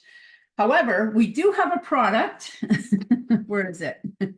We do have a product that I actually ended up losing 31 pounds with. Now, Christmas was just recently, so and you know, maybe the whole 31 pounds isn't fully off of me right now, but it will be again. But this product, just so you all know, works on visceral fat. If you don't know what visceral fat is, it's the fat underneath everything, and it's the one that wraps itself around your organs and doesn't allow your organs to properly function. So anyways, we have so many products. There's pain here, there's parasites. My dog gets these. We all have parasites. Candida, by the way, is a parasite that goes along with this product, one of my favorites. It works on my lungs. I mean, I could talk all day, but I'm not going to, because this is my conference, but I'm gonna let other people talk. But anyways, that's my experience. That's the reason I joined, and here we all are. And now we're all friends because now we've all met. So there you go. And if you need any kind of help, just give me a shout, and that's it. Now I'm going to let other people talk because we do have other people here. We're going to let Cheryl tell you about how much she likes the product. And I'm going to mute myself for a change. Hi, everyone. No, it's really great to be here. Hi. Hi, Linda. And I can tell you, someone who suffers with allergies and dry throat and different things, different times of the year can be more intense than other, especially seasons, spring and the fall. But I can also tell you, if you have, for instance, any inkling of a cold or any inkling of just starting to even to get run down, I can tell you that my family, not just my family, but my family and my friends, because I share this with them and I always try everything myself. Unbelievable. It's not, this is no word of a lie. It is like within 15, 20 minutes, you actually feel the effects of these things working. And when Marianne actually introduced this to me, and she was thinking about it, she goes, you know, I don't know if I should be thinking about this. What do you think? And we were talking about this, oh, I don't know, what is it, a year or something ago now, Marianne? It's been a while. And you know, I've been around this world a long, long time, almost my whole life. So when this started working and I understood that it was the DNA, the actual DNA of plants, then I could understand more about it working, but still far superior than any other products that had been taken. So I just want to let you know that not just myself, but my entire family. And it's like really unbelievable. So much so that my other half has actually shared this. Yes, thank you. Yeah. Then my other half is actually bought supplies for his 3 children and gifting it to them, because let them experience it, right?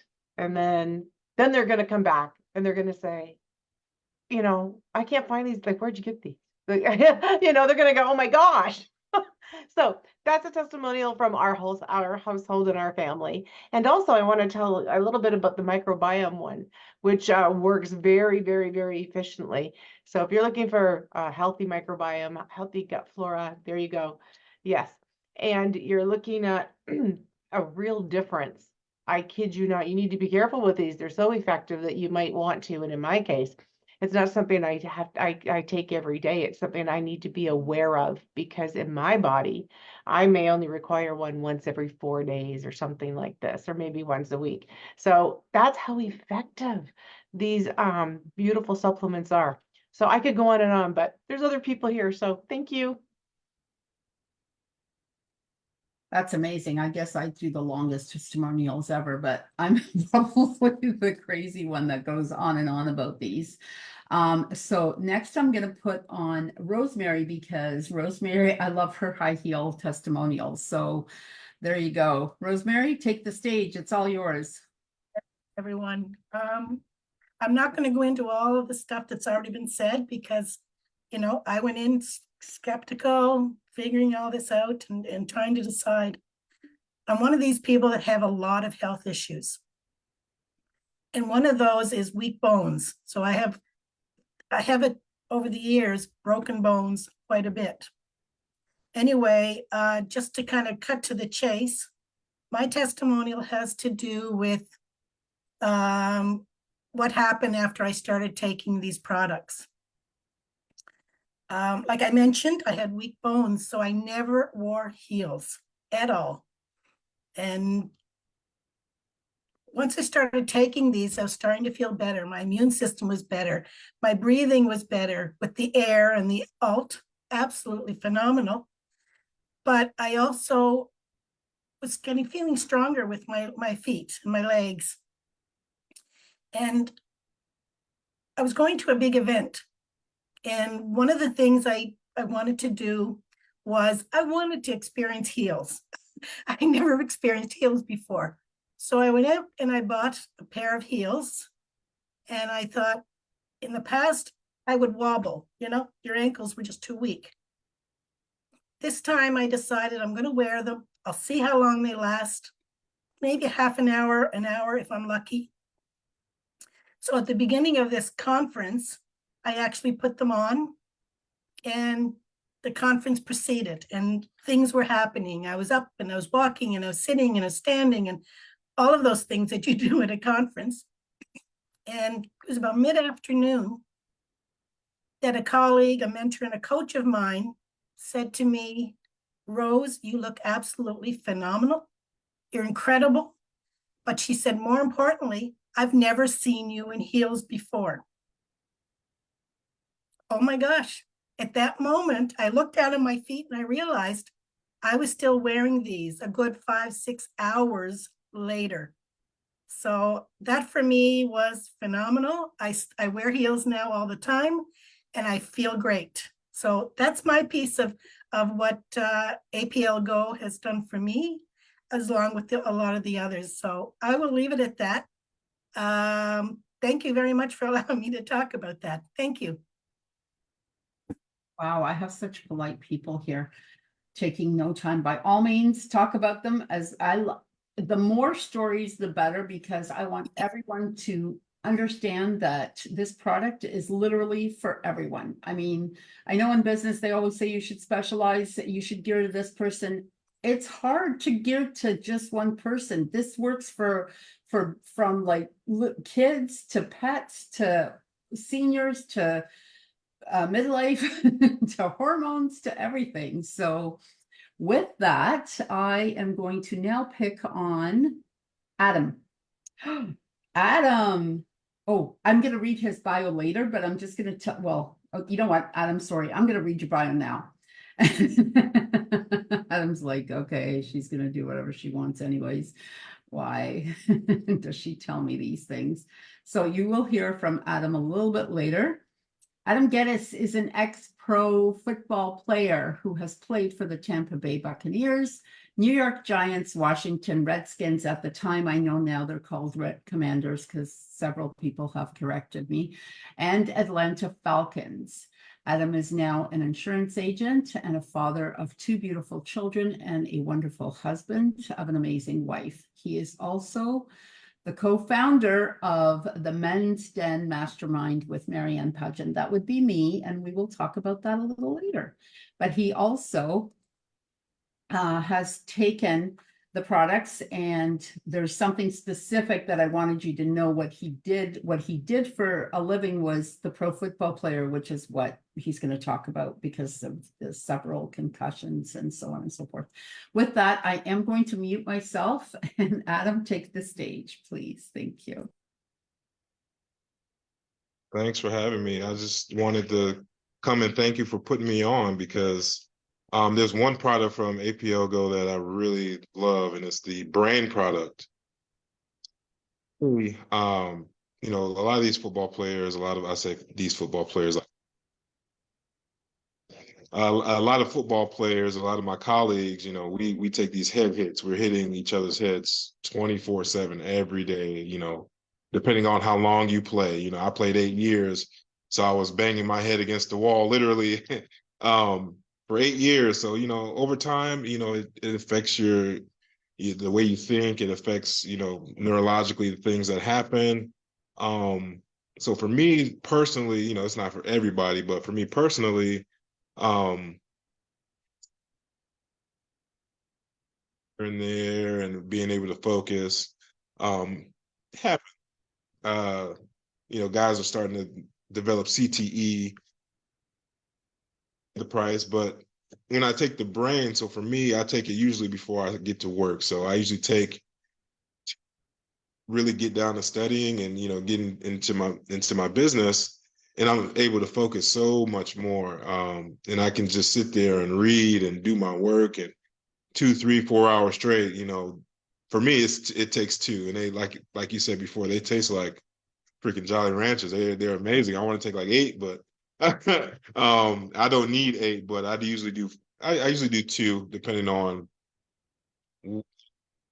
and how my day is kind of spread out. So, and like I said, 2 usually lasts me for about 3 to 4 hours.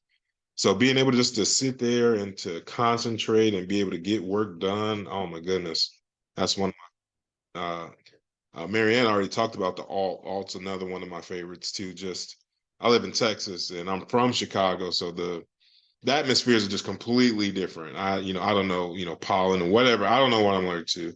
But I know I get a lot of sore throats and I get a lot of stuffiness, but I'll take like 3 or 4 and it's perfect. I don't have the sore throats anymore. I don't have that stuffy. So for me, it's the stuffiness. And my son goes through it too, so I'll give him 1 or 2. And it works for him too, which is really cool. So those are just 2 of the products that I love. I've tried 4 or 5 different products and back on them. I definitely got to get back on them. So, but that's my testimonial. If I do, I believe anybody can do them. I'm trying to get it out to my colleagues now. So it's like Marianne said, it's one of those things where it's 100% is really unheard of, but the way it works is, I believe that is true because it works really well. So that's my little story. I love it. I love it. Can I ask you a question, Adam? This is Julia. How old is your son? My son is 4. He's 4. And so when you give him this, what does he think it is? Oh, I love your sound. Tell me one more time, start over. What does he think it is when you give it to him? He chews it up and he doesn't know what's going on. He thinks it's candy. Yeah. Okay, yeah, your sound was cutting out a little bit there. Sorry. So you said he thinks it's candy. But it helps him a lot. That's awesome. And brain helps you with focus and memory. I was surprised when I first got it. I'm like looking at the box. I'm like, is this really gonna work? Let's give it a try. And like I said, I tried it. It took me a couple of tries to get the dosage to see if it actually works. But I started off with taking like 3 to 4, and then I was able to back off on it. You know, as I take it, and like I said, it works tremendously. You know what you might like? You might like the GTS with the BRN. GTS and BRN together. You might like those 2 together. And I'll tell you what they taste like. Taste like buttered popcorn. Buttered caramel corn. It's really yummy. Yeah, that True. sounds so good.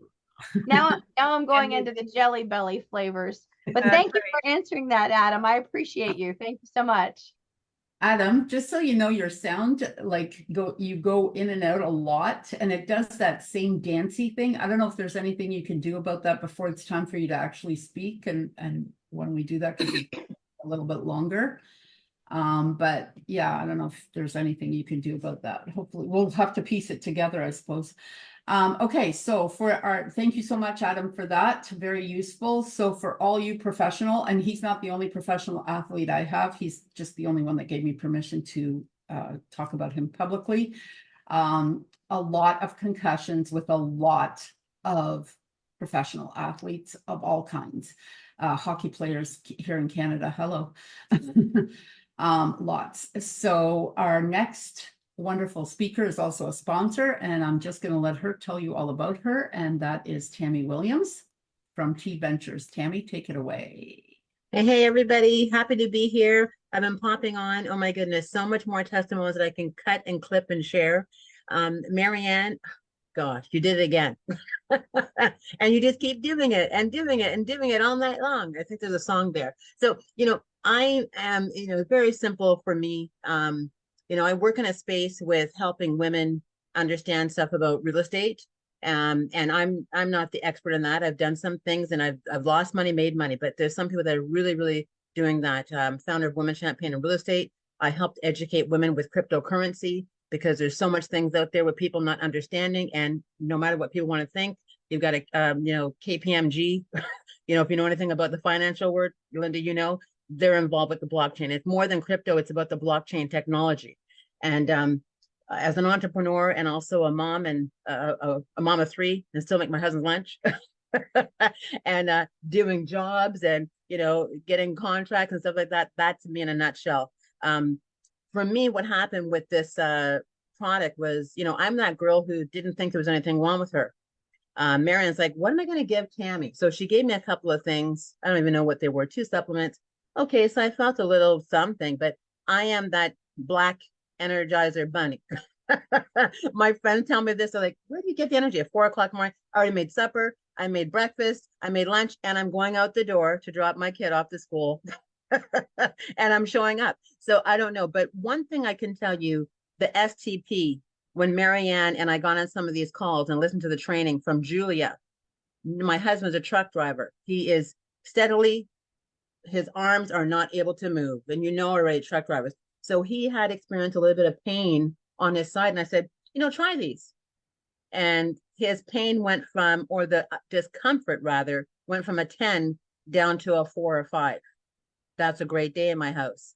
And then I watched a testimonial of a lady who actually, I'm not going to say lost because no one wants to lose it, but she went down in inches and also in pounds. Now, okay, look, who doesn't want to drop a couple of pounds? I'm not considered, an overweight person necessarily, but I found out that the slightest 5 or 10 pounds that we all have wreaks havoc on our body. So I started taking SLD and STP, and within 6 weeks, 4.5 inches.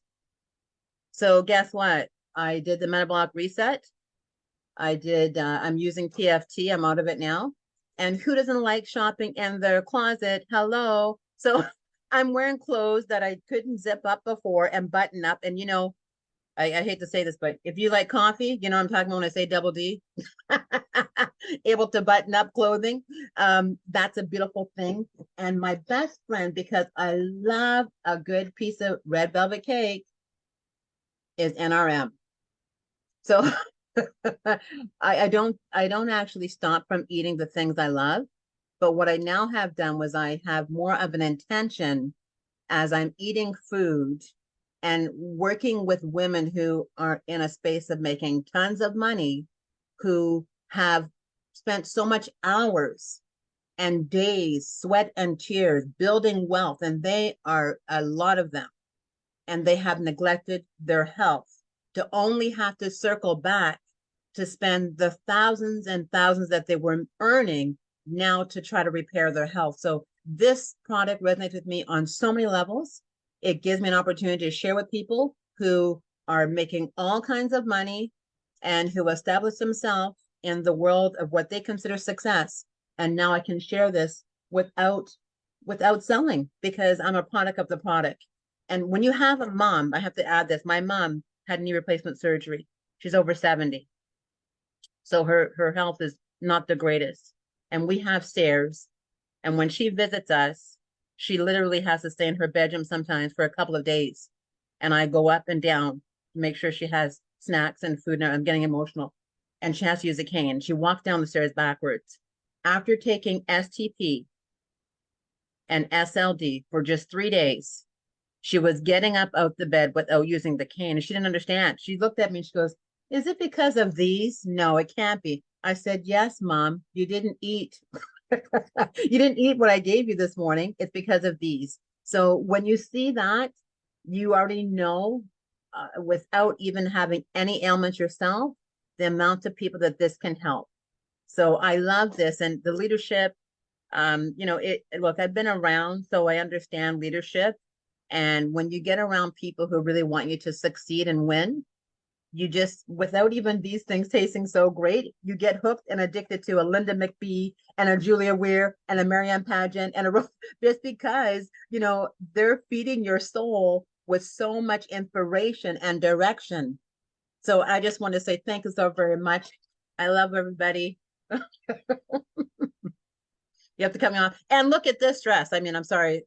I don't want to cut you off. I want to hear more. I think that beauty product has something to do with it, because I use this beauty and met with a whole bunch of my friends from when we were 7 years old. And they're like, "What are you doing? Botox?" I said, "No, girl, it's in a box, but it isn't Botox." That's right. That's I'm right. glad you showed the beauty because I don't have one close by. But I have them like this, guys. This is what they look Right. like. So I have mine all open. I have all of these. I just don't have the box. I carry this with me everywhere I go. It's called Vibes. Yes, I have to keep a box of them. Can I interject something? Would that be okay? I was going to say, I sent Marianne a message asking if I could say something too. So go ahead. Oh, no, Linda. Oh, you guys go ahead. That's all We're good. good with time. Please go.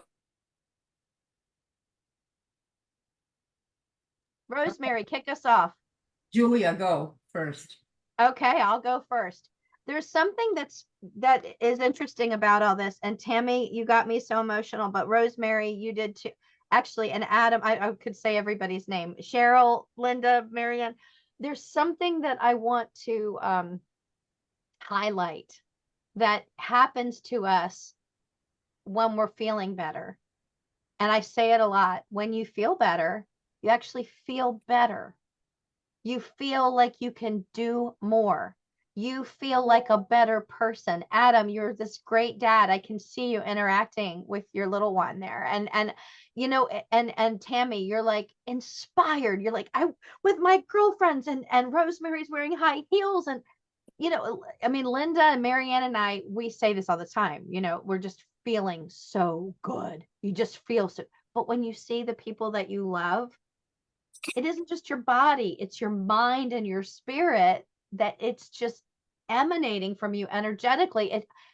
I know it sounds woo-woo. You can't put that into feelings. You can't put that into words. You can't put that into a box. I can't package for you a supplement that makes you feel better. But when we're all together, we just feel so great and so happy and inspired. I mean, I told you guys yesterday, or maybe I didn't. I started walking. I've lived 4 minutes from this casino and mall since 2016 on this side of the mall, and 4 minutes on the other. I'm talking about for a lifetime. And I just started walking 5 miles a day. I'm sorry, but there's only one thing that's changed in my life. I started feeling better and better and better and better and better and better, better, to the point where I have the confidence to do it. That's self-confidence. And this is the thing that's changed. And you're right, Tammy, it's mindset, and it's feeling good, and it's focus and energy, Adam. And it's Rosemary, it's trusting that your ankles aren't going to tumble out from underneath of you, and that you have the right shoes. I mean, it sounds so silly, but I'm just so inspired by you guys. You made me just feel amazing. And Linda, you're next. And thank you for the message in the chat. Where's Linda? So when we were introduced to this product and I told you how sick I was and I told you I wasn't able to put sentences together, it was really hard to express what this product could do for people and to talk about it. So a year ago, it took me about 8 months with being on the product to really, now, did I see instant response day one? I did. I was bedridden. I wasn't putting sentences together.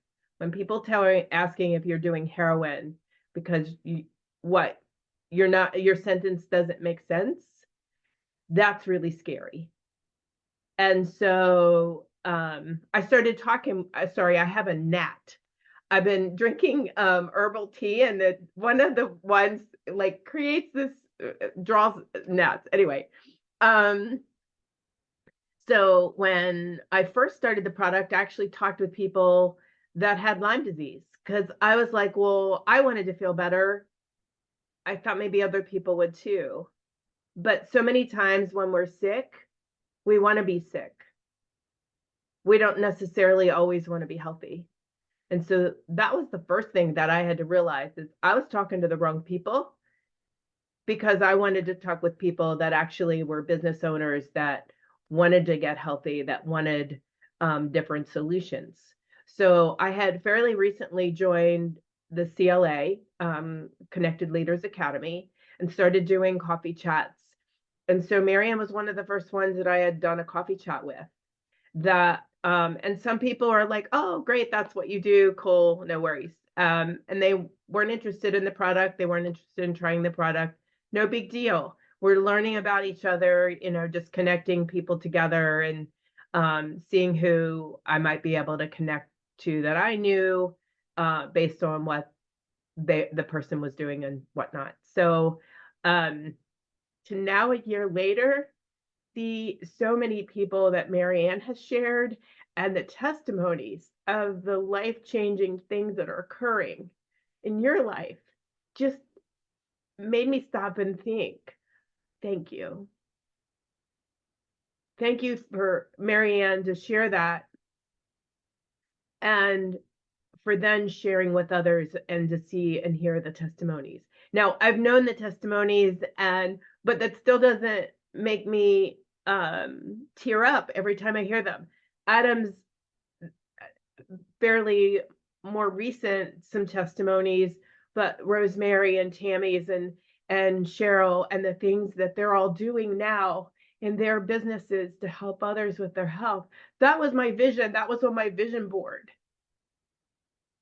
over a year ago. And so to now see that all fruition, and I know it's not going to stop here because this product's just so amazing, and to hear what you guys are doing and the visions that you have incorporating into your worlds and how you can then take it to others. It's mind-blowing to me, and I just want to say thank you. So now I want to thank you back, because if you hadn't shown it to me, how would I ever find out? I mean, I probably somewhere along the line would, but gosh, it might be like 2-3 years later, and so thank you, Jose, and thank you, Linda. And now that we're all crying, here we go. Oh my gosh. So emotional. And there's so much more that all of these people that are talking to you right now, there's even more that they have to say. I know for sure Rosemary can still comment on BRN, and you did want to make another additional comment, Rosemary, so I will let you speak also again. But it's just, there's so much to say. I mean, I could say something about, I feel like my one and only addiction right now left is my food. So I try it because I make sure I try every product. I don't use this one that much, but couple it up with this. I actually have someone now trying to get himself off of recreational marijuana use because he doesn't have any issues and he's quite young, but he says this is helping him a lot. And I have a couple of smokers. Yeah. I have a couple of smokers trying to get off. So this will help with the liver. It'll cleanse out your liver. And this will make you happy, literally happy. It's on the box. So you will be happy whether you like it or not. So the only my daughter has gotten off of recreational drugs, and relax and happy were her first go-to.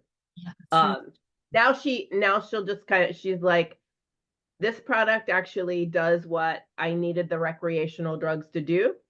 Mhm. I only do the recreational drugs when I want an extra, but not to actually solve an issue, Yeah. because it does.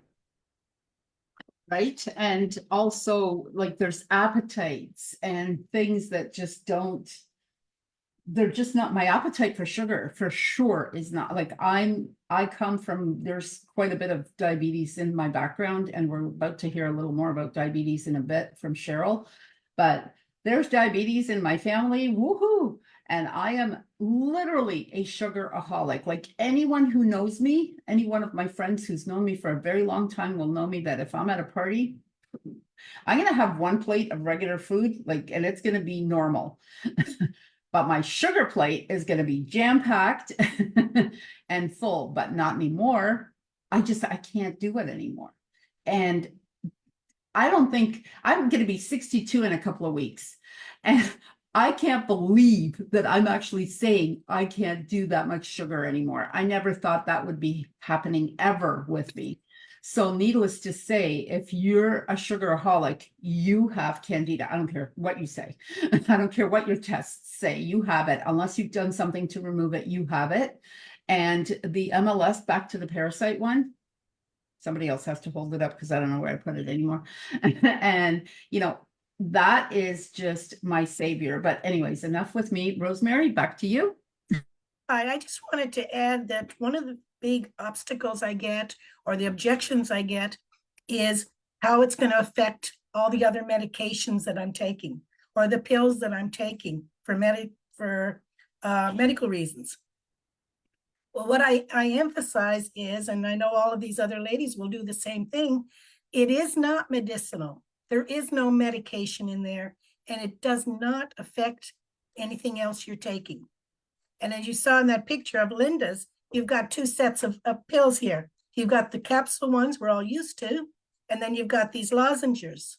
Well, the capsules, I don't know about you, but I could never swallow them. And knowing that they're just kind of going right through your body affected me thinking about it. And here I am taking all these things and taking high blood pressure pills and cholesterol pills and everything else that the doctors prescribe. I don't take any of them anymore.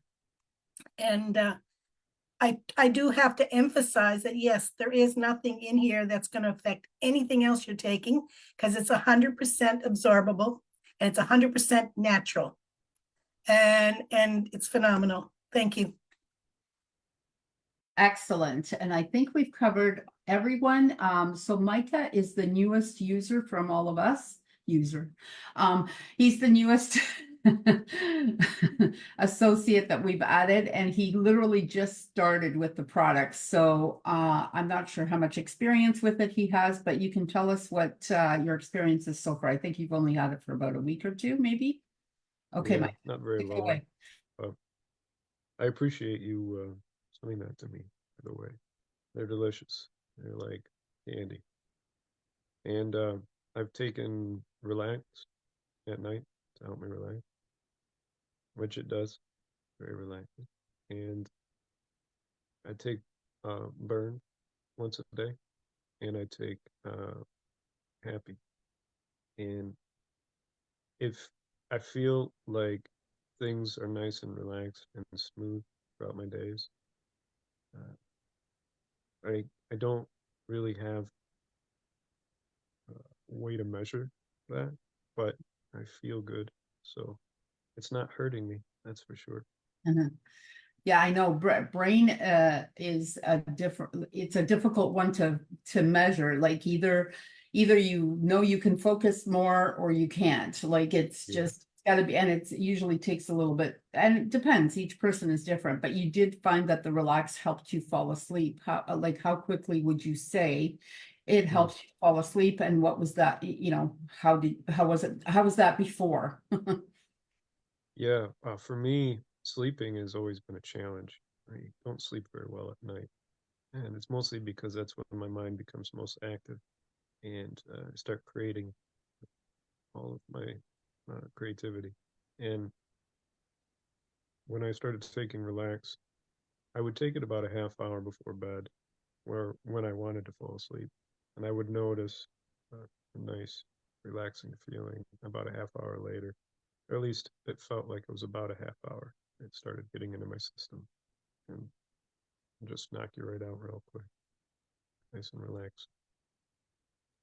If you take relax and brain together, Micah, it's interesting when at bedtime. It's interesting because what it actually will do is you'll feel yourself becoming really super focused, and the creativity becomes more manageable as opposed to just fast moving images. It's very interesting, those two together. Like brain and GTS that I recommended for Adam is more like something to make it more focused and energized, whereas relax and brain together are more slow moving. And I do both, by the way. I do use both both ways. Like I'm not recommending something I haven't personally tried, but at bedtime, if my mind is spinning, I'll do brain and relax. And during the day, if I feel like I'm focused, but I want to keep moving and have more energy to get where I'm going mentally, brain and GTS work together. So it's interesting. My mom has MS, and she does really well with the brain and the GTS together. It helps her with balance and focus, things like that. And it's very interesting. So I don't know if you've tried that. You'll like those two together though. They really are interesting. Happy and relax will bring you down more for sleep. Brain and relax will focus you more on creativity.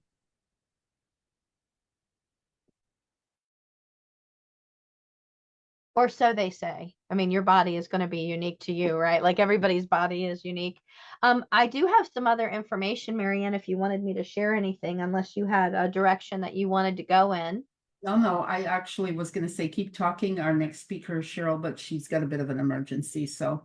Okay, sure. Well, one of the things that a lot of people talk about is, first of all, why do people use supplements?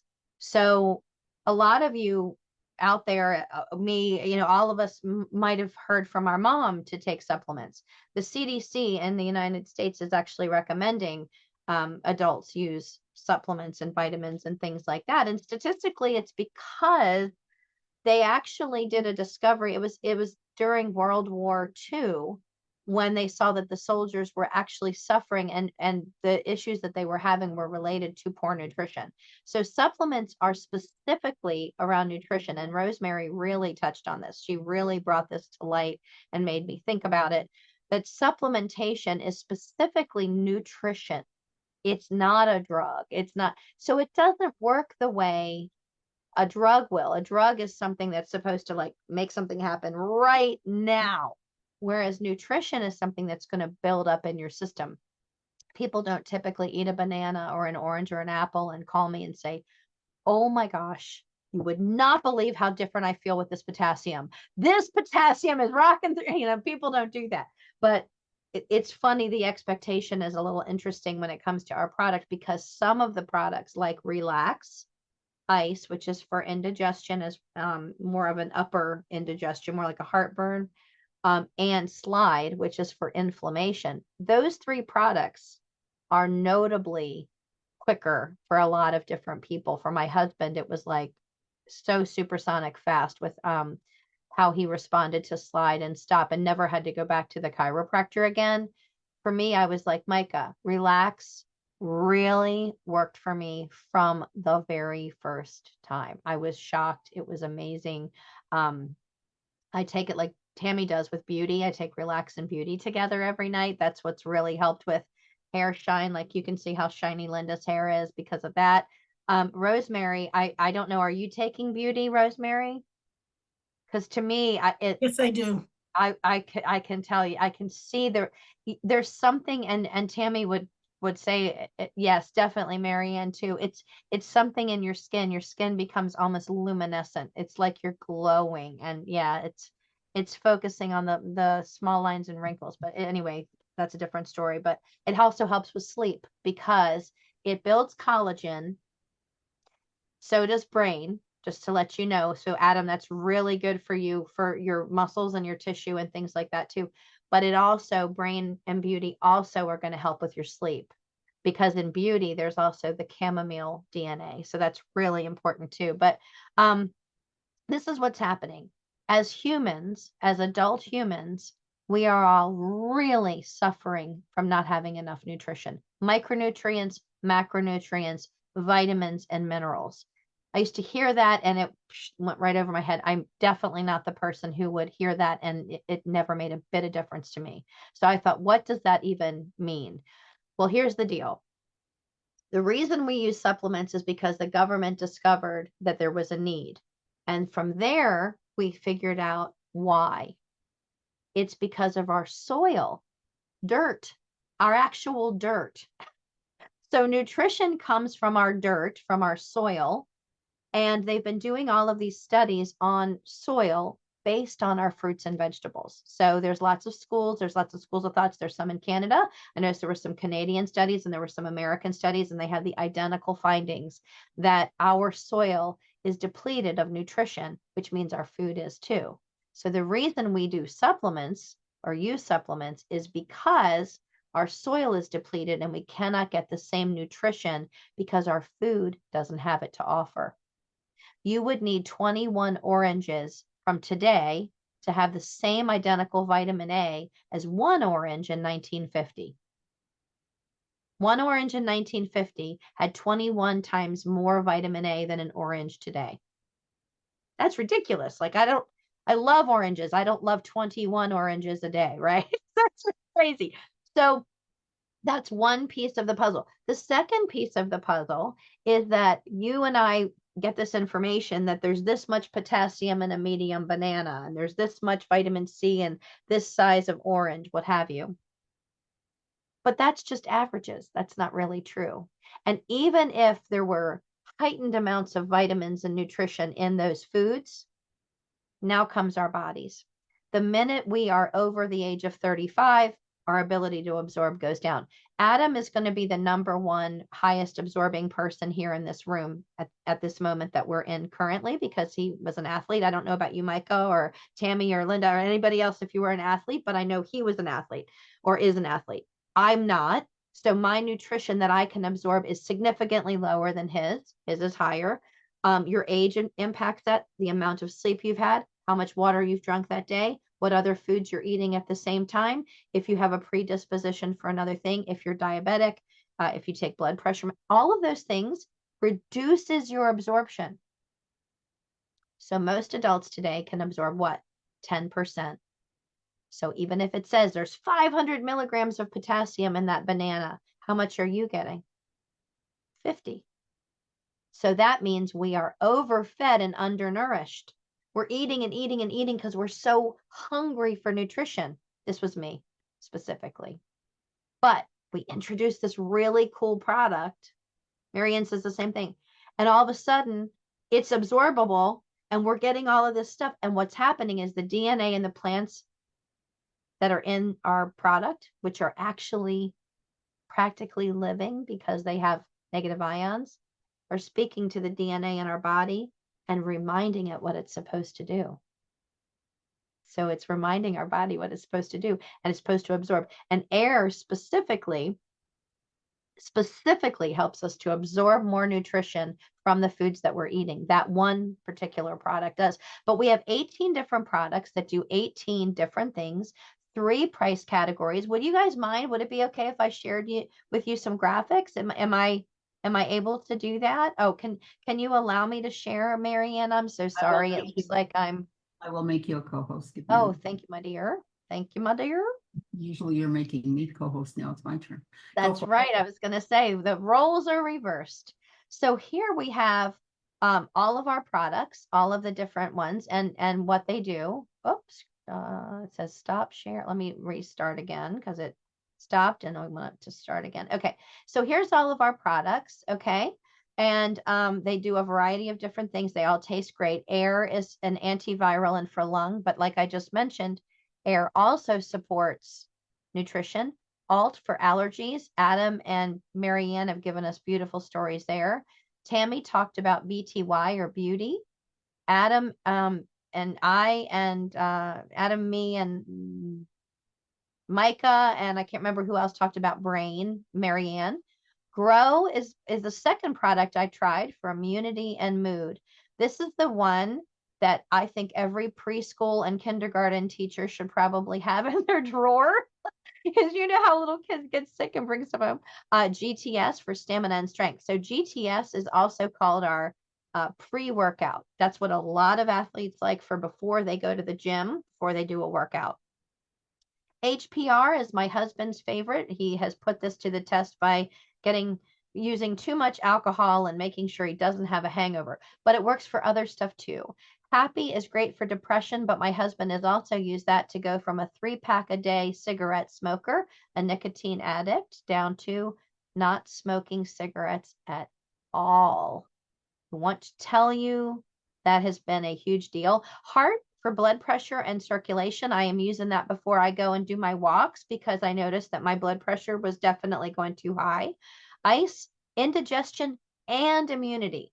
Ice is also called Taco Tuesday Savior. If you go to Taco Tuesday, you're going to love ice. MLS, gut health, norm for blood sugar. Now, you don't need to have a blood glucose issue to have benefit from that. If you have an ice cream sundae or a glass of wine, you're going to love having NRM. PFT, visceral fat weight loss. It's really for inches more than weight. Power and power. We used to call them power women and power men. Now we call them hormone power, one for each, but they do so much. Adrenal support, bladder support, prostate support, equilibrium. If you have a problem with equilibrium, I was that person. I'd go out and I'd walk out the front door and fall down. I don't know why I did that. I don't do that anymore. Power helps with that.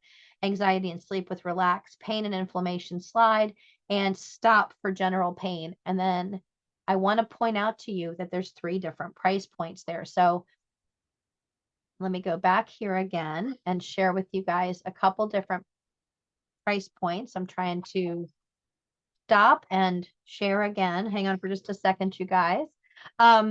So we really do try to have these be as affordable as possible. We do have 3 different price points. So some of our products are $25. Some of our products are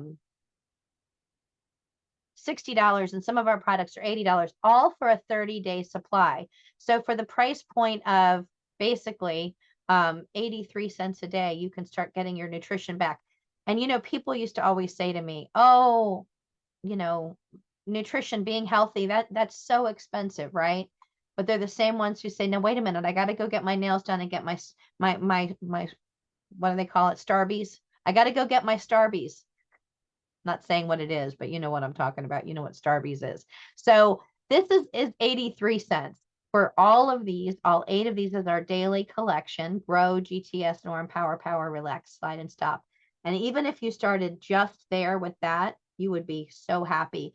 We even have a pack right now that Marianne will share with you where you can get all 8 of these and a free box of MLS.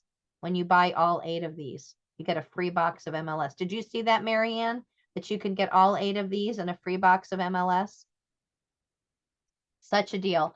And we also have these products and these products too we just talked about in the different price points. I just wanted to make sure everybody saw the price points. And I have some big news for everybody who's here today. We do have a promotion on pricing for our products that ended yesterday. And then I got a notation, Julia, it's been extended until the 29th. So if you guys have been inspired and you'd like to try some products, that deal that I just mentioned to you gets you not just one set of all 8 of the products and a free box of MLS. It gets you 2 sets of all of the dailies and a box of MLS for the price of $200. It's an $875 value for $200. Mhm. Mhm. That is exceptional. If you ask me, I was really like, wow, I can't believe they're extending it. I can't believe that's happening because of that. And the last thing, if I can show you one more thing. Oh, please.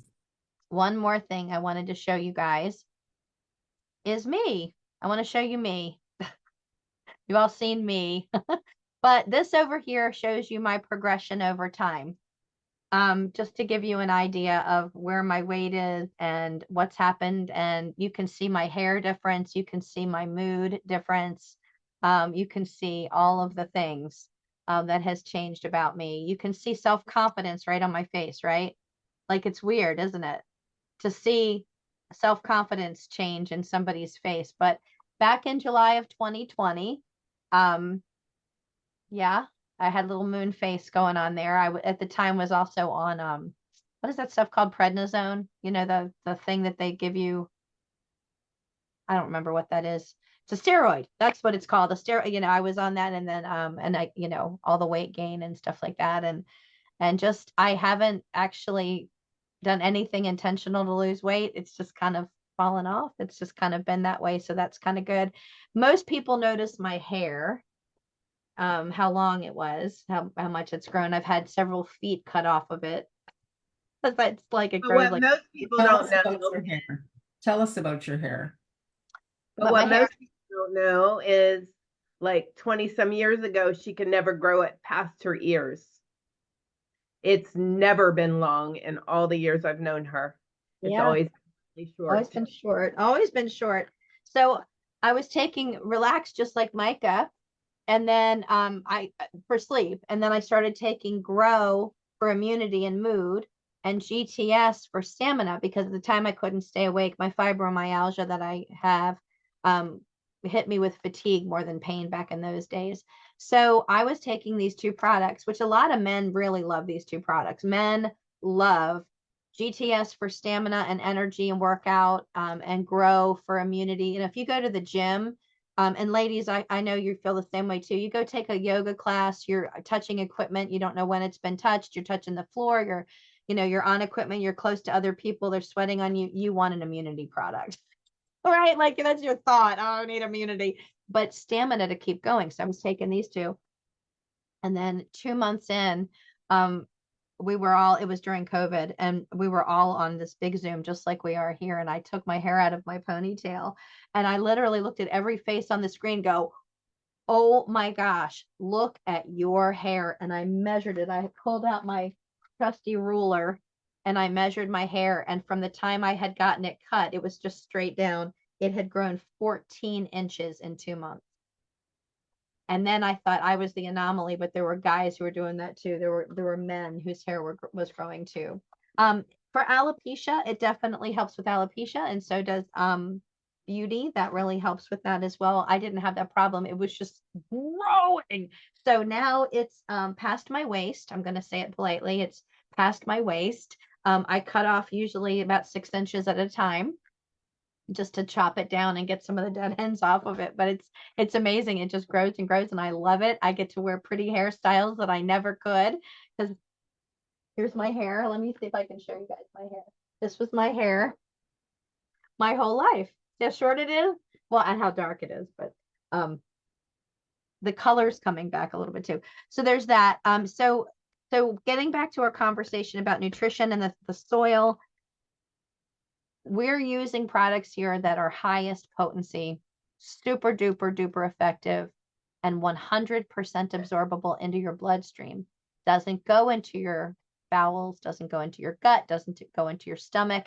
You're not going to excrete this. So it builds up and builds up and builds up over time. And that's what people like, especially people who need something quick on the go. I have found that there's kind of like two kinds of people in my life. There's the kind of people who shop at Whole Foods, the Tammy person. Tammy eats healthy, very energetic, doesn't really have a lot of things going on. The Adam person, maybe even Micah, there's nothing really going on. Everything's good. You make good choices. You choose good foods. You do that kind of thing. Then you have my husband, cigarettes, alcohol, fast food, junk food, soda, what I call the green poison.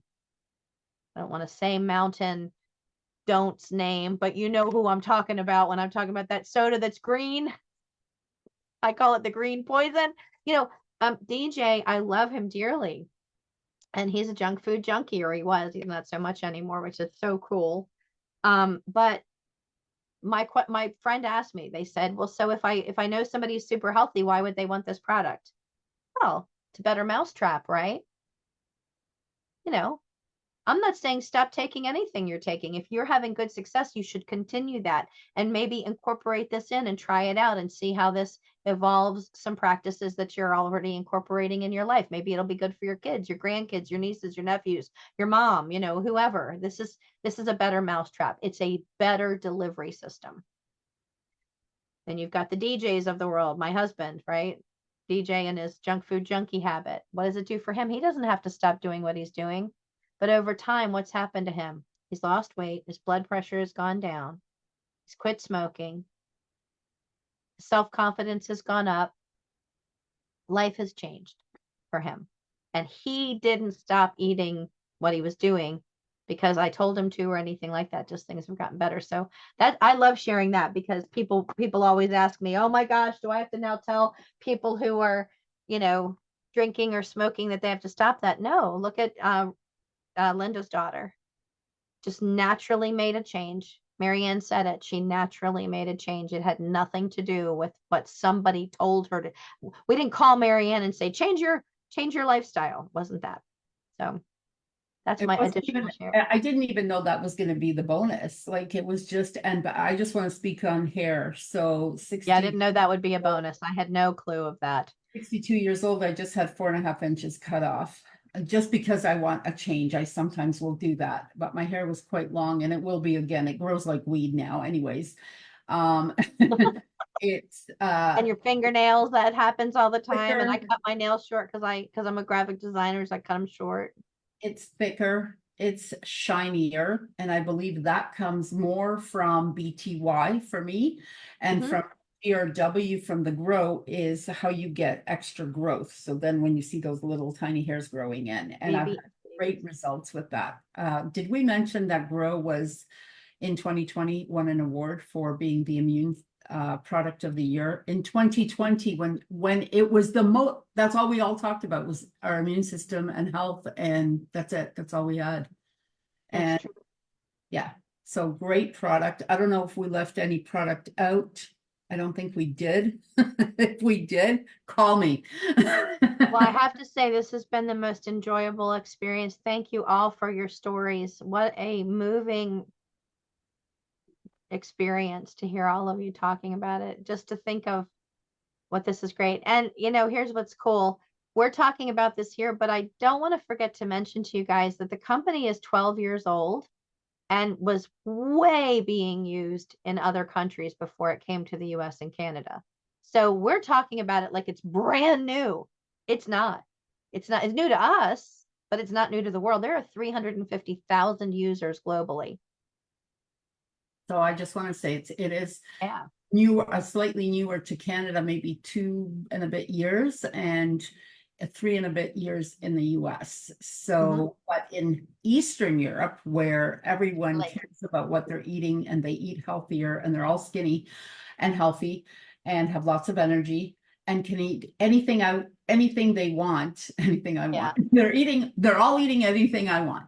So they're eating anything they want and they're skinny, and it's drives me nuts. But now I'm going to be PFT. Tammy's holding up her PFT box. I'm Croatian, so it goes right in there, and we're fast growing. If you're looking for a phenomenal company, look at, if you want to be an entrepreneur and you don't have a great deal of finances, network marketing is where it's at. This is a great product and a great company. I changed my background because I want to show you what is coming to Canada. It is already, if you're blessed enough to be in the US, you already get the skincare. If you're super blessed and you're in Canada, we don't have the skincare yet, but it's coming this year. They promised. So we're getting it this year. The product is gluten-free. And again, it's free of all kinds of disgusting things that you can win, Marianne. that you can get in skincare. This was manufactured out of need, which is the best way to manufacture something, right? The owner's wife got pregnant and wanted a clean product, couldn't find one, so she made one. Sounds like something I'd really like to do. So anyway, so now we have this amazing product that is phenomenal. And it also comes in because everything is important. Anyone who knows me, I work with energy. So the energy of everything is important. So it's important what the product's made out of, because that gives you a high vibration. But it's also important, also where you make it, but also important what you package it in. So this is in Venetian glass, the best glass, I think, in the world. I think there's many people out there that would probably agree with me on that. Venetian glass. Does your skincare come in Venetian glass? I don't think so. This is amazing. I am using it because I have the most amazing friends in Maryland who met up with me in Dubai. Once they sent me, thank you so much, Linda, and another time both Julia and Linda brought me gifts to Dubai. So I'm probably good until it gets here, but maybe not. I'm not sure. But it is amazing. Thank you, Tammy. Look at Tammy's got some too. Oh, I love it. I love it. I love it. And isn't that amazing, Tammy, that's glass? Oh my gosh. This is like plastic. Tiffany. This is like Tiffany company. Like I'm like, hello. And then I don't even want to listen. When it's empty, I'm not even getting rid of it. I'm keeping them as a decoration on my dresser. And you know what? I know we don't have it in Canada. I'm in Canada, but can I tell you something? With all of the contests that APL Go has, we have a chance to win these phenomenal products. Like, are you kidding me? I love Tammy that. won hers. You guys are so cool. I love you guys so much. I love you so much. It's just so cool to hear you all talk. I love all of you guys so much. I love this product and I love this company, and it's just, I can't say enough about it. It's so amazing. There's really no end. I can't look at, I've been with the company for a year. I've already been on one of the trips. I've won another one, and I'm this close to winning the third one. And that's just so far.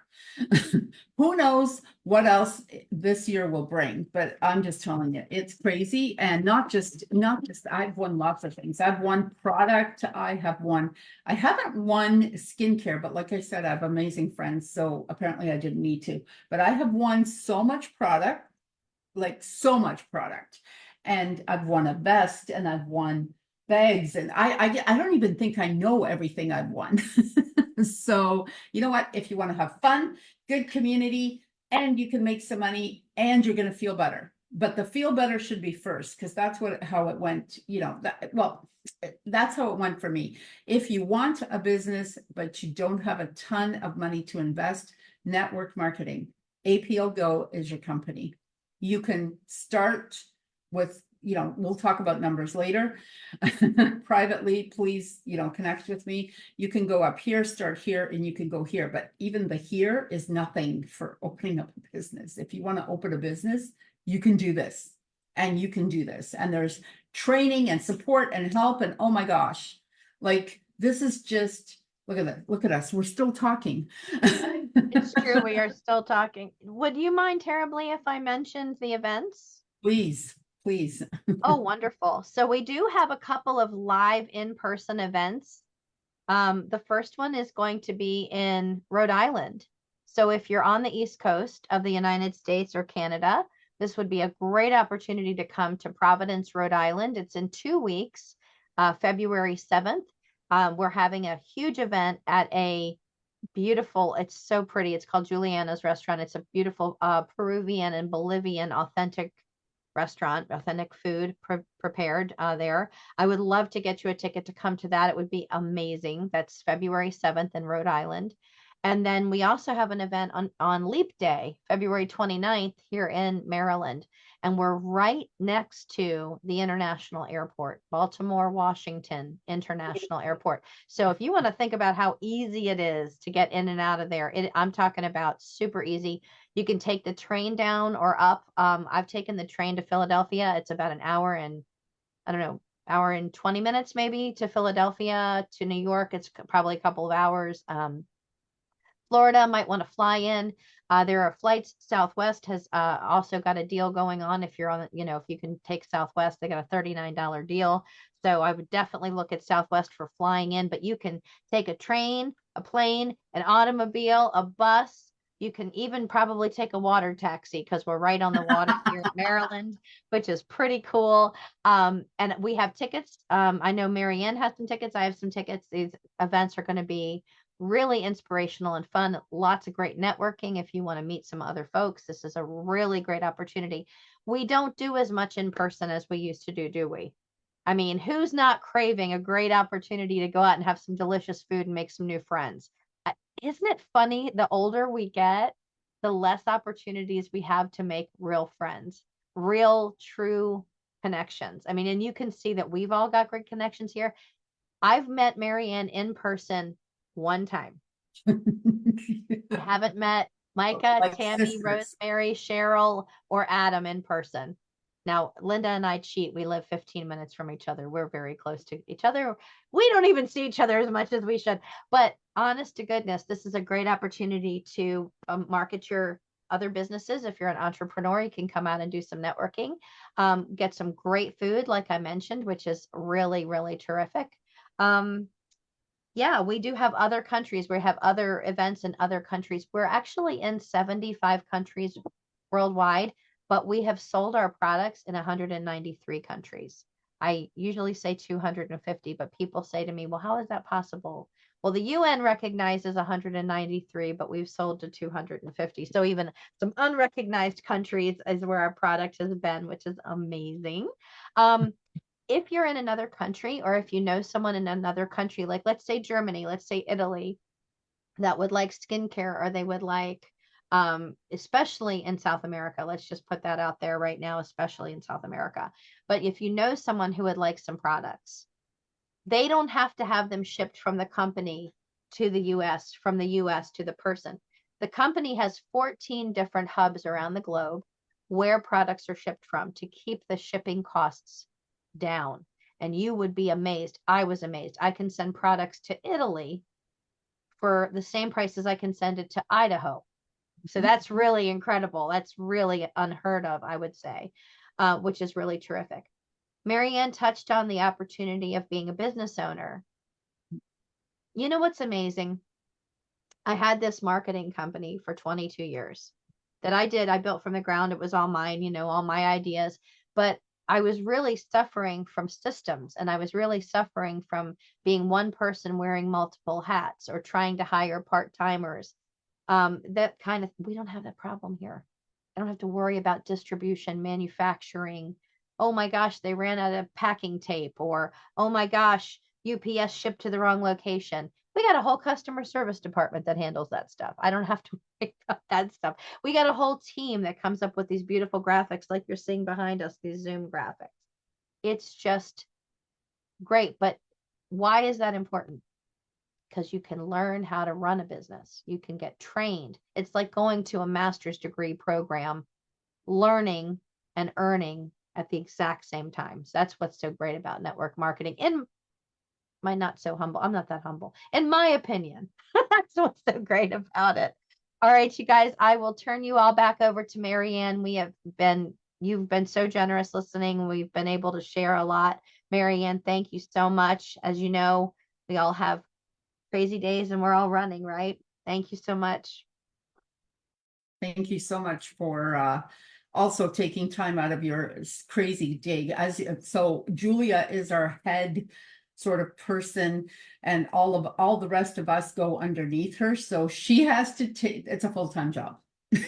She basically takes care of all of us.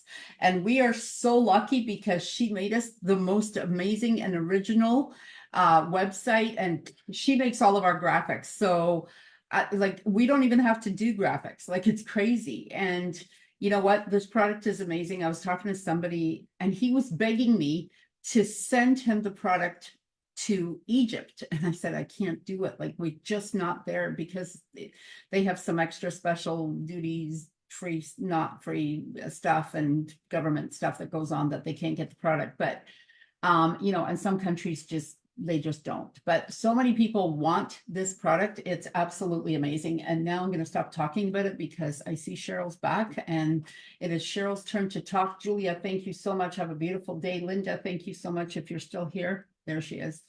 Thank you so much for signing me up, girl. Thank you, Jose, for creating the mastermind in the first place so Linda and I could meet. And thank you, Dubai, for all my skincare for Julia and Linda. Okay, excellent. Thank you so much. I am now going to introduce you to an expert in diabetes. Let me get to her bio. Just 1 second, I'm having some issues with my computer, of course. What would a summit be without some issues? So, Cheryl Ivaniski is the founder of Holistic Diabetes Solutions and the Academy of Holistic Diabetes Education. It's a true inspiration, and she is a true inspiration in health and wellness. With extensive training in hypnotherapy, NLP, holistic medicine, and traditional Chinese medicine, Cheryl embodies a holistic approach to well-being.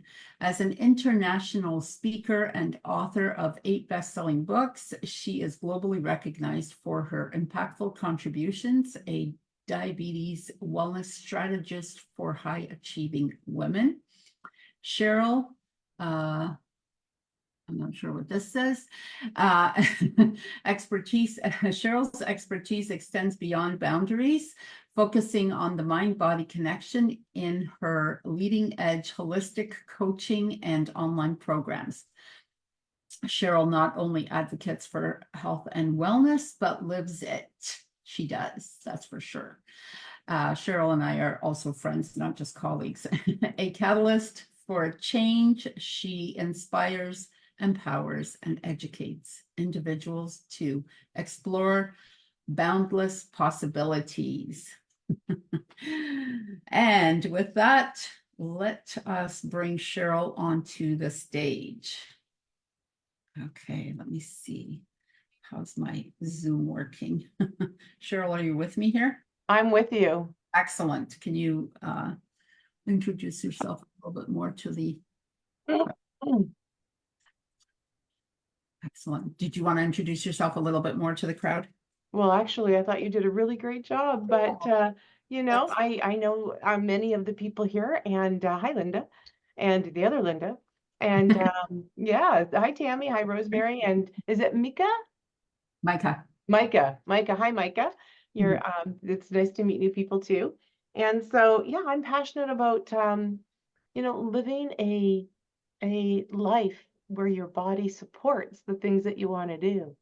And I'm really all about coming from a background of organic farmers. So I was introduced to, yeah, organic farming in our greater Niagara region here in Canada, which is all agricultural and fresh orchards and fruits and vegetables. So I was born and raised in an organic farming community, and that was my first introduction to things. And also our neighbors were authentic Indians. We live near some reserves, and our Indian neighbors would always be giving my grandfather really cool things to help with ulcers and things like that. So I was always introduced to, you know, natural herbs and organic farming and physical life, you know, very physical on the farm. So that's born and raised in that kind of environment. And then, of course, understanding as I went along more about our environment, more about stresses, more about how to interact in the environment and how stresses affect you in different ways.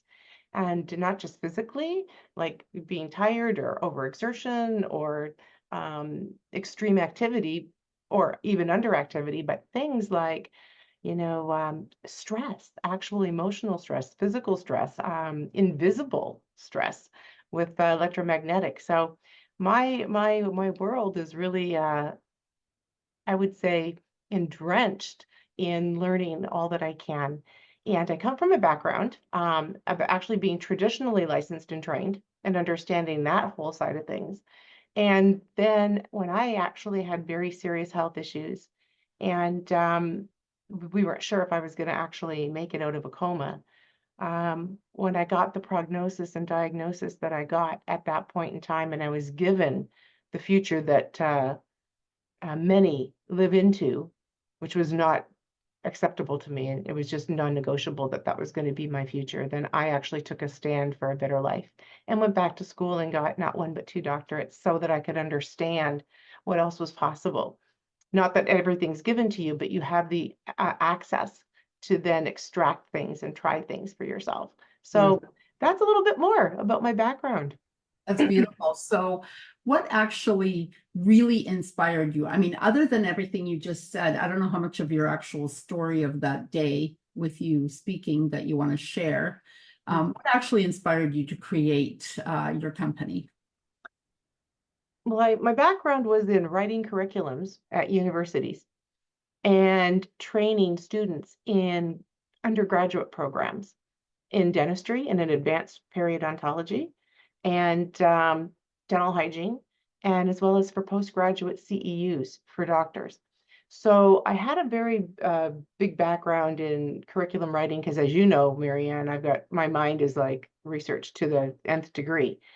But I will tell you this, that's all fine and great and wonderful. And don't get me wrong, I love that, but it wasn't enough. So for me, my background was in preventive care and making that bridge from just traditional to more preventive, since so many things are preventive, and introducing that to our traditional practitioners. And then one day, just go, go, go and do, for years, my body said, that's enough. And at that point, I blew out not one, but two organs that you need to live. You need insulin and you need thyroxine. And so my body wasn't producing any. And so that's when I actually was doing a keynote talk at the Toronto Convention Center to a group of, I don't know, a couple of hundred doctors and their healthcare teams, professionals. And I made it back to my booth, but barely. And that's when my life changed forever. Yeah, this is how I met Cheryl. So she was speaking and I was listening and I'm like, oh my God, I have to go talk to this woman. This is like crazy. That's true. That's true. I was speaking. I don't remember what event, but I do remember meeting you at an event. Yeah. So what in my family, and remember, we're organic farmers, we're hard workers, we're physical. My grandmother was diagnosed with diabetes in her day. And I know what she was doing every day in her life because they lived beside us and we were all together. But I can tell you that the directives that were available from doctors at the time, because they didn't know much either, were so little and so few. And there were no monitors back then. There were litmus paper tests.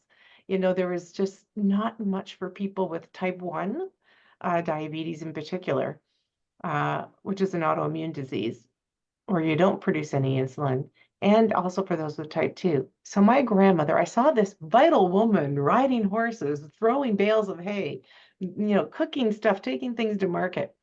And I saw her slowly over the years completely change to a lifeless form whose vision became hijacked by high sugars, and her mobility being hijacked by high sugars, and her quality of life and her independence and neuropathy and those things that come with diabetes that don't have to be.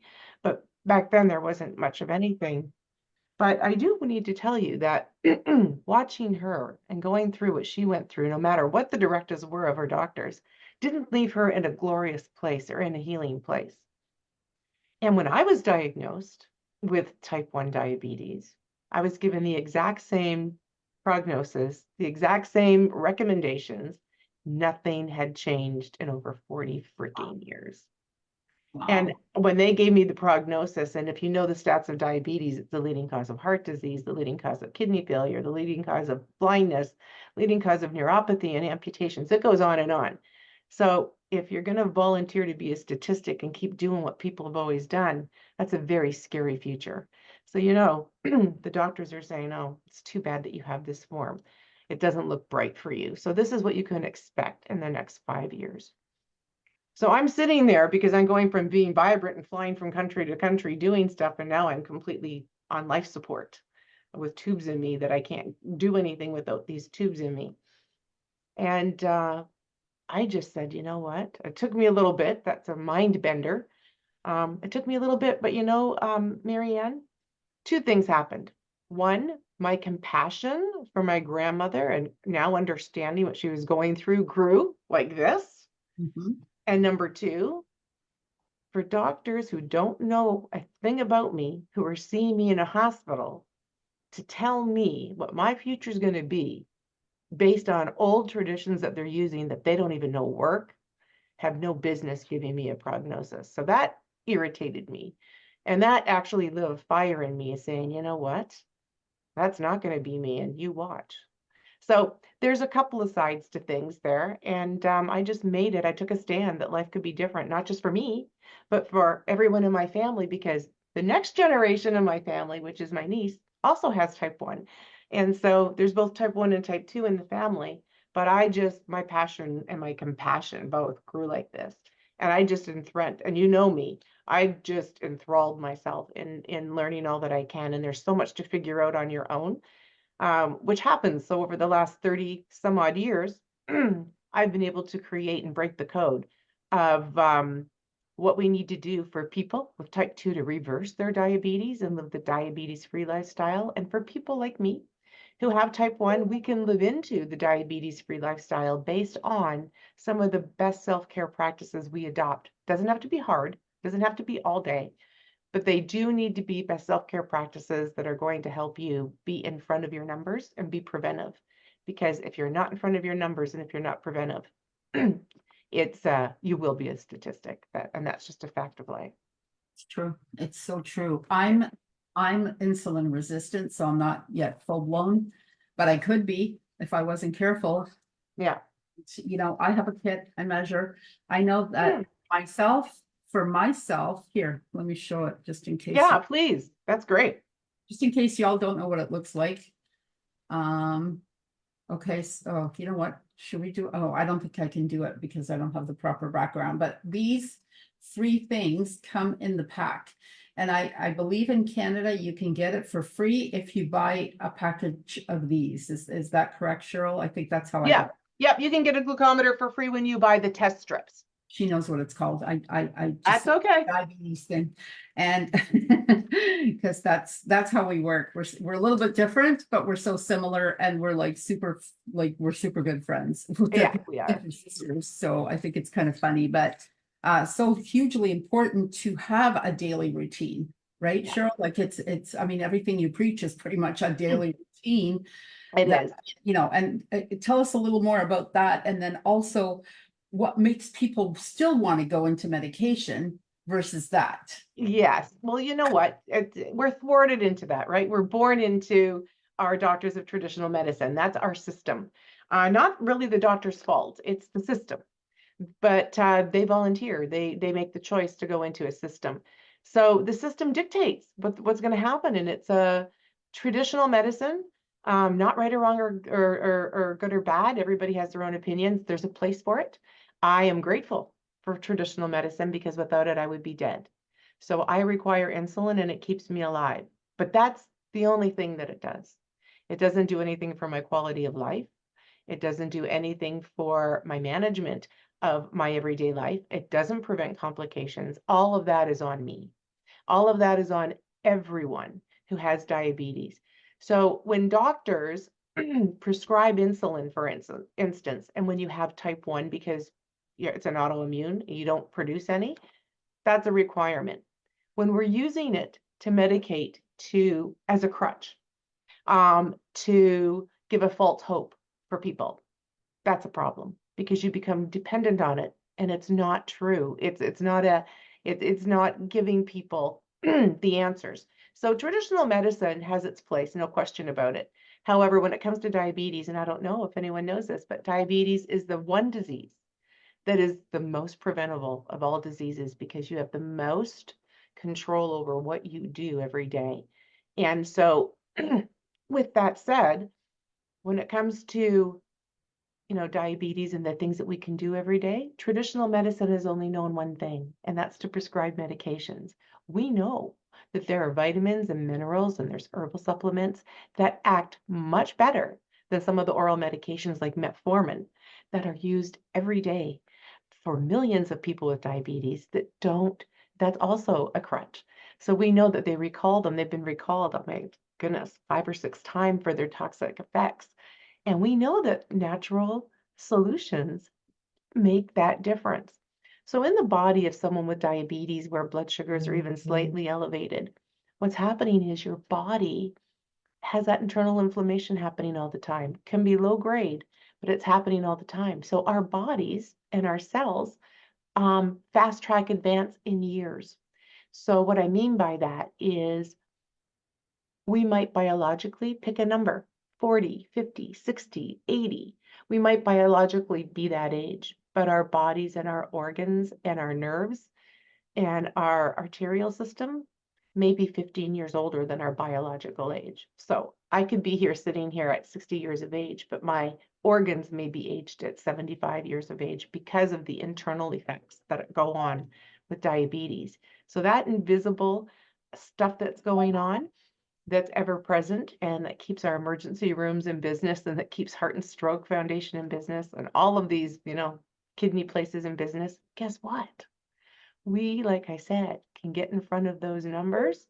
And I've been able to create a 4-step process. I mean, it's taken me over 30 years, but like anything, when there's one element missing, it doesn't work. But that 4-step proprietary process is exciting because we offer free trainings and webinars, and we do something fun too. And we have challenges a couple times a year. So we have an upcoming challenge that walks us through our 4-step proprietary process. Yes, tell us about the challenge and where they can get a hold of you. And also if you have any success stories that you want to share. I know you have to get going, so yeah, thanks. Whatever you can or Sure. So yeah, come and learn about what our 4-step success process is. It's a proven system. It's been used by thousands of students in many different countries. I can't tell you all the countries. I honestly don't know, but there's a lot of countries. And what's really great about it is that what we do is we have 4 pillars of health. It's not just about one thing. It's like, it's about mindset and mind shift, and it's about your perspective, and it's about stress management, and it's about all of that, because you can be eating all the right stuff, you can be doing all the right movements, and that can be spot on. However, if your stress is out of alignment, that can blow all of this out of proportion too. And then it's really all about best self-care practices. So our challenge that's coming up is right here at our website. You can get this at holisticdiabetessolutions.com, and it's called Awaken Your Diabetes. And it's going to be February 13th through to the 19th, I guess it is. Yeah, it's your birthday. Yes. Oh, I guess the 13th through the Tuesday through to the Friday.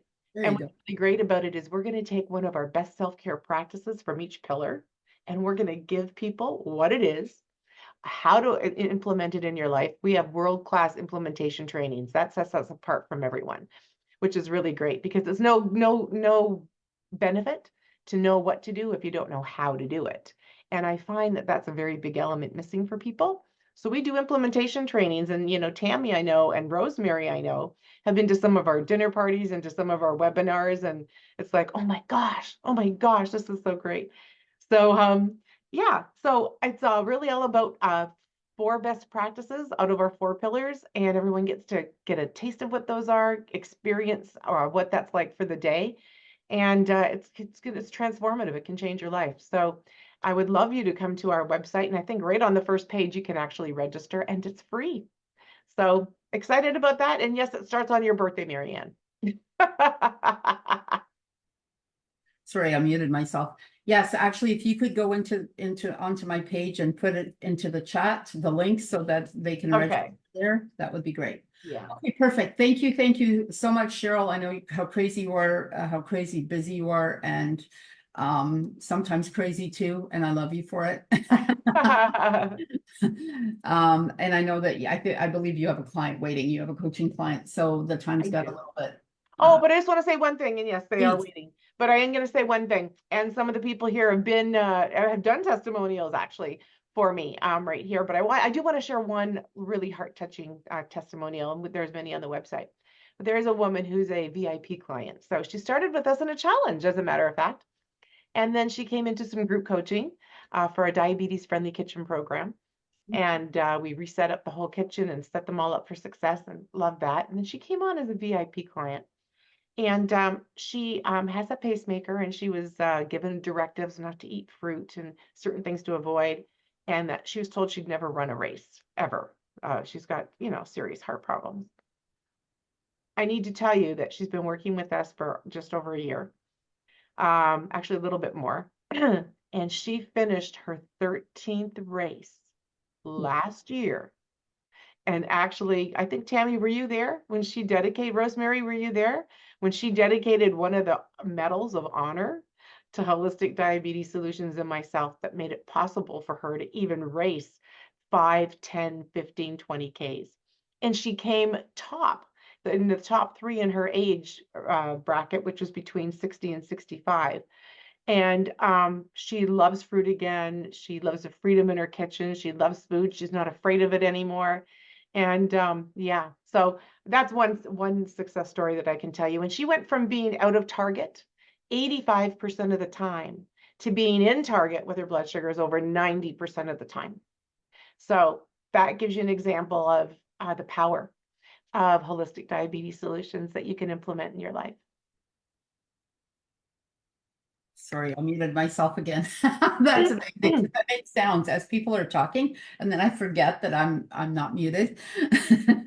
But I want to say thank you for inviting me to your amazing summit today. I've enjoyed listening to all of the speakers, and I can't say enough too about these amazing herbal DNA supplement, plant-based supplements. In fact, when it's appropriate, I will make that an option available. And this person I just give you a testimonial about just became a major, I think you know Marianne, she became a whatever you call it. An associate. Okay, so she invested in her health big time. Yeah. Top, like she went right to the top. She went right to the top. Product is good, and also if you get the highest amount, you actually get the best value, because then you get the whole package, and the package then becomes much more less expensive because you're getting so much product, because the diamond package has 5 of every product, and it works out. I think they figured it out that you get something like 15 or 20 $15 or $1,800 worth of free product within it. Oh, okay. I don't know if that's going to last forever, because that's a lot of product, but yeah. Okay, good. You look beautiful. You look amazing. Thank you so much for taking the time. Thank you. My pleasure. I'll see you soon. Okay, thank you guys. Thank you so much. Bye. And now and we're just a bit behind, so it's okay. And Chris will be with us, I believe, right at 2:30. But now we have Micah. So Micah is going to speak to us, and he has asked me to let him introduce himself, which will probably be even better for him than if I do it.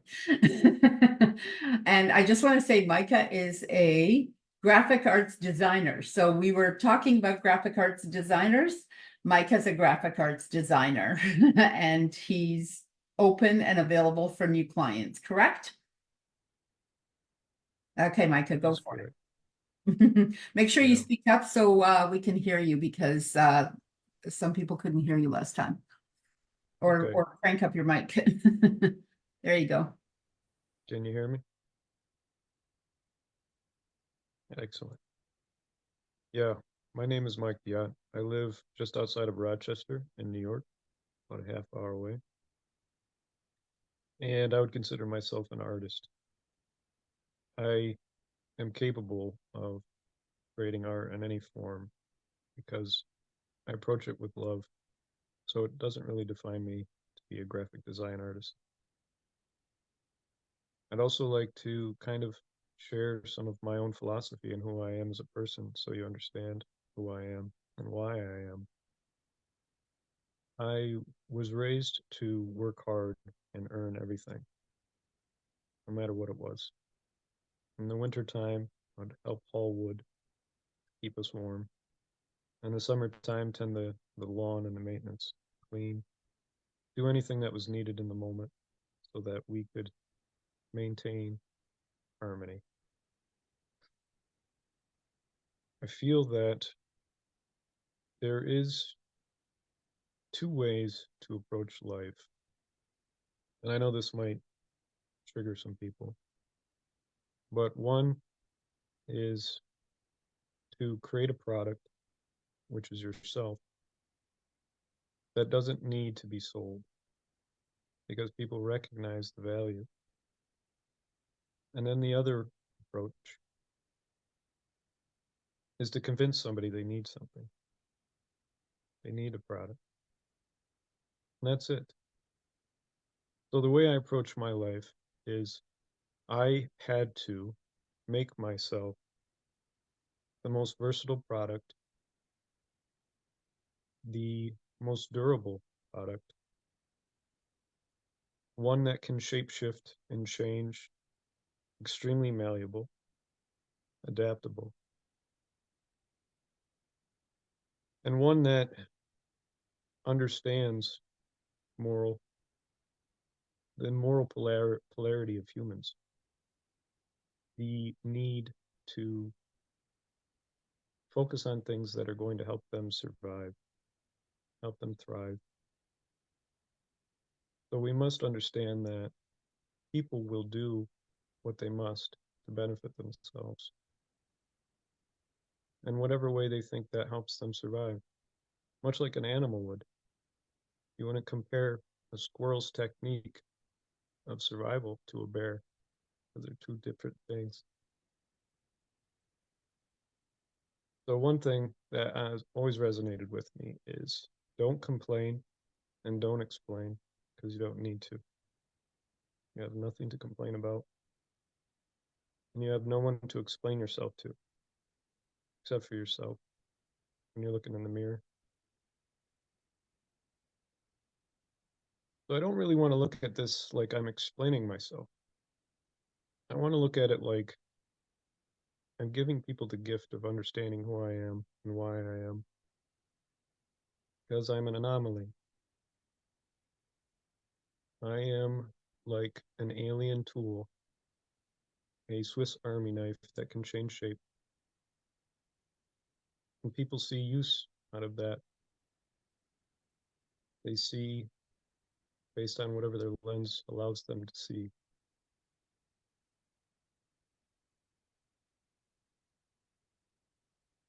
And that's okay, because we're all limited with our perception.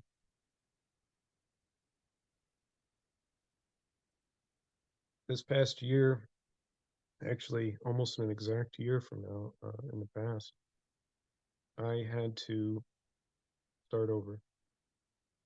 And some people say start over and they mean something.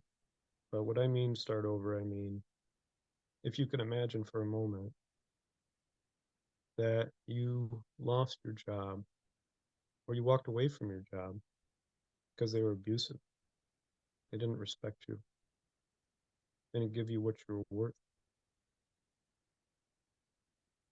which triggered a series of events that changed my whole life. Imagine your partner leaving you because of an optical illusion. The grass seemed to be greener, and it wasn't. Which then your home disappears. Now you have no job, no partner, no home. What do you think is going to last? It won't be your savings. So now you have no money. And I want you to ask yourself, if you can imagine that position, what would you do? How would you feel? Now imagine nobody wants to see you succeed. You're all alone, and no one is going to support you. No one is going to listen to you complain because you have nothing to complain about. What do you do?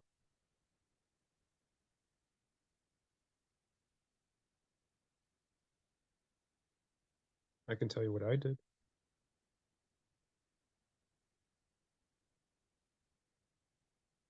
I reflected on everything that was important in life. Every single thing. And it wasn't very many.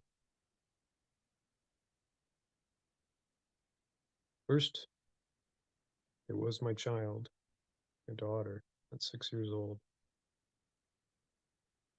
That was the only thing.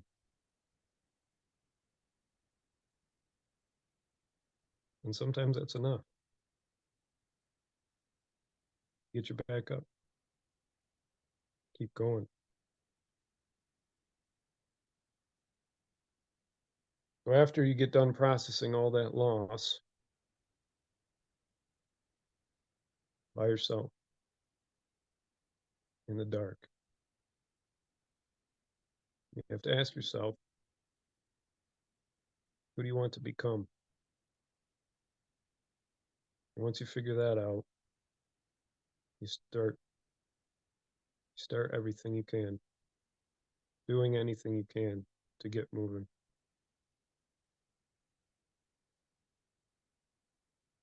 First thing that I did was I decided I was going to create a product that provided a service. So I created a graphic novel that encompasses my whole life and what I've learned, which I'm going to turn into a series, and then I'm going to turn it into a movie franchise that's going to recreate the superhero genre.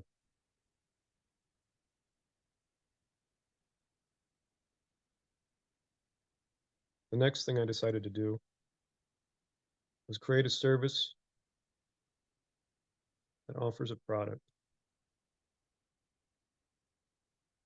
What ARC is, symbol that's behind me. I'm going to reinvent how business operates. I'm going to reinvent how social media operates. I'm going to lift up artists and educators because they're the ones that have been left behind as technology advances. So I've designed this social media site and I'm developing it. But we can't put the cart before the horse. Why I started with the product that offers the service, the graphic novel, because I have to get people's attention. I need to wake them up. That's the reason why I'm here. Everybody is asleep, and they need to be redirected to what's really important.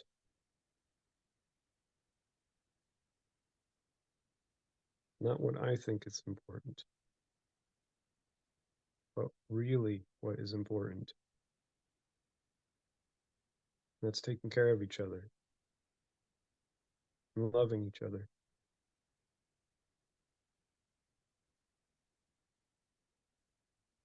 Not trying to control each other, either passively or actively.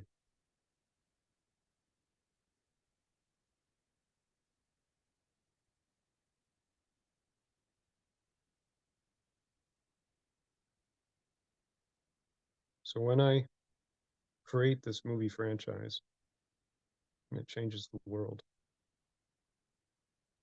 I'm going to funnel that money directly into ARC.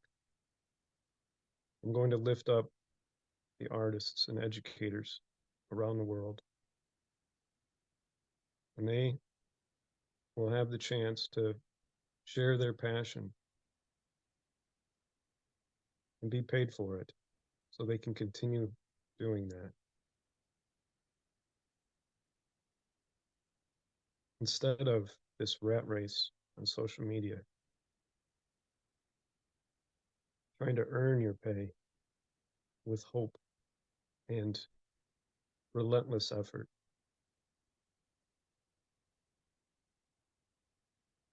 And then maybe somebody will sponsor you or help you sell something to make money. And I think that's backwards. I think the product is already in front of us because it's you. It's not outside of yourself. What have you been crafting for decades? What product?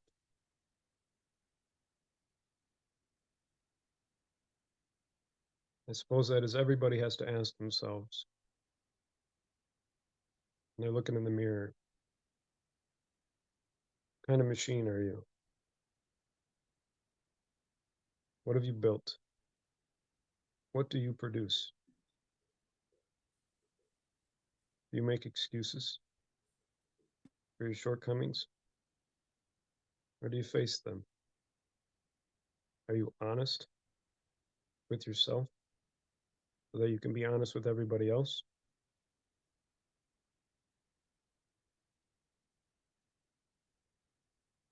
So I only have one hope. And that is, I'm not too late. Because I am here to change the world.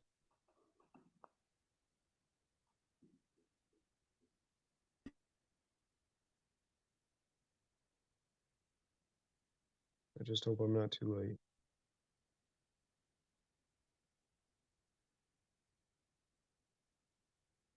You're welcome.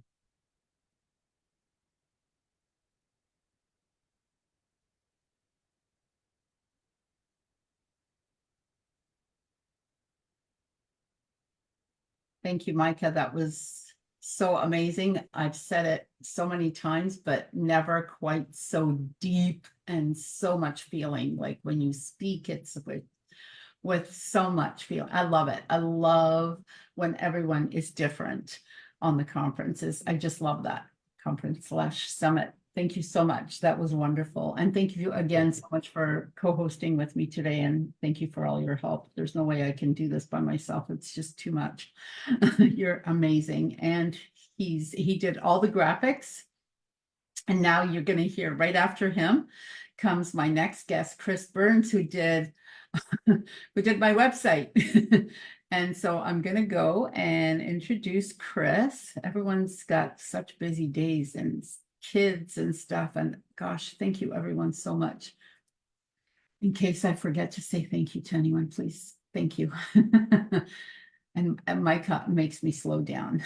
I love working with him. I love not just working with him. I love being friends with him because I'm like, oh, and then he makes me slow down and I'm like, good, thank you so much. And then I go on my merry little crazy way again. And he puts up with all of that. He's wonderful. Thank you. Okay, let me introduce you everyone to Chris because he has children to tend to and many, many things. Micah, did you still want me to read your bio? I was really looking forward to doing it. And then you said you wanted to do it by yourself. Do you want me to just do it now? Okay, cool. You can read it if you'd like. Okay, I'm just going to read it and then we'll move on to Chris. So Micah is an artist, musician, writer, speaker, and carpenter. He didn't tell you anything about that. He uses his experiences to innovate new ways to approach ideas and life. As you can see, he's written and illustrated a graphic novel that shines light on a myriad of abuse and ways to overcome them by redefining the superhero genre. The Silent Scream is a superhero's origin story with anime influence that combines sci-fi and horror as a psych thriller. Love it. His goal is to inspire people to redefine how they perceive life and how we are already superheroes in our own way. Isn't that wonderful? Micah is also developing a non-profit education and wellness center that combines meditation, exercise, various forms of therapy, martial arts, and weapons training. This nonprofit, known as ARC or All Range Combat, is a safe place to level up while combating our trauma and all ranges beyond ourselves.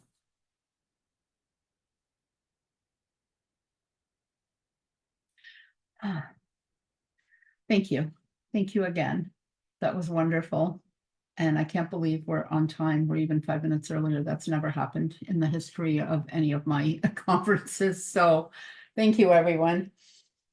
Okay, and with that, we now will welcome Chris. So Chris has over 20 years of marketing experience.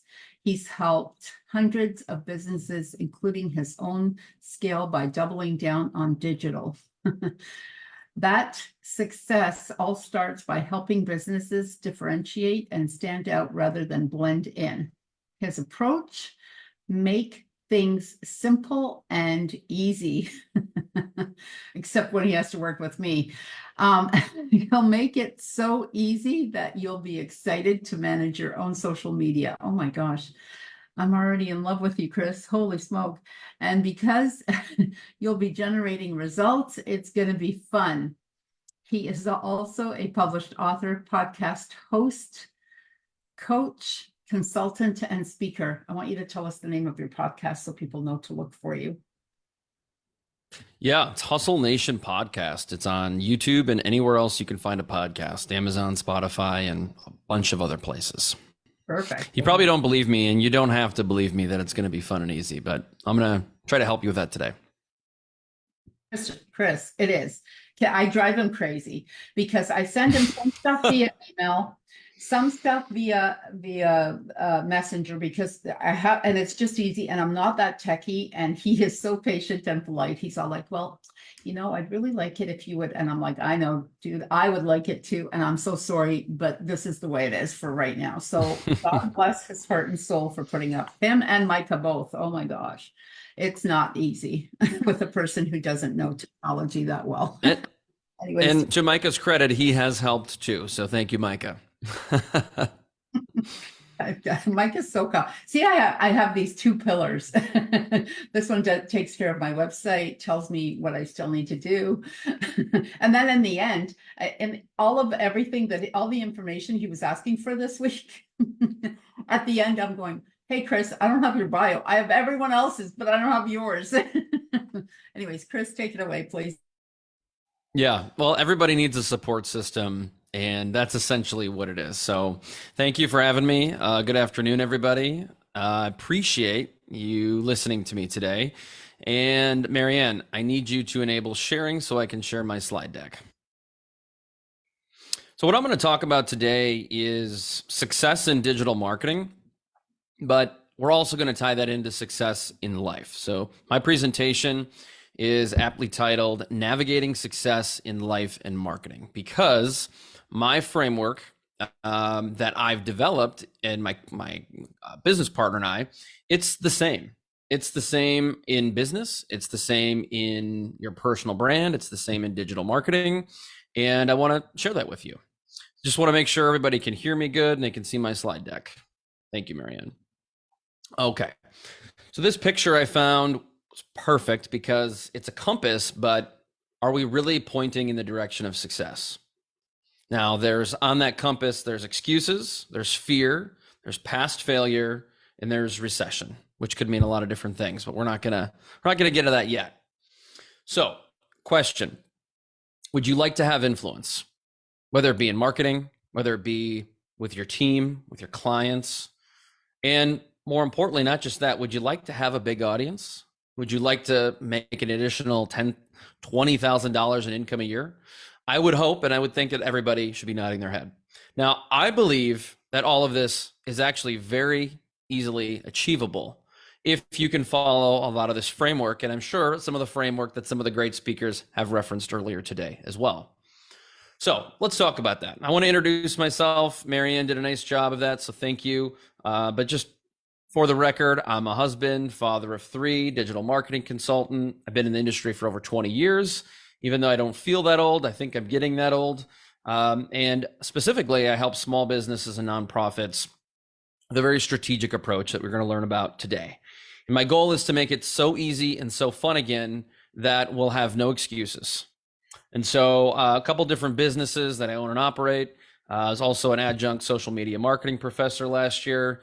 I do have a leadership business that my podcast co-host and I run. And so to me, it's all about being your own leader, leading your business, leading your clients, and then simultaneously also creating a blueprint for success, both in life, but also in marketing. So let's talk about that. First, I want to get you to success, but let's talk about why so many of us do not have success. Rhetorical question. Why do so many small businesses fail to see results from their marketing? Or if we reverse that, why do so many of us entrepreneurs or solopreneurs, because many of us are, why do we struggle to not get to the result we want? Why is it that every year we seem to come up short in our revenue or profits, or feel like we're just doing too much? Think about that for a moment. Why is it that a lot of us, not everyone does, but why is it that the general majority fall short, specifically with marketing? Well, I've got one answer for you, and it's because we don't have a strategy. So I host this digital marketing summit. That's an event here in Wisconsin where I live every year. In the last couple of years, we've had about 220 people come to this awesome event. And one of the questions I ask when I'm on stage, when I get started, is show of hands, how many people have a strategy? And of the over 200, there's about 15-ish people raise their hand, give or take. Now, at first, I was a little surprised that I got 15 because generally, I mean, it's a very low single-digit number. And then I said, I want you to keep your hand up if you actually have it in document format. And people lowered their hands. People were thinking in their mind that the strategy in their head was actually a real strategy and that should count for something, but it doesn't, as you know. So my question to people is, whether it's marketing, whether it's in sales, or whether it's your entire business, do the big businesses like Frito-Lay and Coca-Cola, Red Bull, name any major company you want, do they run their company without a plan, without a strategy? And the answer would be no. Does any major professional sports team go into a game or go into a season without a game plan? The answer would be no. I mean, even I coach third grade girls basketball. We go into every game with two things that we're going to work on, because there's two things we can get better. We know maybe there's two things that were the reasons why we lost the game. And so those are the two assignments that our third grade girls are going to work on. And so we have a game plan, even though it's the most elementary possible. And that is how we get to success, by creating a plan. Now, is there success in life any different? And I would argue it's not. So whether you're looking to build success in your personal life, your family, your spouse, your kids, whether you're looking to do that with your business or your marketing, is it any different? I would argue not. But there's one thing we got to talk about so often. And caveat here is, so often, especially in digital marketing, I grew up in a small business, and I have a lot of friends whose families own small businesses. And especially if that business is seasonal, I see them go through these peaks and valleys where sales go down and they say, well, geez, things are pretty tough. I need to run a promotion. And so they run a promotion, they run these deep discounts. And yeah, maybe it does drum up 5%, 7% more business, but because they were offering 20% discounts, their margins are even more razor thin. Their business actually went the other way because they're losing money, or let's say making less profit than they were. And that is what I call reactionary marketing. And we in business do the same thing, whether it's I need to get more sales, or I need to make up for lost time with my kids, or I need to make up for lost times or some of the things I wasn't doing in my relationship with my spouse. That is the essence of the light switch theory. And if that is the reason why we fail, that is very preventable. And so often we can change that by being proactive. Proactive marketing is not reactive marketing, it is strategic marketing. Reactive marketing is the opposite, is not strategic. It is doing things by the seat of your pants, hoping and praying that something's going to work. Oh, sales are down, flip a switch. Oh, we need to hire some people, let's flip a switch. Oh, my relationship with my wife and my family's deteriorating, I'll just flip the switch and buy some flowers and take the kids to this movie. Doesn't work like that. We have to be strategic over a long period of time and consistent with that in effort to create results. So for example, I use the story of hiring. A lot of companies know they're going to need to hire, or they know they're going to need to build consistency with sales. Well, if your social media content has a pipeline that supports, hey, we're great to work with, We have a money back satisfaction guarantee. We have testimonials. We've been in business for 40 years. We create thought leadership type content. People go to your Facebook page after they saw your ad and they say, wow, I feel warm and fuzzy inside. This looks like a great business that can help me. That is proactive, which is strategic marketing. That is the opposite of the light switch theory. And so I want to get people away from thinking we can just flip a switch and change things, because you can't in most cases. All right. Before I get you into the framework really for success, I want to get you away from things like excuses. And so often when I talk to people and I make some suggestions, especially when I'm speaking at events and such, I'll say, hey, have you tried this? Or have you thought about this? And the common answer is, I tried that. It didn't work. Well, I dig a little bit deeper and I find that the Facebook ads didn't work because they were only spending $5 a day, which is Facebook's bare minimum. Or we posted 2 videos on TikTok and we didn't really get a response. Well, that would be no different than me going to the radio station, running 1 ad today and hoping and praying that for some reason that was going to generate results. That is just not a large enough sample size. And therefore we are now making excuses as to why things didn't work. And so what I tell people is that whether we're going to make some habitual changes to the way we work, to generating more sales, or to our marketing, you need to jump in the deep end and swim some laps with me. You also need to come back tomorrow and again the next day and do it every single day consistently for a long period of time before you can swim 10 laps without taking a break, before you can tell me that you don't like swimming anymore. And so oftentimes it is our dedication and our consistency that is so important. So I'm imploring you, do not be a toe dipper, because if you are, you'll back off and say it didn't work. It's not for me. But the truth is, all of these things work, and they work really well. In fact, some of them are so easy, but the problem is that we don't approach it strategically. Because if you're strategic and consistent, it's a lot easier than you think. All right.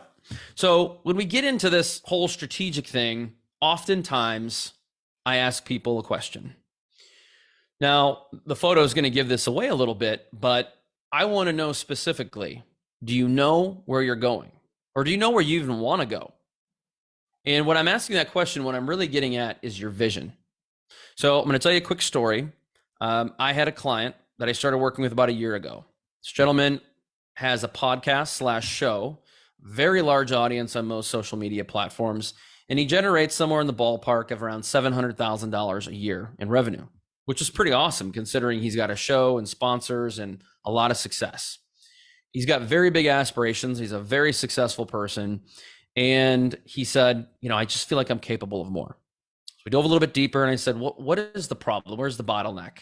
Turns out he's doing everything himself, which is amazing that he's been able to get as far as he has. And he said, I'd really want to get north of $1 million. Okay. I think that's very possible considering where you got in about 2.5 years. And I said specifically to him, I asked him this question. I said, what's your vision?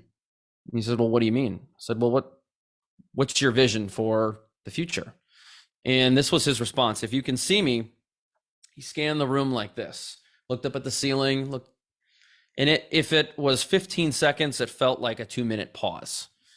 And he said, well, I guess I want more downloads. I'd like to get more sponsorship money. And I said, well, is that a question or an answer? And then I asked him, I said, are you just making that up? He said, well, I guess I am. And he didn't have a vision. He had an idea, but it wasn't a plan. It wasn't a strategy. And as I said to him, you can't watch your way to $1 million. You can't think your way to $1 million. Now, granted, thinking your way certainly helps. Being positive and optimistic certainly helps. But do you know what the next destination is to get to the next destination, to get to the destination after that? Because in Wisconsin, if I'm going to drive to Florida, I can't do it all in one day by myself. I need a couple of destinations and a couple spots to navigate to stay overnight. No different than this photo here. So moving on. What would be the next step if I want to create a strategy? Now, again, just rhetorical question, but think about that for 1 second. If I said, okay, vision, great, I can come up with that. What's my first plan to create a strategy. Now, most people would say, let's build a strategy. That'd be step one, right? Well, I'd say it's not. You can't build a strategy without information, without data. Otherwise, everything in the plan is totally arbitrary, just pulled out of the sky. It's pie in the sky. And if the goals and everything in that is made up, why would you expect to achieve anything in that plan?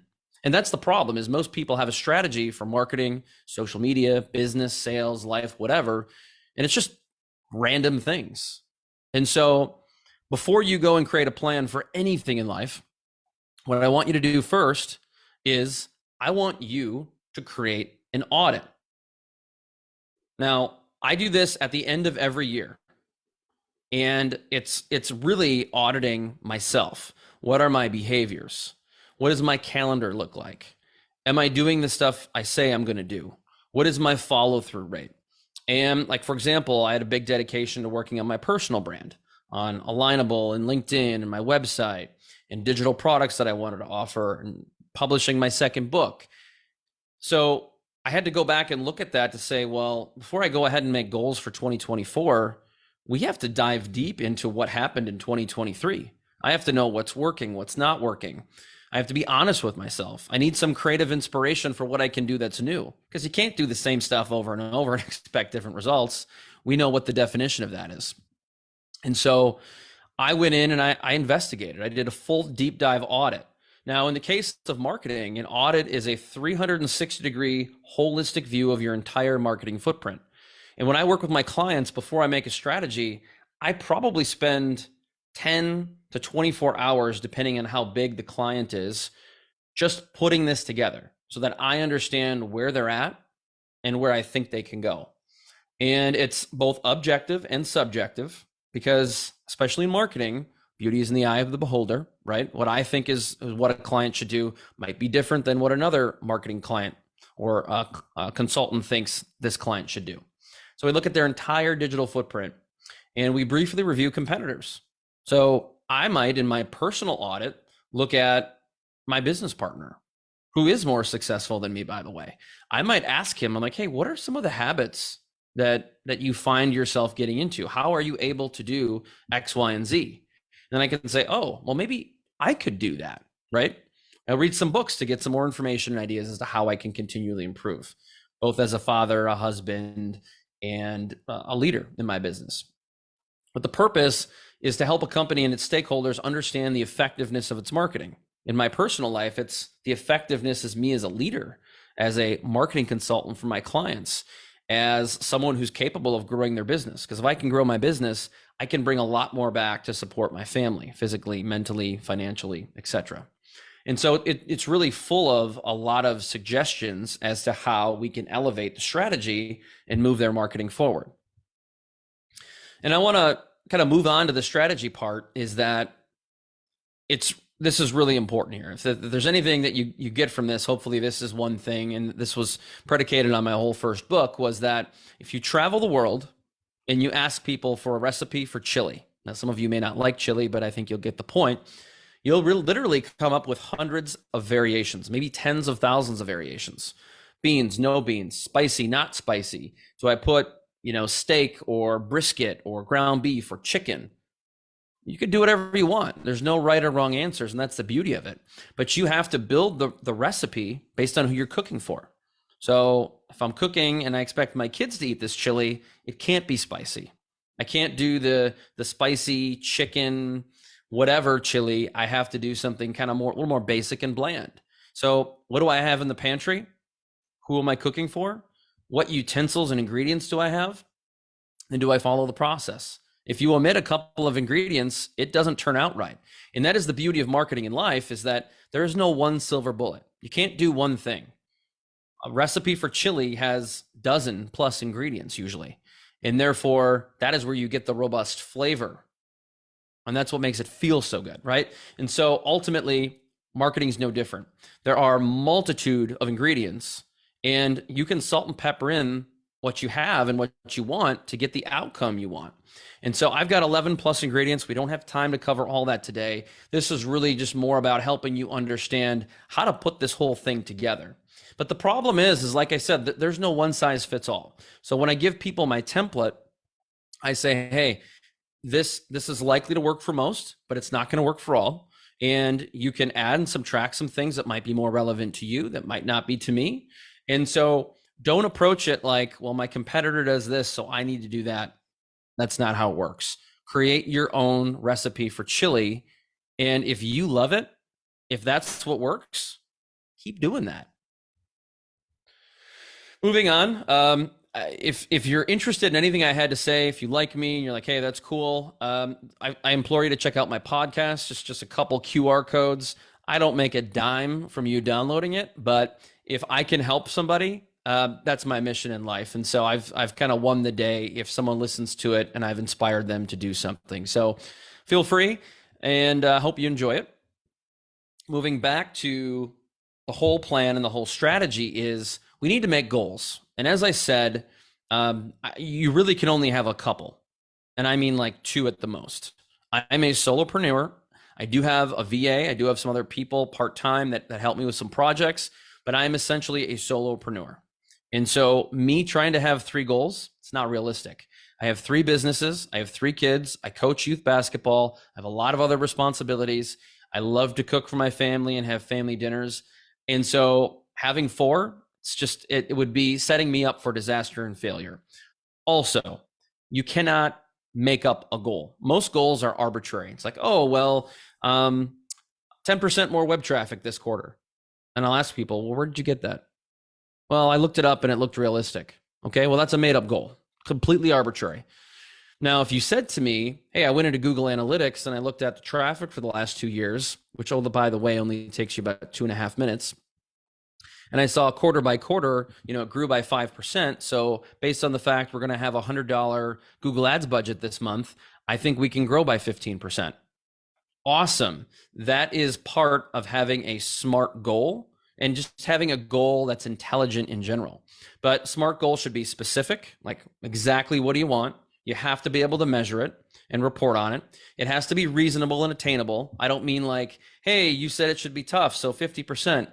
That is not attainable unless you have a massive budget that we don't know about. It also needs to be relevant to your business, to you, to your clients. And so people overlook that one a lot, but it is important. And then time bound. Is it trying to achieve it this month? Is it this quarter? Is it this year? Is it next year? Because if that's the case, that's not relevant. So think about this when you're setting up some goals and objectives for your company. Also, this would be some examples of marketing goals. And if you have people or someone that helps you with marketing, having 3 goals is fair, but that is about the most that anyone or any team can handle.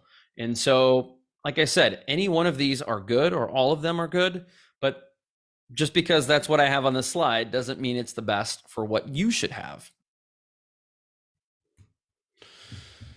Now, let's talk about tracking. It's great to have a goal, but if you don't track and report, then it's all for nothing, right? And so it's very important to determine how you're going to report this or record this. And it could be a simple spreadsheet. It could be a piece of paper that's tacked up next to your computer monitor. And then are you going to use Google Analytics? Are you going to use a different tool? Are you going to use your CRM? Just want to know where you're going to get the data from. And hopefully it's not a very difficult manual process, but using in marketing a social media management tool like a Hootsuite or a Sprout Social or a Later. These are tools where you can just go in a matter of a minute. You can have the 3 different data points you want, boom, record them, and you'll know immediately how close you are to hitting that goal on a monthly basis. And monthly is the most you'll need to track. For a lot of you out there, every other month or once a quarter is good enough, especially if you're a solopreneur.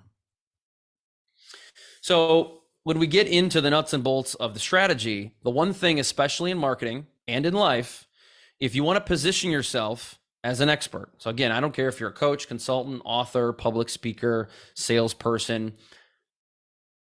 A lot of people say they're best in class or better than or award winning. Great. I don't care. Everybody claims to be that. Everybody's won some kind of an award. So that's white noise to me. And by the way, you don't get to say that you're the best. The consumers get to determine who's best.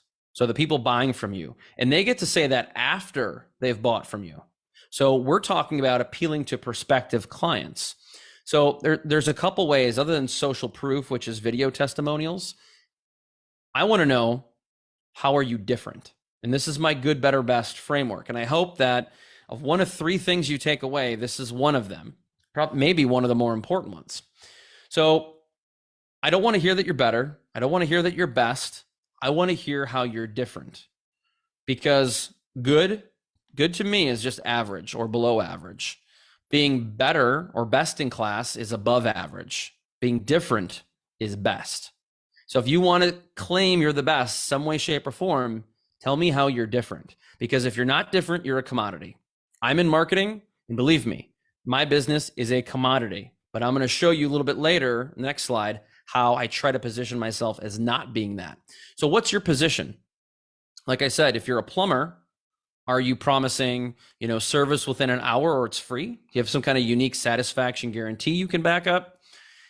It doesn't have to be a guarantee. It could be something else. I struggled with my positioning statement for a long time, and I wish I had time to go into that. But I didn't know what to say, and I didn't like talking about myself when I introduced myself. But I knew being in marketing, I had to be creative. I had to be unique. So this is what I came up with, and I've got a few variations of it and how I use it. And I basically say, hey, I'm Chris. I'm a digital marketing consultant. I help medium to small size businesses. My goal is to make things strategically simple and easy. I'll make it so easy you'll be excited to manage your social media. And because we'll be generating results, it's going to be fun. What did that do? That became thought-provoking and question-provoking. Not saying it's the best positioning statement in the world, because it's probably not. But it's unique, and it is question-provoking.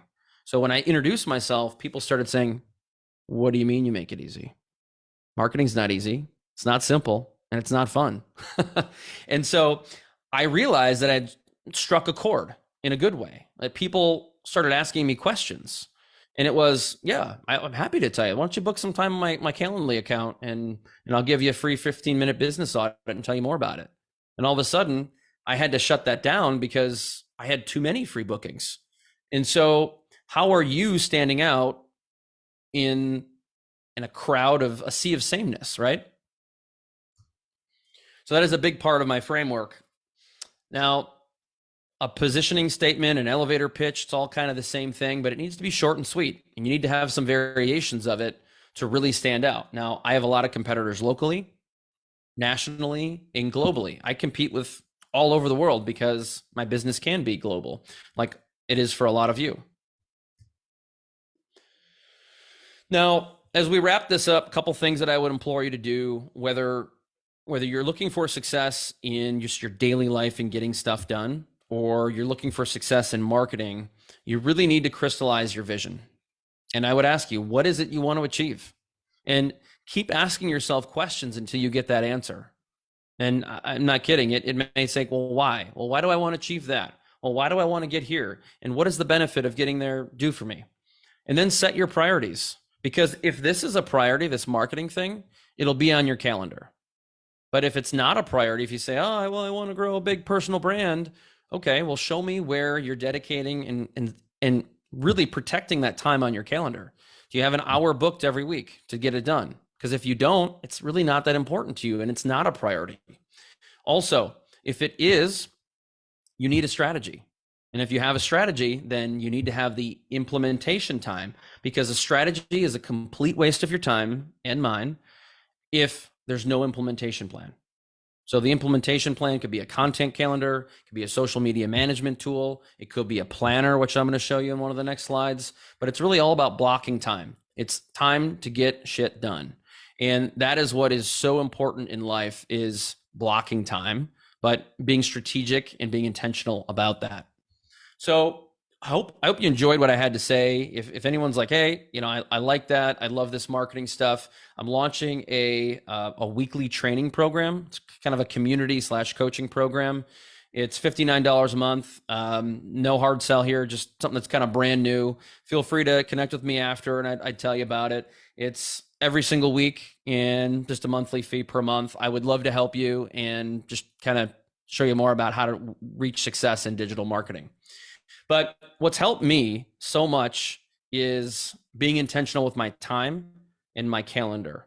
And so much to the point that I created a personal planner. Now, I'm not saying you go to Amazon and buy my planner. I make like $5 from it. But what I'm telling you is find a planner that works for you. Now, I don't care if it's a digital planner, but I like writing stuff down because just like this planner, if you are intentional about doing an audit, which this does, and you're able to get every single week, hey, these are my priorities this week. And then I got my daily calendar to show what I need to do today to make today a victory. Because if I can stack victories every single day, I know I'll win the week. And if I can win the weeks, I win the month. And if I win month after month after month, I win the year. And guess what? You win the year, you were productive. It means you got more done. It means you made more money. It means you had less stress, less anxiety. And guess what? When you do that, you are then filling your cup. Your cup is filled. And now you can fill the cup of others. And that is a big part of my framework is really self-care.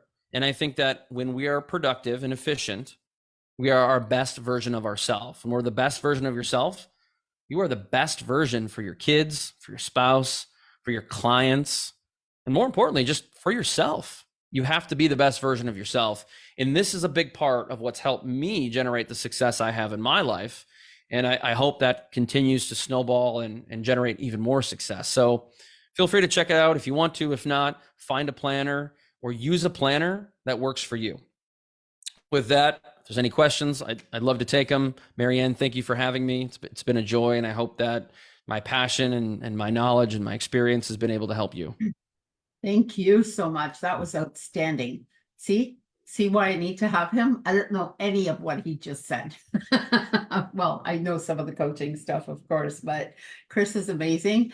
And working with me proves that he has a great deal of patience. If he can work with me and I don't know anything, I'm like, here, put this here and this and that. So I promise from here on in, it'll be easier. This is amazing. Like, this is so good. I thoroughly enjoyed listening to this. I was like writing down notes of going, oh my God, positioning statement. And sorry, I didn't catch the name of your thing again. And I looked at it and I didn't write it down. What was the name of your planner? Oh, the hustle planner. Yeah, it's available on Amazon, and really it wasn't designed for us to make a lot of money. It was really for us to create a planner that worked for us. And my business partner Dustin, who does the podcast with me, we're both big on planners, but we could never really find one that worked for entrepreneurs or people in sales, which if you're an entrepreneur, you're in sales, by the way. And so we wanted it to be like, okay, what's working for me? What's not? And then kind of zooming out every quarter, because it's more of a quarterly planner, and saying, where do I want to go this quarter? Because I firmly believe, like I said, if you can win the day, you're one step closer to winning the week. And if this is your accountability partner and you win the week, you'll keep winning week after week after week, and you'll zoom out and you'll be like, I just won the quarter. I did that. And now all of a sudden you have this, not only this vision, but you're on the path, you know where you're going. So as I mentioned, driving across the country, at least for me in the US here, I know where I'm going next. I know where I need to stop to get gas. I've got a real good vision and a real good roadmap to see where I'm going, because you can't do it blindly. And some people don't even know how to get on the highway. And so this is a really good, any kind of planner is generally a good stepping stone to get on the highway, pick a lane, and get from destination A to B and B to C, etc. If you're like me and you're not techie, just hire him and hire Micah, graphic artist and web designer, and who knows what other talent. I mean, there's so many talents between the two of them. I'm like the luckiest person in the world. I'm like, oh, when they say you're supposed to hire your biggest weakness, just hire them. Hire people. True. Life is easier. My ego's not that big. I'm aware that I have weaknesses and that I don't know how to do them. And so, you know what? Hire people up. Chris, if I could get you to go onto my a Facebook page, and in the chat, if you could put your contact info, put the other link to this, whatever links you want. Maybe Absolutely. course, separate one for your course, one for this, maybe another one for your website where they can connect. You can also connect with me anytime, and of course, I will be more than happy to introduce you to Chris. And that's great. But if you could actually put it in the chat, that'd be even better. He's gonna do it the proper way. I'm gonna do it the old school way. Put it in the chat. Old school. I know, right? Technology hasn't been around that much, but I call it old school already. Anyways, Chris, thank you so much. I know you probably have to go coach someone or a bunch of girls, right? You got it. You got it. Thanks for having me, Marianne. Thank you so much. That was amazing. My Yay. pleasure. Okay, everyone. So now we have Adam. Where's Adam? Adam, get it. Oh, there you are, Adam. Excellent. Okay, so we are going to hear from Adam Geddes again. So Adam used to be, so you've heard me do his bio. He was, thank you, Chris, so much. Yes, you're getting some thank yous in here too. Adam is first and foremost amazing. I mean, he's an ex-pro football player who now works in the financial section. He's in insurance. That's where he is. Clearly, I can't say the word sector anymore because I don't know, because I'm all like pumped up on these vitamins and coffee. I'm so excited. I love doing these so much. Can I just tell everyone that I just love doing these summits, conferences. I like shaking it up. I like having them different each time, different people, different themes, the different posters. Micah made all the posters. They're absolutely gorgeous. I don't like, they're just amazing. And Chris is making a website, or has made the website for just these summits, and it's called Empowered Talks. Can you post that in the chat as well for me, Chris, please? Thank you so much. You're the best. And with that, I'm going to try to shut up for a minute and bring Adam on so he can tell you a little about himself. And then Adam and I are going to talk about a project that we're working on together. Adam, the stage is yours. I'm going to mute myself for a change. I appreciate you, Marianne. I love you, and I love doing these conferences with you. You're amazing. I know this one is about health and wellness, so I kind of wanted to bring a little bit of, my experiences with health and wellness into this also. So again, I'm Adam Geddes. I'm not just an insurance agent anymore. I got some licenses here and there, so I do a little bit more than that. But former NFL player. First off, I'm a dad first, God-fearing man, a husband, and all that other stuff comes with football stuff comes later. The financial services guy comes later, but that is my nucleus, my family. So but everybody wants to, we all love to hear about families, but everybody wants to talk about the football, learn about the football too. So went to the University of Iowa, graduated with my sports management degree. Did 5 years there. Was luckily able to be drafted to the NFL by the Washington Redskins. I know that's Jose's team. And happy birthday, Jose. I hope you're having a great day. And I thank you for everything that you've done for me and that you do for our community. And I know that's your team. That's why, I had to throw it in there. And we're not the Redskins. Well, they're not the Redskins anymore. They're the Commanders. I'm sorry. Got to be politically correct. So, so I did 3 years with the Commanders. Then I did 3 years with the Giants. I did a year with the Buccaneers, and then the 1920 season with the Falcons. And then I had my son in 2019. So I was just like, hey, I played 8 years, had a great time, made some good money, and I wanted to make sure my son was held down and my family was held down during, that's when all the pandemic stuff started to kind of creep in and people didn't know what was going on. So I decided to say, hey, I'm done.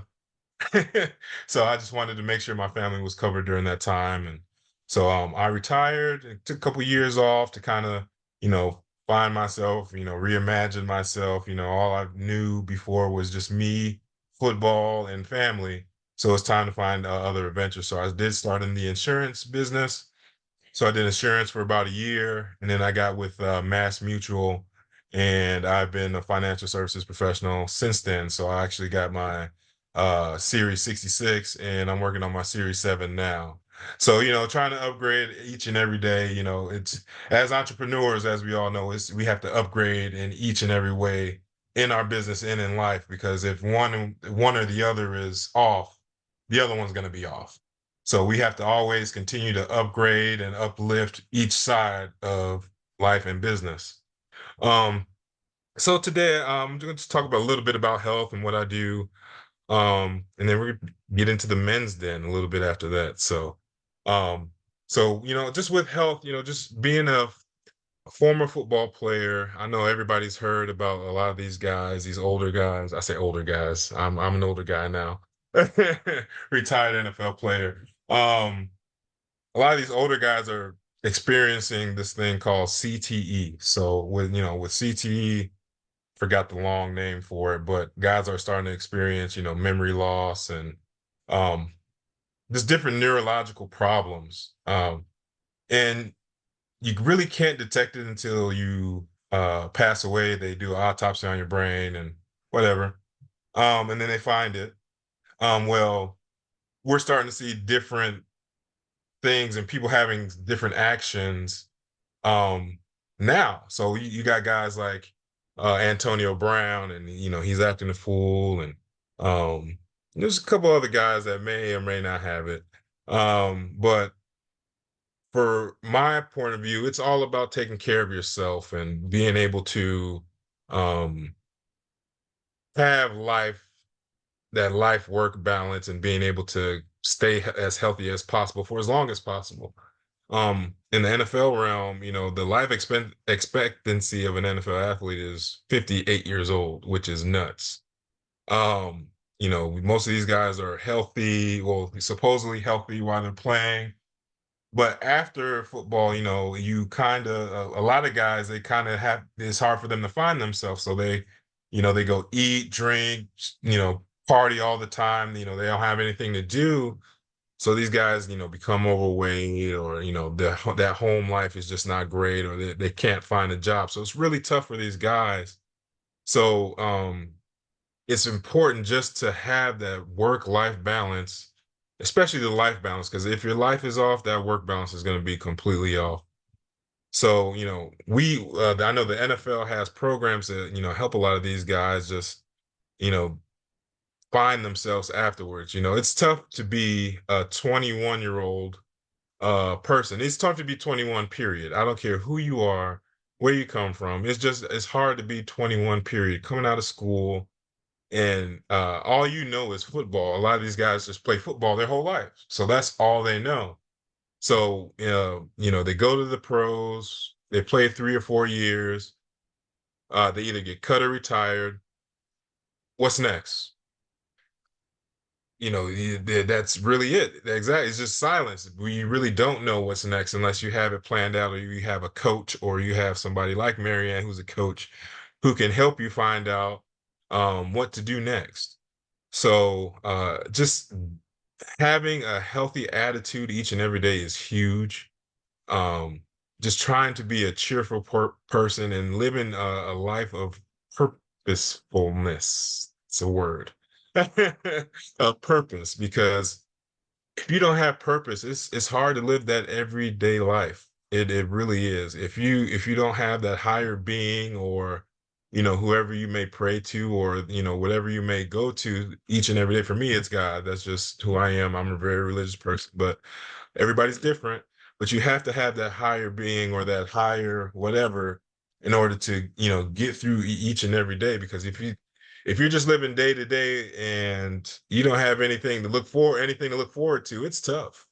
It is tough. So being able to um, have that higher being above you, I should say, to kind of moderate your beliefs. Eating healthy is huge. I know for me, it's tough. I got 2 kids. I got 2 kids under 4. So I got a 1-year-old little girl, and my son is 4 years old. And shoot, last night they're like, "Dad, I want Papa John's pizza." I'm like, "Son, we're trying to do better in this house. We can't do Papa John's today. So Daddy's gonna make some chicken and some greens. So we're gonna eat good today. So, just being able to have those healthy meals and being able to, you know, keep the body regulated is huge. I'm not a health professional in any kind of way. It's just kind of my experiences with just health and wellness and what works for me. So for me, once the pandemic hit, well, I'll start with when I played in the NFL, I played at like 320. So I was big, but I was healthy, but 320 for me was huge. So once the pandemic hit and I retired, I got up to 350 pounds. And I'm like, okay, it's time to, I got to get this weight off. I can't go outside with a shirt off. It is not good. And I went to the doctor. I had high cholesterol. I was, what is it, pre-diabetes, all this other stuff going on. So I'm like, okay, I got to get myself together. So I started eating healthy again. Went to the gym 5 times a week. I felt my competitive edge coming back, which is a good and bad thing, coming from, my profession. Um, but just being able to find a healthy balance of food, spirituality, and self is going to be huge. So that's my little spiel about the health side. So actually what I do, because you want to have health and again, spirituality and body together, but you also want to have your finances together too. Because if you don't have the money, you can't eat right. Because eating right is very expensive nowadays. McDonald's gets expensive, more and more expensive every year for some reason. There's not a dollar menu anymore. If you go to the store, a bottle of water costs what, $2-3 now. It's ridiculous. So you have to have your finances together because again, that work-life balance is great, but you also got to be generating some money in order to have a good life and work balance. So what I do, can you make me co-host, Marianne? I'm gonna share my little spiel. You can. Yes. Can't okay, what's happening? It's not as cool as everybody else's. Chris was really good. I mean, like This is awesome. And you know what? I was gonna say can you tell people how tall you are? Because you're a big guy. Like you're not gonna yeah, I'm weigh 6'4". 110, you know? Yeah, I'm 6'4". Or is like, hey, I'm gonna run into him in that alley. I'm gonna run the other way, because I don't know that he is a big, huge teddy bear, right? I try to be. I try not to scare anybody. All right, here we go. So let's see. Share my screen. Let me bring this up.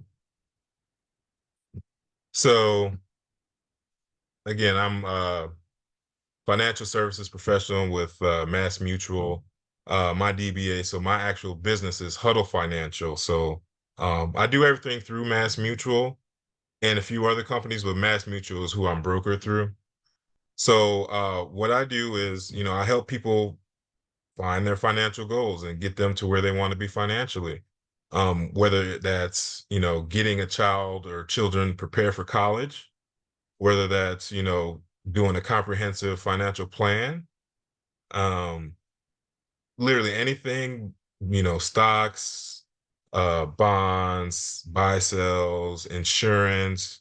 I do it all. And I have a group of great people behind me that I trust because, as entrepreneurs, it is hard to trust people because, you have a nest egg and this is something you've been working on for so long. You want to make sure you have the right people at all times. So I've found the right people to work with me at my firm that really we all have the same beliefs and we're all on the same page when it comes to helping people because that is number one. Number one thing is helping people. And the number two thing is to get people where they need to go and where they want to be. So that's just my little deal right there. So I'm based out of Houston, Texas. Um, there's my business phone number is the same as my mobile number because I keep my phone on me 24/7.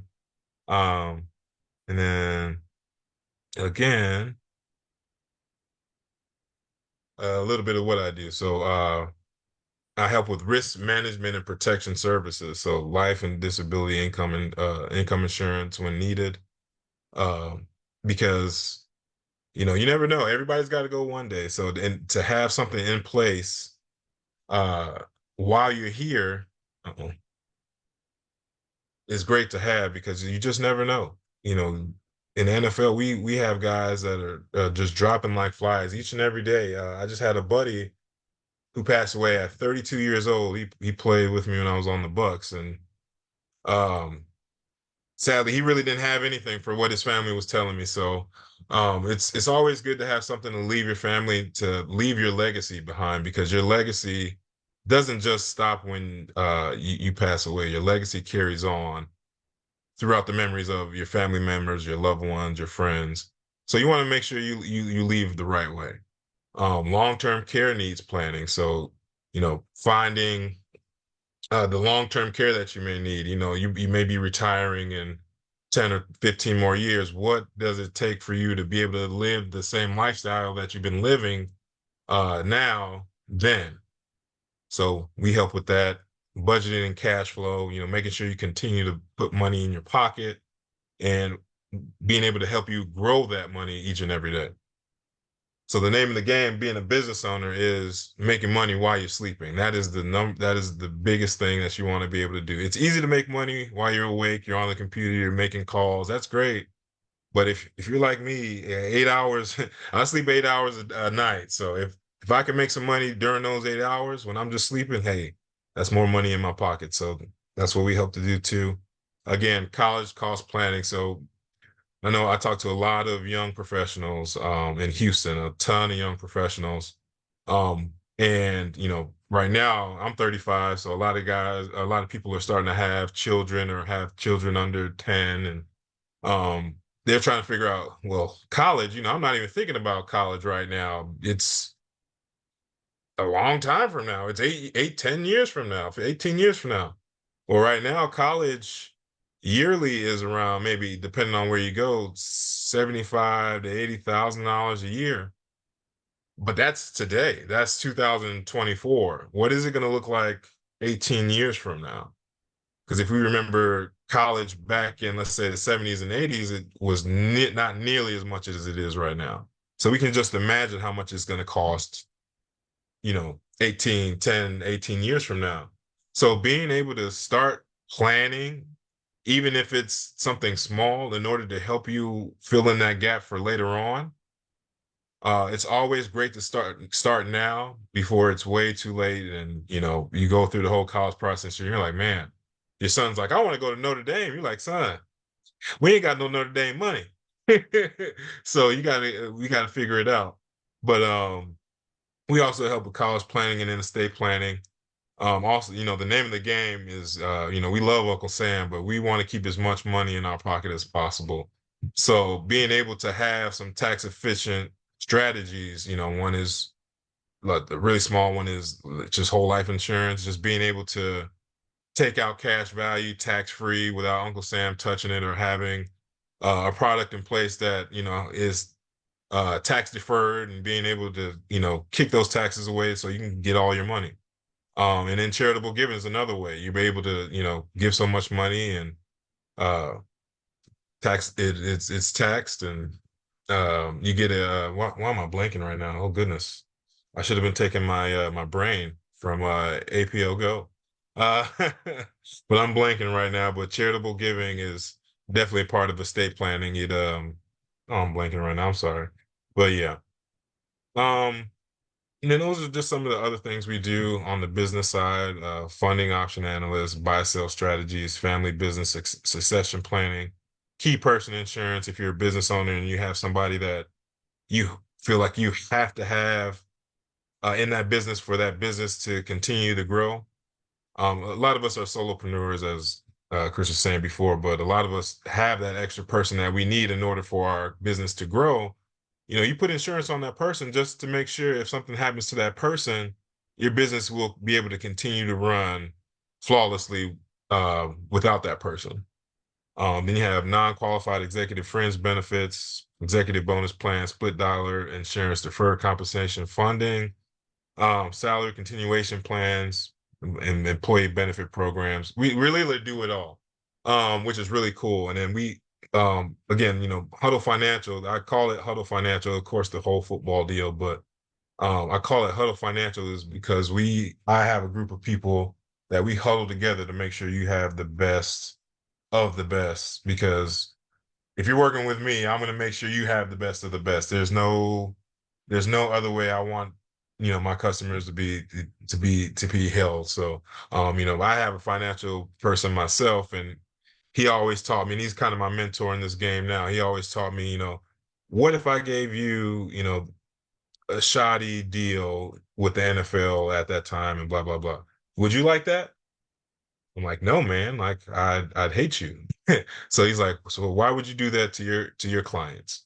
I was like, you're right. I want my clients to have the best of the best because I want to, at the end of the day, it's about helping people and getting people to where they want to be and then where they need to be. So that's my little spiel about what I do. I'm gonna have Marianne come back on and we're gonna just talk a little bit about our group that we got going on. It's a men's group and it is called the Men's Den, where we come together and as men and Marianne. I know he's the And only we just woman. yes. And we just talk about our day-to-day lives. And we'll have different topics that we'll have. And we talk about our day-to-day and just a place to be vulnerable with each other, a place to be loving on each other, a place to congregate.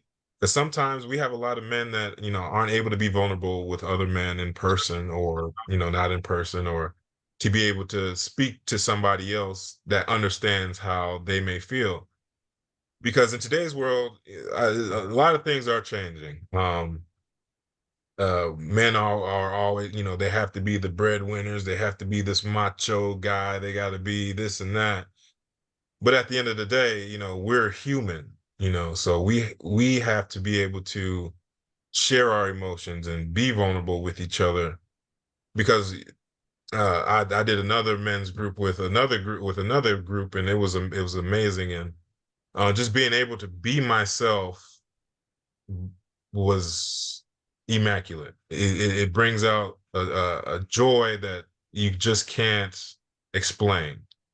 So being able to be happy and joyous and finding yourself through other men, not from acceptance, but just being able to talk and understand each other is one of the biggest transformations in my life. And I just want to help other men be able to do that also with the help of Marianne. So our men's group is a little different. So there's a couple men's groups out there that are really cool. I'm a part of one. So it's a lot of it's all men, and I love that. I love it. But sometimes you do need a woman's perspective in order to get both sides of the game. So that's why me and Marianne decided this, hey, sometimes we need that woman's touch, you know, uh, on what we're doing. So we wanted to come together and bring our own men's group together. And I think it's going to be really good. We're gonna do it bi-weekly. We're gonna start promoting it today. So this is something that she's passionate about, that I'm passionate about. And, again, our passion, and as you can see, Marianne has done this beautiful webinar, is to help people. And that is all I've been ingrained to do since day one. Football is great. I made my money. That's great. But for me, football was my way of helping people get their minds off their day-to-days on Sundays. You work all week, Monday through Friday, sometimes Saturday, sometimes Sunday. And a lot of families love to come together, sit down, have a beer or two, and forget about their week and just watch football. So for me, and for my pride, for me, I was able to, give my best on the field so other people can enjoy their families and enjoy their lives and not have to think about, oh, what I got to do on Monday. For those 3 hours, we are loving on each other. We're watching the game. We're having a good time, and we have each other. So that's really the main reason I played football, was to help others. I did a lot of community service while I played.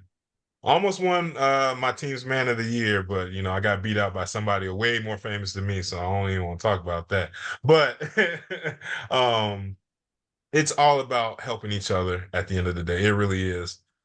Even with our businesses, we all have businesses. Again, it's to generate money. We want wealth, we want the money, that's great. But at the end of the day, our businesses help somebody else, no matter what it is. Chris with his marketing deal, mine with my financial deal, you know, APL Go, they're helping people physically and spiritually with their I don't want to call it medicine, with their uh supplements. There we go. I should know that because I take like 1 million a day.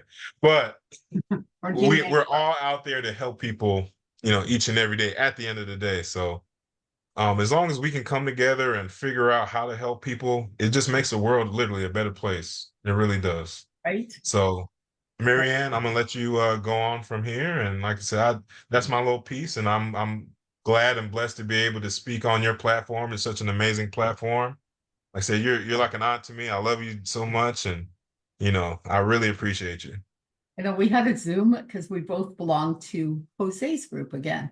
And as soon as we had that virtual coffee, we just bonded right away. It was like old family. Like it was such a big comfort zone.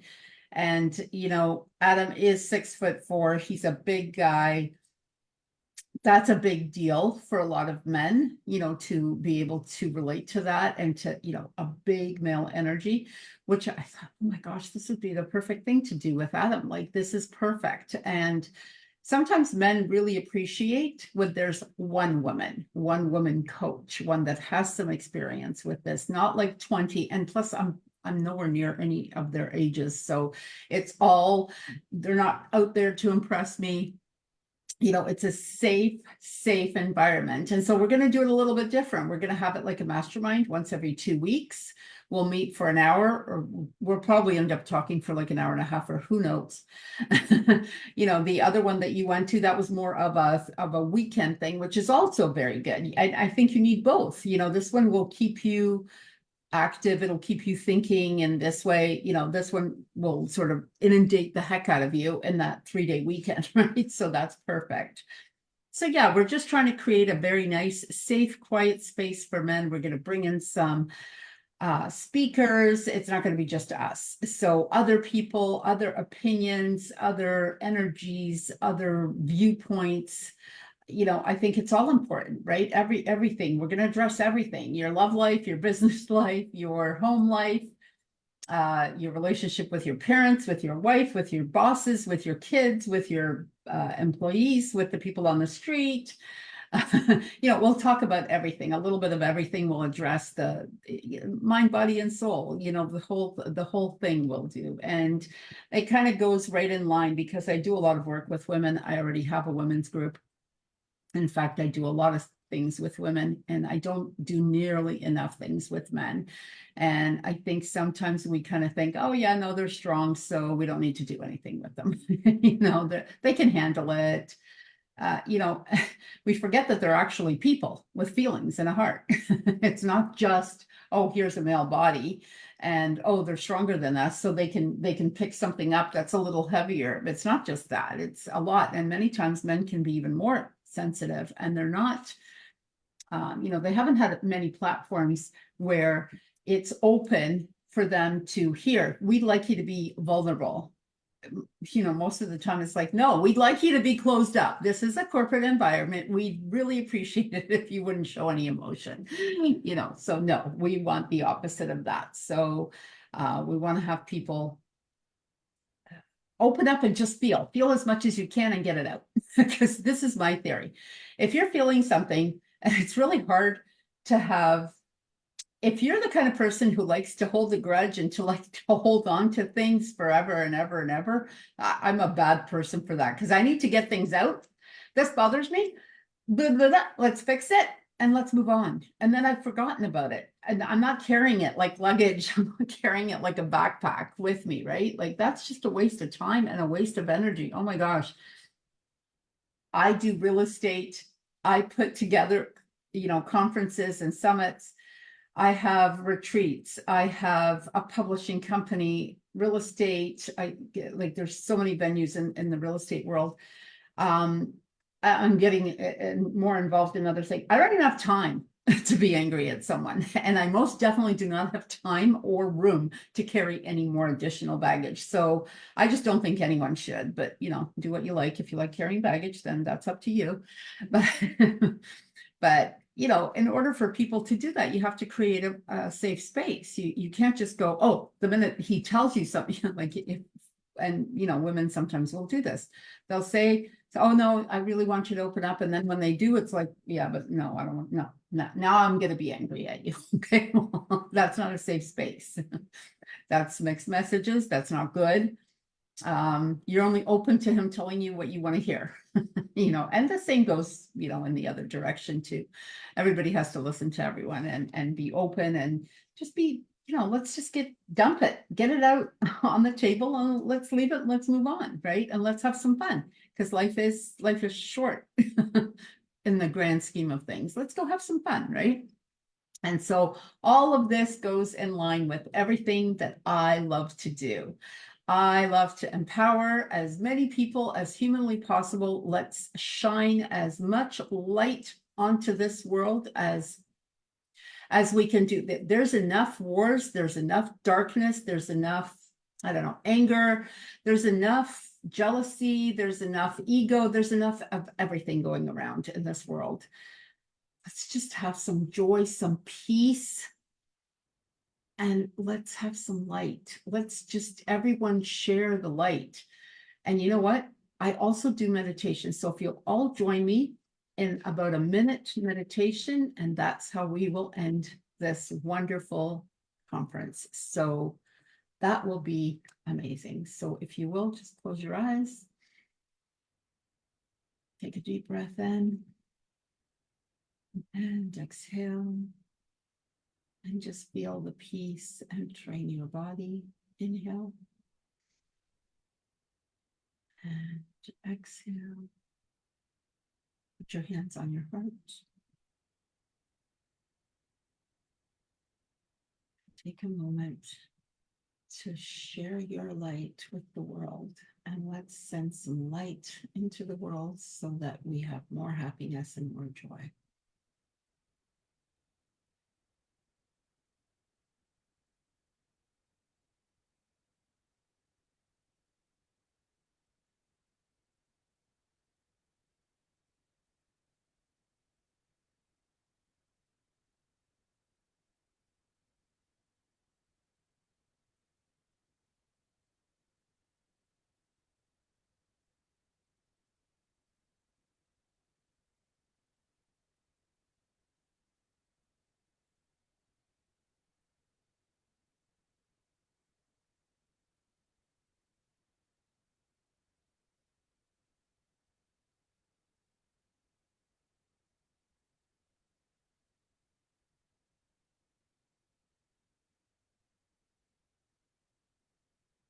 And take a deep breath in. And exhale, open your eyes. And I want to thank everyone who made this conference possible. Thank you, first and foremost, to all of the speakers. Thank you to my co-host, Micah. Thank you to Chris, who created this website. And now I just found out I messed something up and I have to go fix it. This is what you do when you let me do technology. And thank you to everyone who listened to us. Thank you to everyone who commented. And once again, thank you again to the speakers for sharing their wisdom, sharing their energy, and helping me with my purpose in life, which is spreading the light. And thank you again, everyone. And may the light be with you. Namaste, everyone. See you next month. Thank you all so much.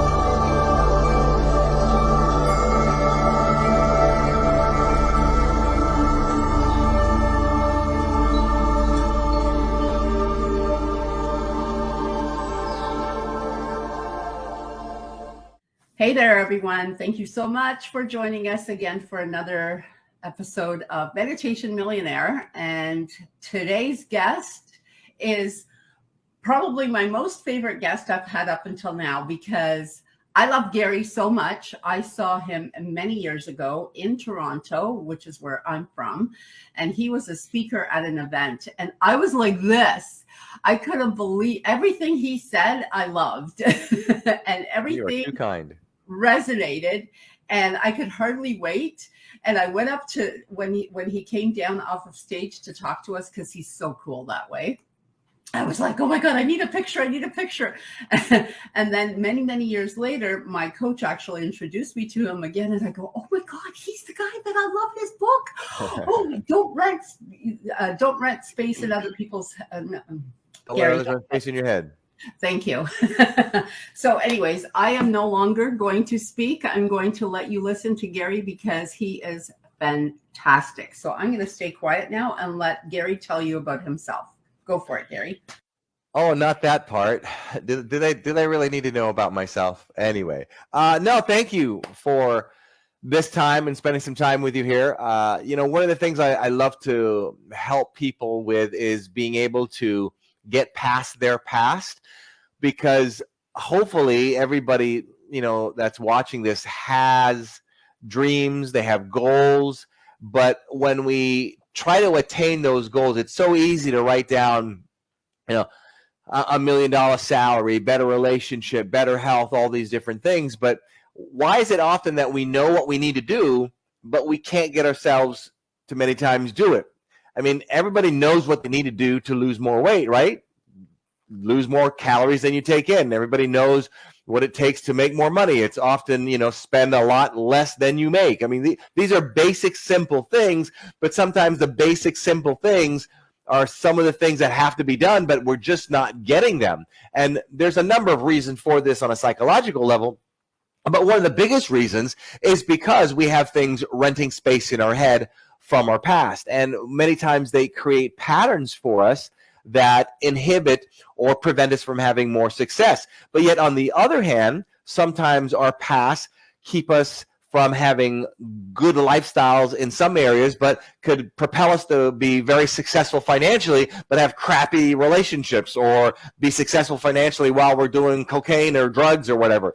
So my job is to help people try to identify quickly. I have a claim, and I don't say this arrogantly, that I do in 1 hour what therapists or business consultants can't do in a year, because I've been through so much. And when I have gone through so much, I use what I've been through to kind of help relate my story, my challenge, my quantum leaps to somebody who comes to me for help. And when I think about a quantum leap is basically moving before you're ready.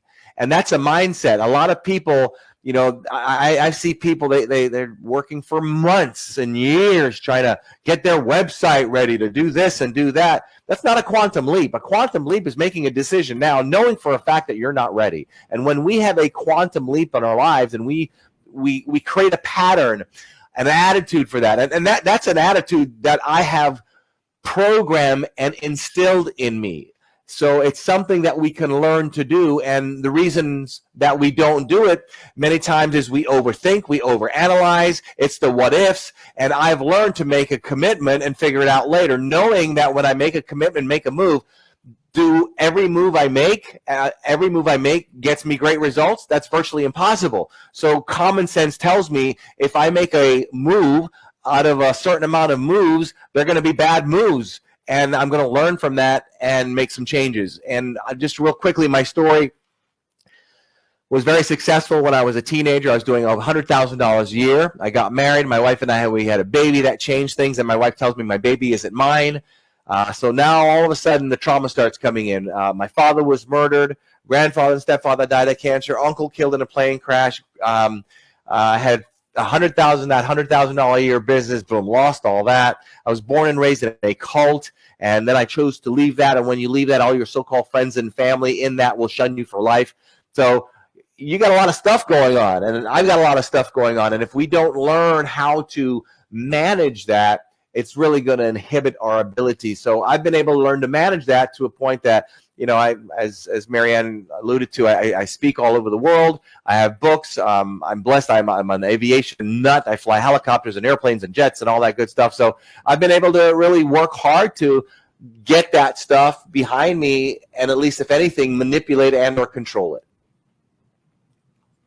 See what I mean? When I heard this story and he was up on stage, I was like, it's hard to shut me up because I'm a talker, obviously, hence the reason for the show. And I was like, what?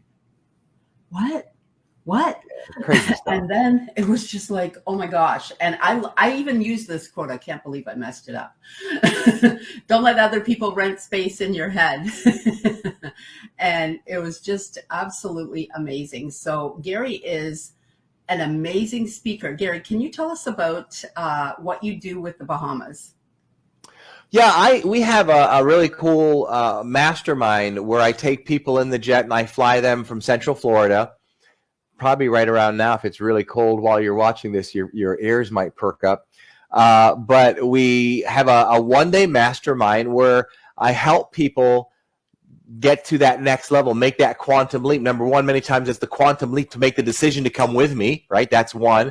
And then give them strategies to get them to have some more quantum leaps. And I also have an online live class I do once a month. It's basically designed for speakers, coaches, consultants, doctors, lawyers.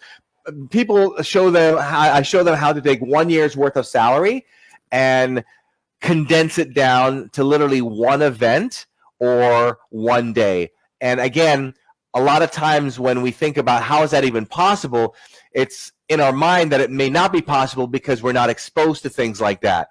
So that's why proximity is power. That's why your network is your net worth.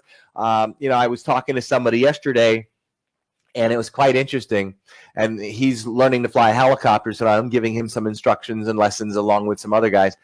But he talked to me about how he let somebody use his helicopter to fly to a neighboring airport. And the person who used the helicopter, they took somebody with me to look at an airplane, and they cut a $3.2 million check. And he was like, oh my God, that's just fascinating to me. And I'm thinking, okay, he's not used to being in a network like that. The network I'm in, they strike $50 million checks or $100 million checks for things. So the point here is you want to get to the point that you're constantly leveling up and putting yourself in the proximity of more power, because what's going to happen is you're going to start thinking that what you thought now was like really normal, and then when you get to the next level, it's like, oh my gosh, this is like crazy, and then that becomes normal. Then you get to the next level and you go, oh my gosh, that's crazy, then that becomes normal, and so on. And then that's how we grow.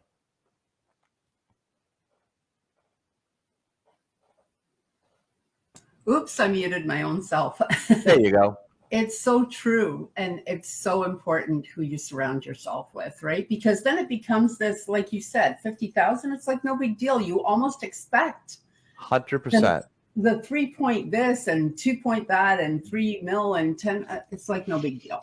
It's funny, this morning we have, I was on with one of my team members, and for us, this is so normal. So I'm telling her, I say, okay, well, in Tampa, because she's learning this end of the business with regards to some of the stuff that we're doing. So I said, okay, why don't you listen in? So I'm calling this airport and saying, hey, I need to bring in the helicopter. And then she's figuring out who we're going to bring and take in. So our conversations are, well, what time do we need the jet over here? When should we bring the helicopter? I'm going to fly. And these are normal conversations. And when people listen in on that, after the conversations are done, they'll often say, do you realize your conversations? And for us, it's no. Oh, the helicopter thing.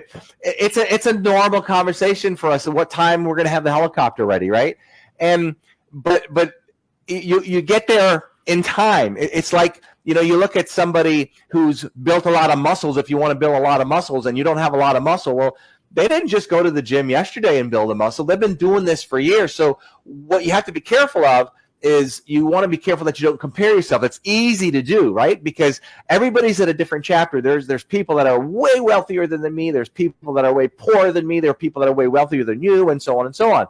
But that proximity is so important, because many times, I may not have a specific strategy for you, but just being with me, I may be able to help you see your treasure brighter than you've ever seen it before. That right there is worth more than gold, because now that creates a stronger belief in what you're capable of doing, and that increases your desire to take the necessary action steps consistently and massively to get results faster.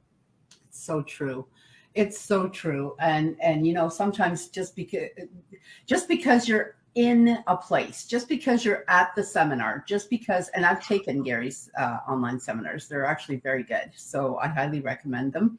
I could listen to Gary talk. He could say the exact same thing every single time, and it would be something different. I would see it. You know, Am I supposed to send you a check for saying those nice things? Yes. You're too kind. Yes, he's paying me later. Anyways. No, but it's true though. You are a really great speaker, which is why you get to travel the world and do this.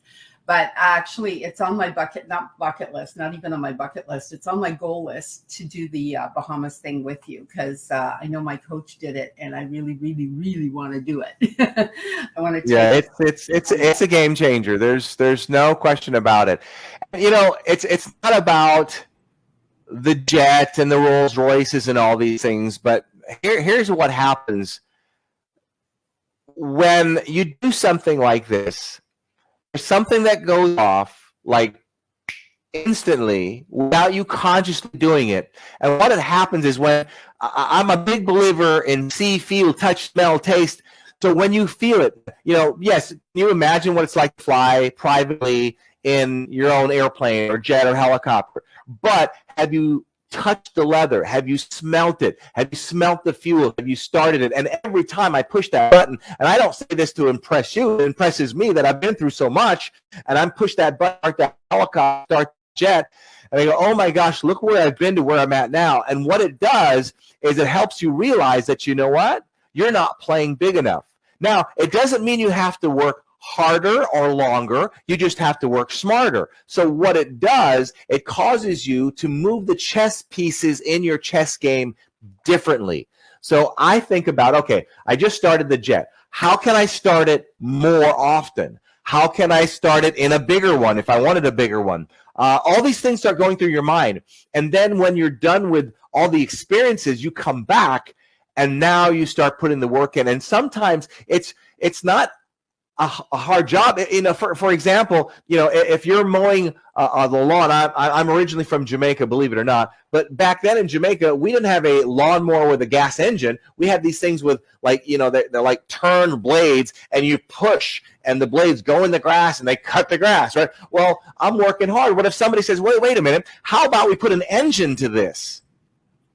Nothing different. We just put an engine to it.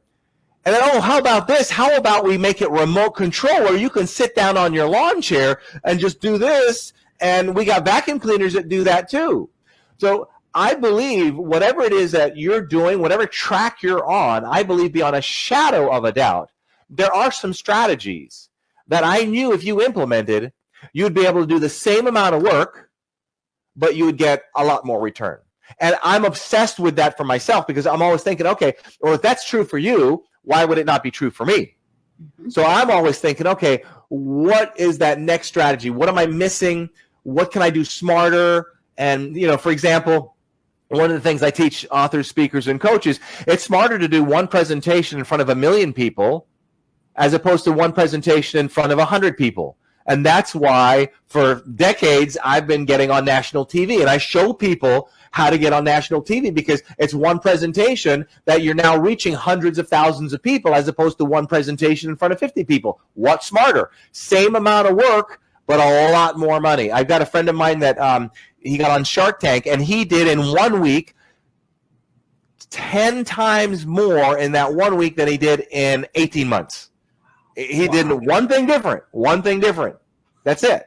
So if you go through a lot of the things in your business that you realize that what you're doing is there a smarter way to do things, and you have a consultant showing you how to do that, then you'll be able to figure out, okay, I'll make this move now, and then this move, and then you become obsessed with these moves and finding out what these moves are. And I'm blessed. That's why people pay me what they pay me, to help them figure out those moves, because I've done over I don't know, 3,000 to 5,000 presentations. I've been blessed to work with billion-dollar companies, and they think they're learning from me. But what do you think I'm doing? I'm picking their brain too. So I got 3,000 to 5,000 CEOs and managers that I'm learning from. That I'm able to take that knowledge, which I'm obsessed with. That's why I read 2 to 4 books a month. Then when you become more valuable, or to become more valuable, it entails having a lot of knowledge, which creates skills, and knowledge is only power if you use it. That's the key. So reading, going to seminars, great, but if you use it and implement, that's where you'll get the results.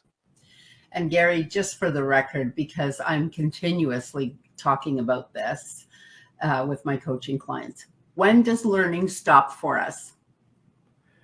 Yeah, and the sad thing is a lot of people, I mean, I know people that just go through life. They just do their job. I even know people that are doing their own business and they're just doing life. And if you get committed, I mean, truly committed to, okay, I'm going to read, and remember, what gets hot quick often gets cold quick. So if you're not used to reading 4 books a month, just don't wake up one morning, I'm going to read 4 books a month, because it'll probably last for a month, if that. But hey, just do 5 pages a day or 1 page a day. Get the routine going. And when you start creating these routines and these patterns, that's where you get, great wealth. And not to change the subject, but, talking about routines, people come up with all these things. You got to wake up at 4 a.m. You got to do cold plunging. You got to read. You got to meditate. Look, I do cold plunging. I wake up at 4 a.m. But at what time you wake up has nothing to do with your success. It's how much time you put in. I was very blessed to be mentored by a billionaire mentor. He does not wake up at 4 o'clock in the morning. He has his last meal usually at 10 or 11 o'clock at night, and he woke up at, 8, 9 o'clock, but he went in from 9 o'clock to 11 o'clock at night. So it has nothing to do with what time you wake up. It's the time you put in. I do jot my goals down. I'm a regular on this morning. I wrote all this down. So that just keeps me focused. But I don't wake up at a specific time and, okay, I got to meditate for 1 hour. Now I got to do this. Look, I just do the action, man. Just do the work. Just put it in. Show up and do it. Yeah, just start. Stop talking about it, right? And just start doing it, and stop this and that. And no, and then pet peeve for me is, oh, well, yeah, I've already learned that.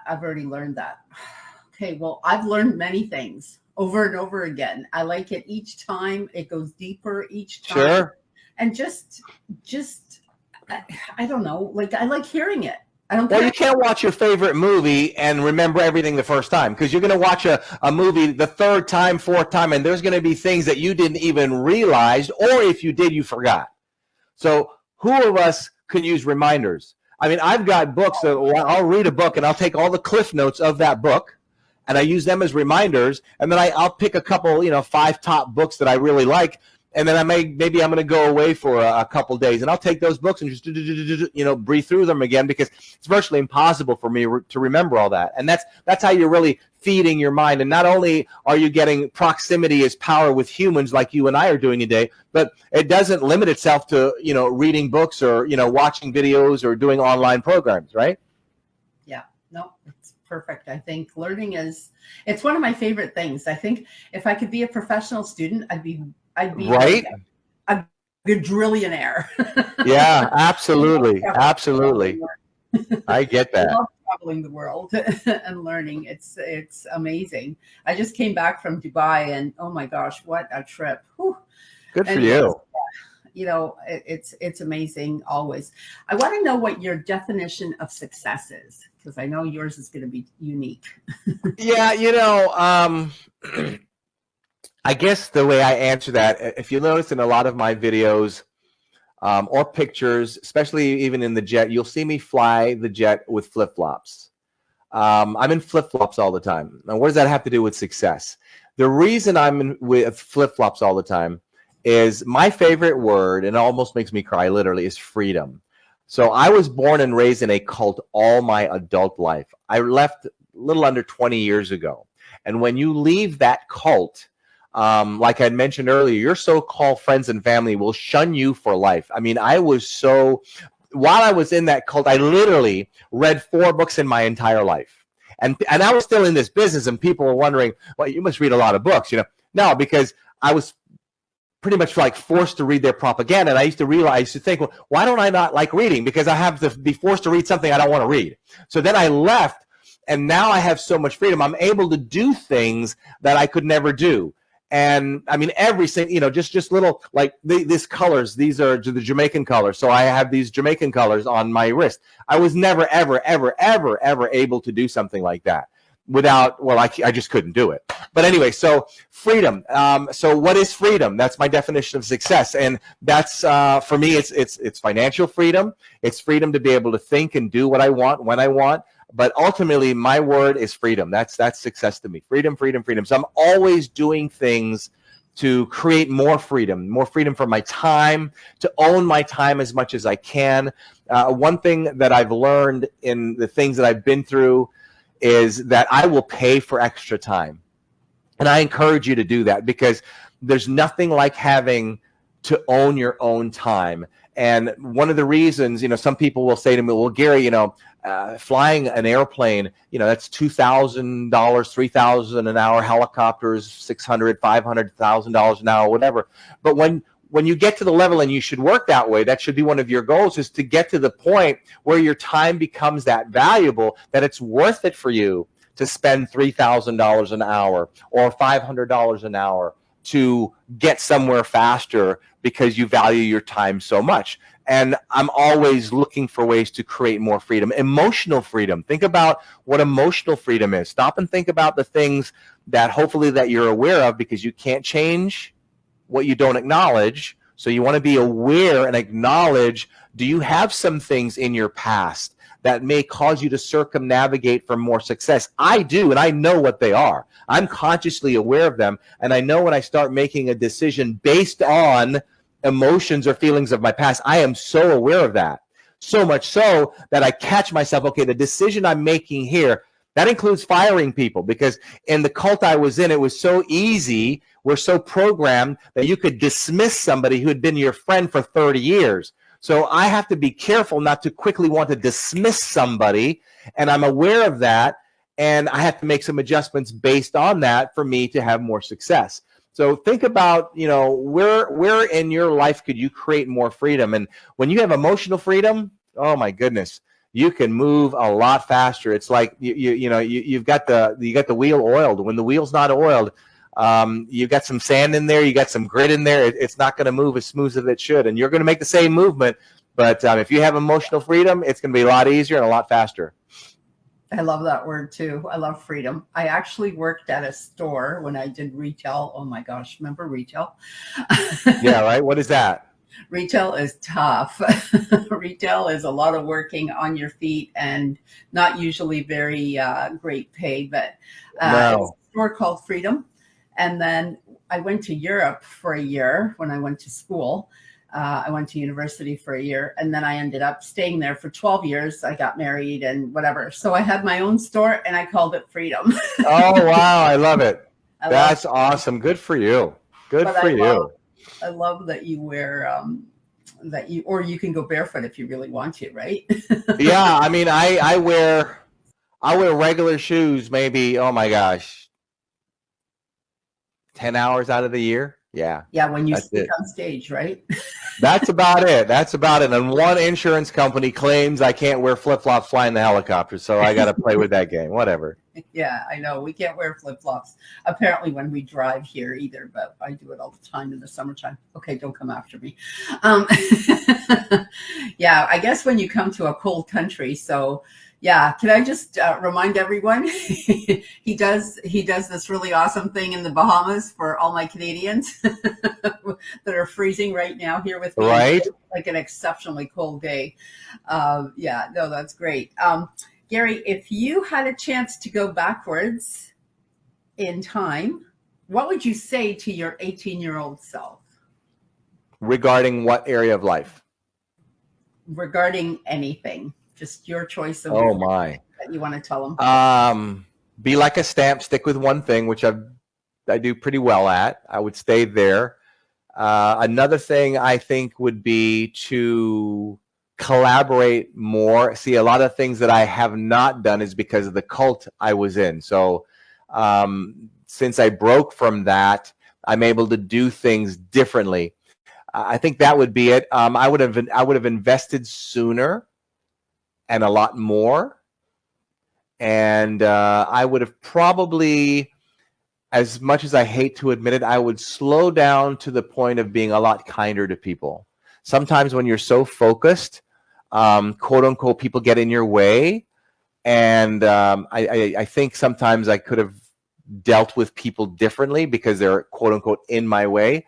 That's only because I was so focused, but there's also ways to be focused and not look at it that way. So those would probably be some of the things, because I'm finding myself, and I give more. I would give a lot more earlier than I started. I think that's really, really important. And give when you don't have, because if you give when you don't have, you're going to give so much more. Again, it's creating that pattern of giving. So that's something I do very regularly.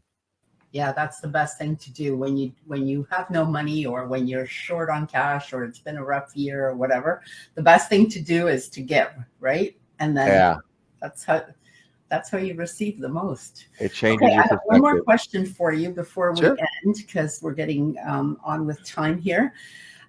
If you could have an hour with any 5 people in the world, or one, whatever you want, they could be dead or alive, it doesn't matter who they are, and you have an hour to spend and have coffee with them, who would they be? Jesus, for sure. Maybe an Albert Einstein. I don't know. I have to think more on those other 3 people. I'm not a big history buff. Not that you need to be a history buff to answer your question, but it would be like, and I'm going to change the track on this a little bit. Some people think that they want to maybe meet Warren Buffett. I would have no problems chatting with him. But understand that people, when we see somebody who's more successful than we are on any area of life, we think by being with them, we will gain their success. But we were just talking about this today on somebody in my team. If I go to the gym and I see somebody that has massive biceps, it's my tendency to want to go to that person and say, what's the exercise do you do for your bicep? And he tells you. But what he didn't tell you, he's on steroids and he comes in and does it 7 days a week. So I'm very cautious about that. So I caution people to be careful as to who they pick for their gurus, right? But I think those may be the 2 biggest people. Yeah, would I enjoy Warren Buffett? Exactly. Charlie Munger, who was his partner who passed away recently, would be interesting. Maybe a first president or something like that. George Washington, something like that. Yeah, that one maybe. I think did I do 4 or was that 5? I don't know. No, that's 5. I think that's 5-ish. Yeah, no, that's good. I like. I think you talked about Jim Rohn in one of your sessions. I love Jim Rohn. Jim, I actually had the opportunity. We were to be at a seminar together in Tampa, and he was in Chicago, and there was no airplanes or air commercial flights to get him from Chicago to the next day for the event in Tampa. So I got to fly up to Chicago and pick him up. Great guy, and I'll share with you a little something that I asked him. I said, so, because Tony Robbins learned under Jim Rohn, and I said, so what makes Tony different than a lot of the people that worked with you? And he said, he's got the guts of a burglar. So I actually have wristbands that say, have the guts of a burglar. And in one of my books, I talk about having the guts of a burglar. And the experience that he was sharing with me, Jim, was how you have to think about the mindset of a burglar. They do not what? They don't care. They don't care about the consequences. They focus on the now. Not that you shouldn't focus on your consequences, but it's the mindset that, well, you know what? I'm going to go back in again, and I'm going to ask that person again. I'm going to knock on that door again, even though they said no. Oh, this door is locked. Well, I'm going to try the vice president. Well, if the vice president says no, what about the president? What about the president's secretary? I mean, it's a heck of a mindset, and I thought that was quite interesting. Not to change the subject on you there. No, that's perfect. Actually, as you're talking, I'm now looking. I'm like, I'm going to take myself off camera, and then I thought, who cares? Relentless persistence. I love that. Absolutely, absolutely. And I tell you what, if you spend a lot of time with me, you will find that I am one of the most relentless, persistent people you ever met. Talk about. I remember when I got on Inside Edition, the TV show Inside Edition. I beat on those people's door for 5 years, and I am not exaggerating. 5 years. 5 years. I will follow you home. I will come through your chimney. I will do whatever it takes, and you should too. I love it. I love it. I know I'm just because these names will just come to me, and I'm like, oh, this is perfect. This is a perfect name for a summit, which Gary's gonna be on one of my summits, or maybe many, or all. Who knows? Summits, books. I always and you're talking, and I'm going. Relentless persistence is a perfect name. Absolutely. I'm gonna do it. Excellent. Well, I think we should do this again, Gary. What do you think? I'm open for it, just schedule permitting. You know my crazy life. Yeah, here's crazy schedule. And hey, you know what's cool? If you'd come with me to the Bahamas thing, we do cockpit conversations that we put on YouTube. So depending on which program, I put the, like say if it was you, I have one coming up in, I guess next month. You come in the cockpit with me in the co-pilot seat, and then I actually interview you while we're flying at X amount of thousands of feet. And I put that on YouTube. So that's kind of fun. Oh, that's amazing. Awesome. And you know what? This has been so much fun, and I've been looking forward to this ever since the day you agreed. Thank you. That's very kind of you. Ditto. Gary, yay! And I know I had to turn you down 6 months ago because things were totally different. So yeah, it worked out. Appreciate your patience and your resilience and your persistence, right? My what did I say it was? Relentless persistence. Relentless I am actually I sell a line of supplements, and I just won an award for being the #1 recruiter in all of Canada, and I was number 2 in all of North America and South America, like this side of the world. Wow. And the lady above said, she goes, man, she goes, if nothing, she goes, you don't care. I really don't. I've learned. Guts of a burglar, right? A no is a no for right now. We'll talk to you later. Yep. We'll move on. There's no need to take anything personally. Yep. It's just move on to the next one and don't hold on to anything. And the better off you'll be. That's just don't get attached to the outcome. Do not get attached to the outcome. And the outcome has nothing to do with you. It's their story. You're doing everything right. Because if you're doing the same thing with one person and you're doing the same thing with another person and the same with the other one, it's not you. It's exactly. It's this. So let it fall where it may. Eventually it'll work itself out. So, but for right now, we are going to say goodbye. Gary, I just want to point out that Gary's website is scrolling on here. So it's garycox.com. And don't forget the E at the end, COXE. And thank you for sharing that. Yes. Thank you for coming on to the show. Thank you so much. We are now just going to play one of my sponsors' commercial. And thank you so much, Gary. If you want to stay with me, that'd be great. Thank you. We'll see you. Thanks for listening, everybody. Thank you, everyone. Namaste.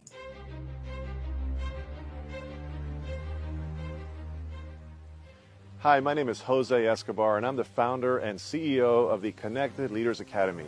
We're a growing tribe, a community of entrepreneurs all over the world, globally, all across the country, high performers, titans of industry.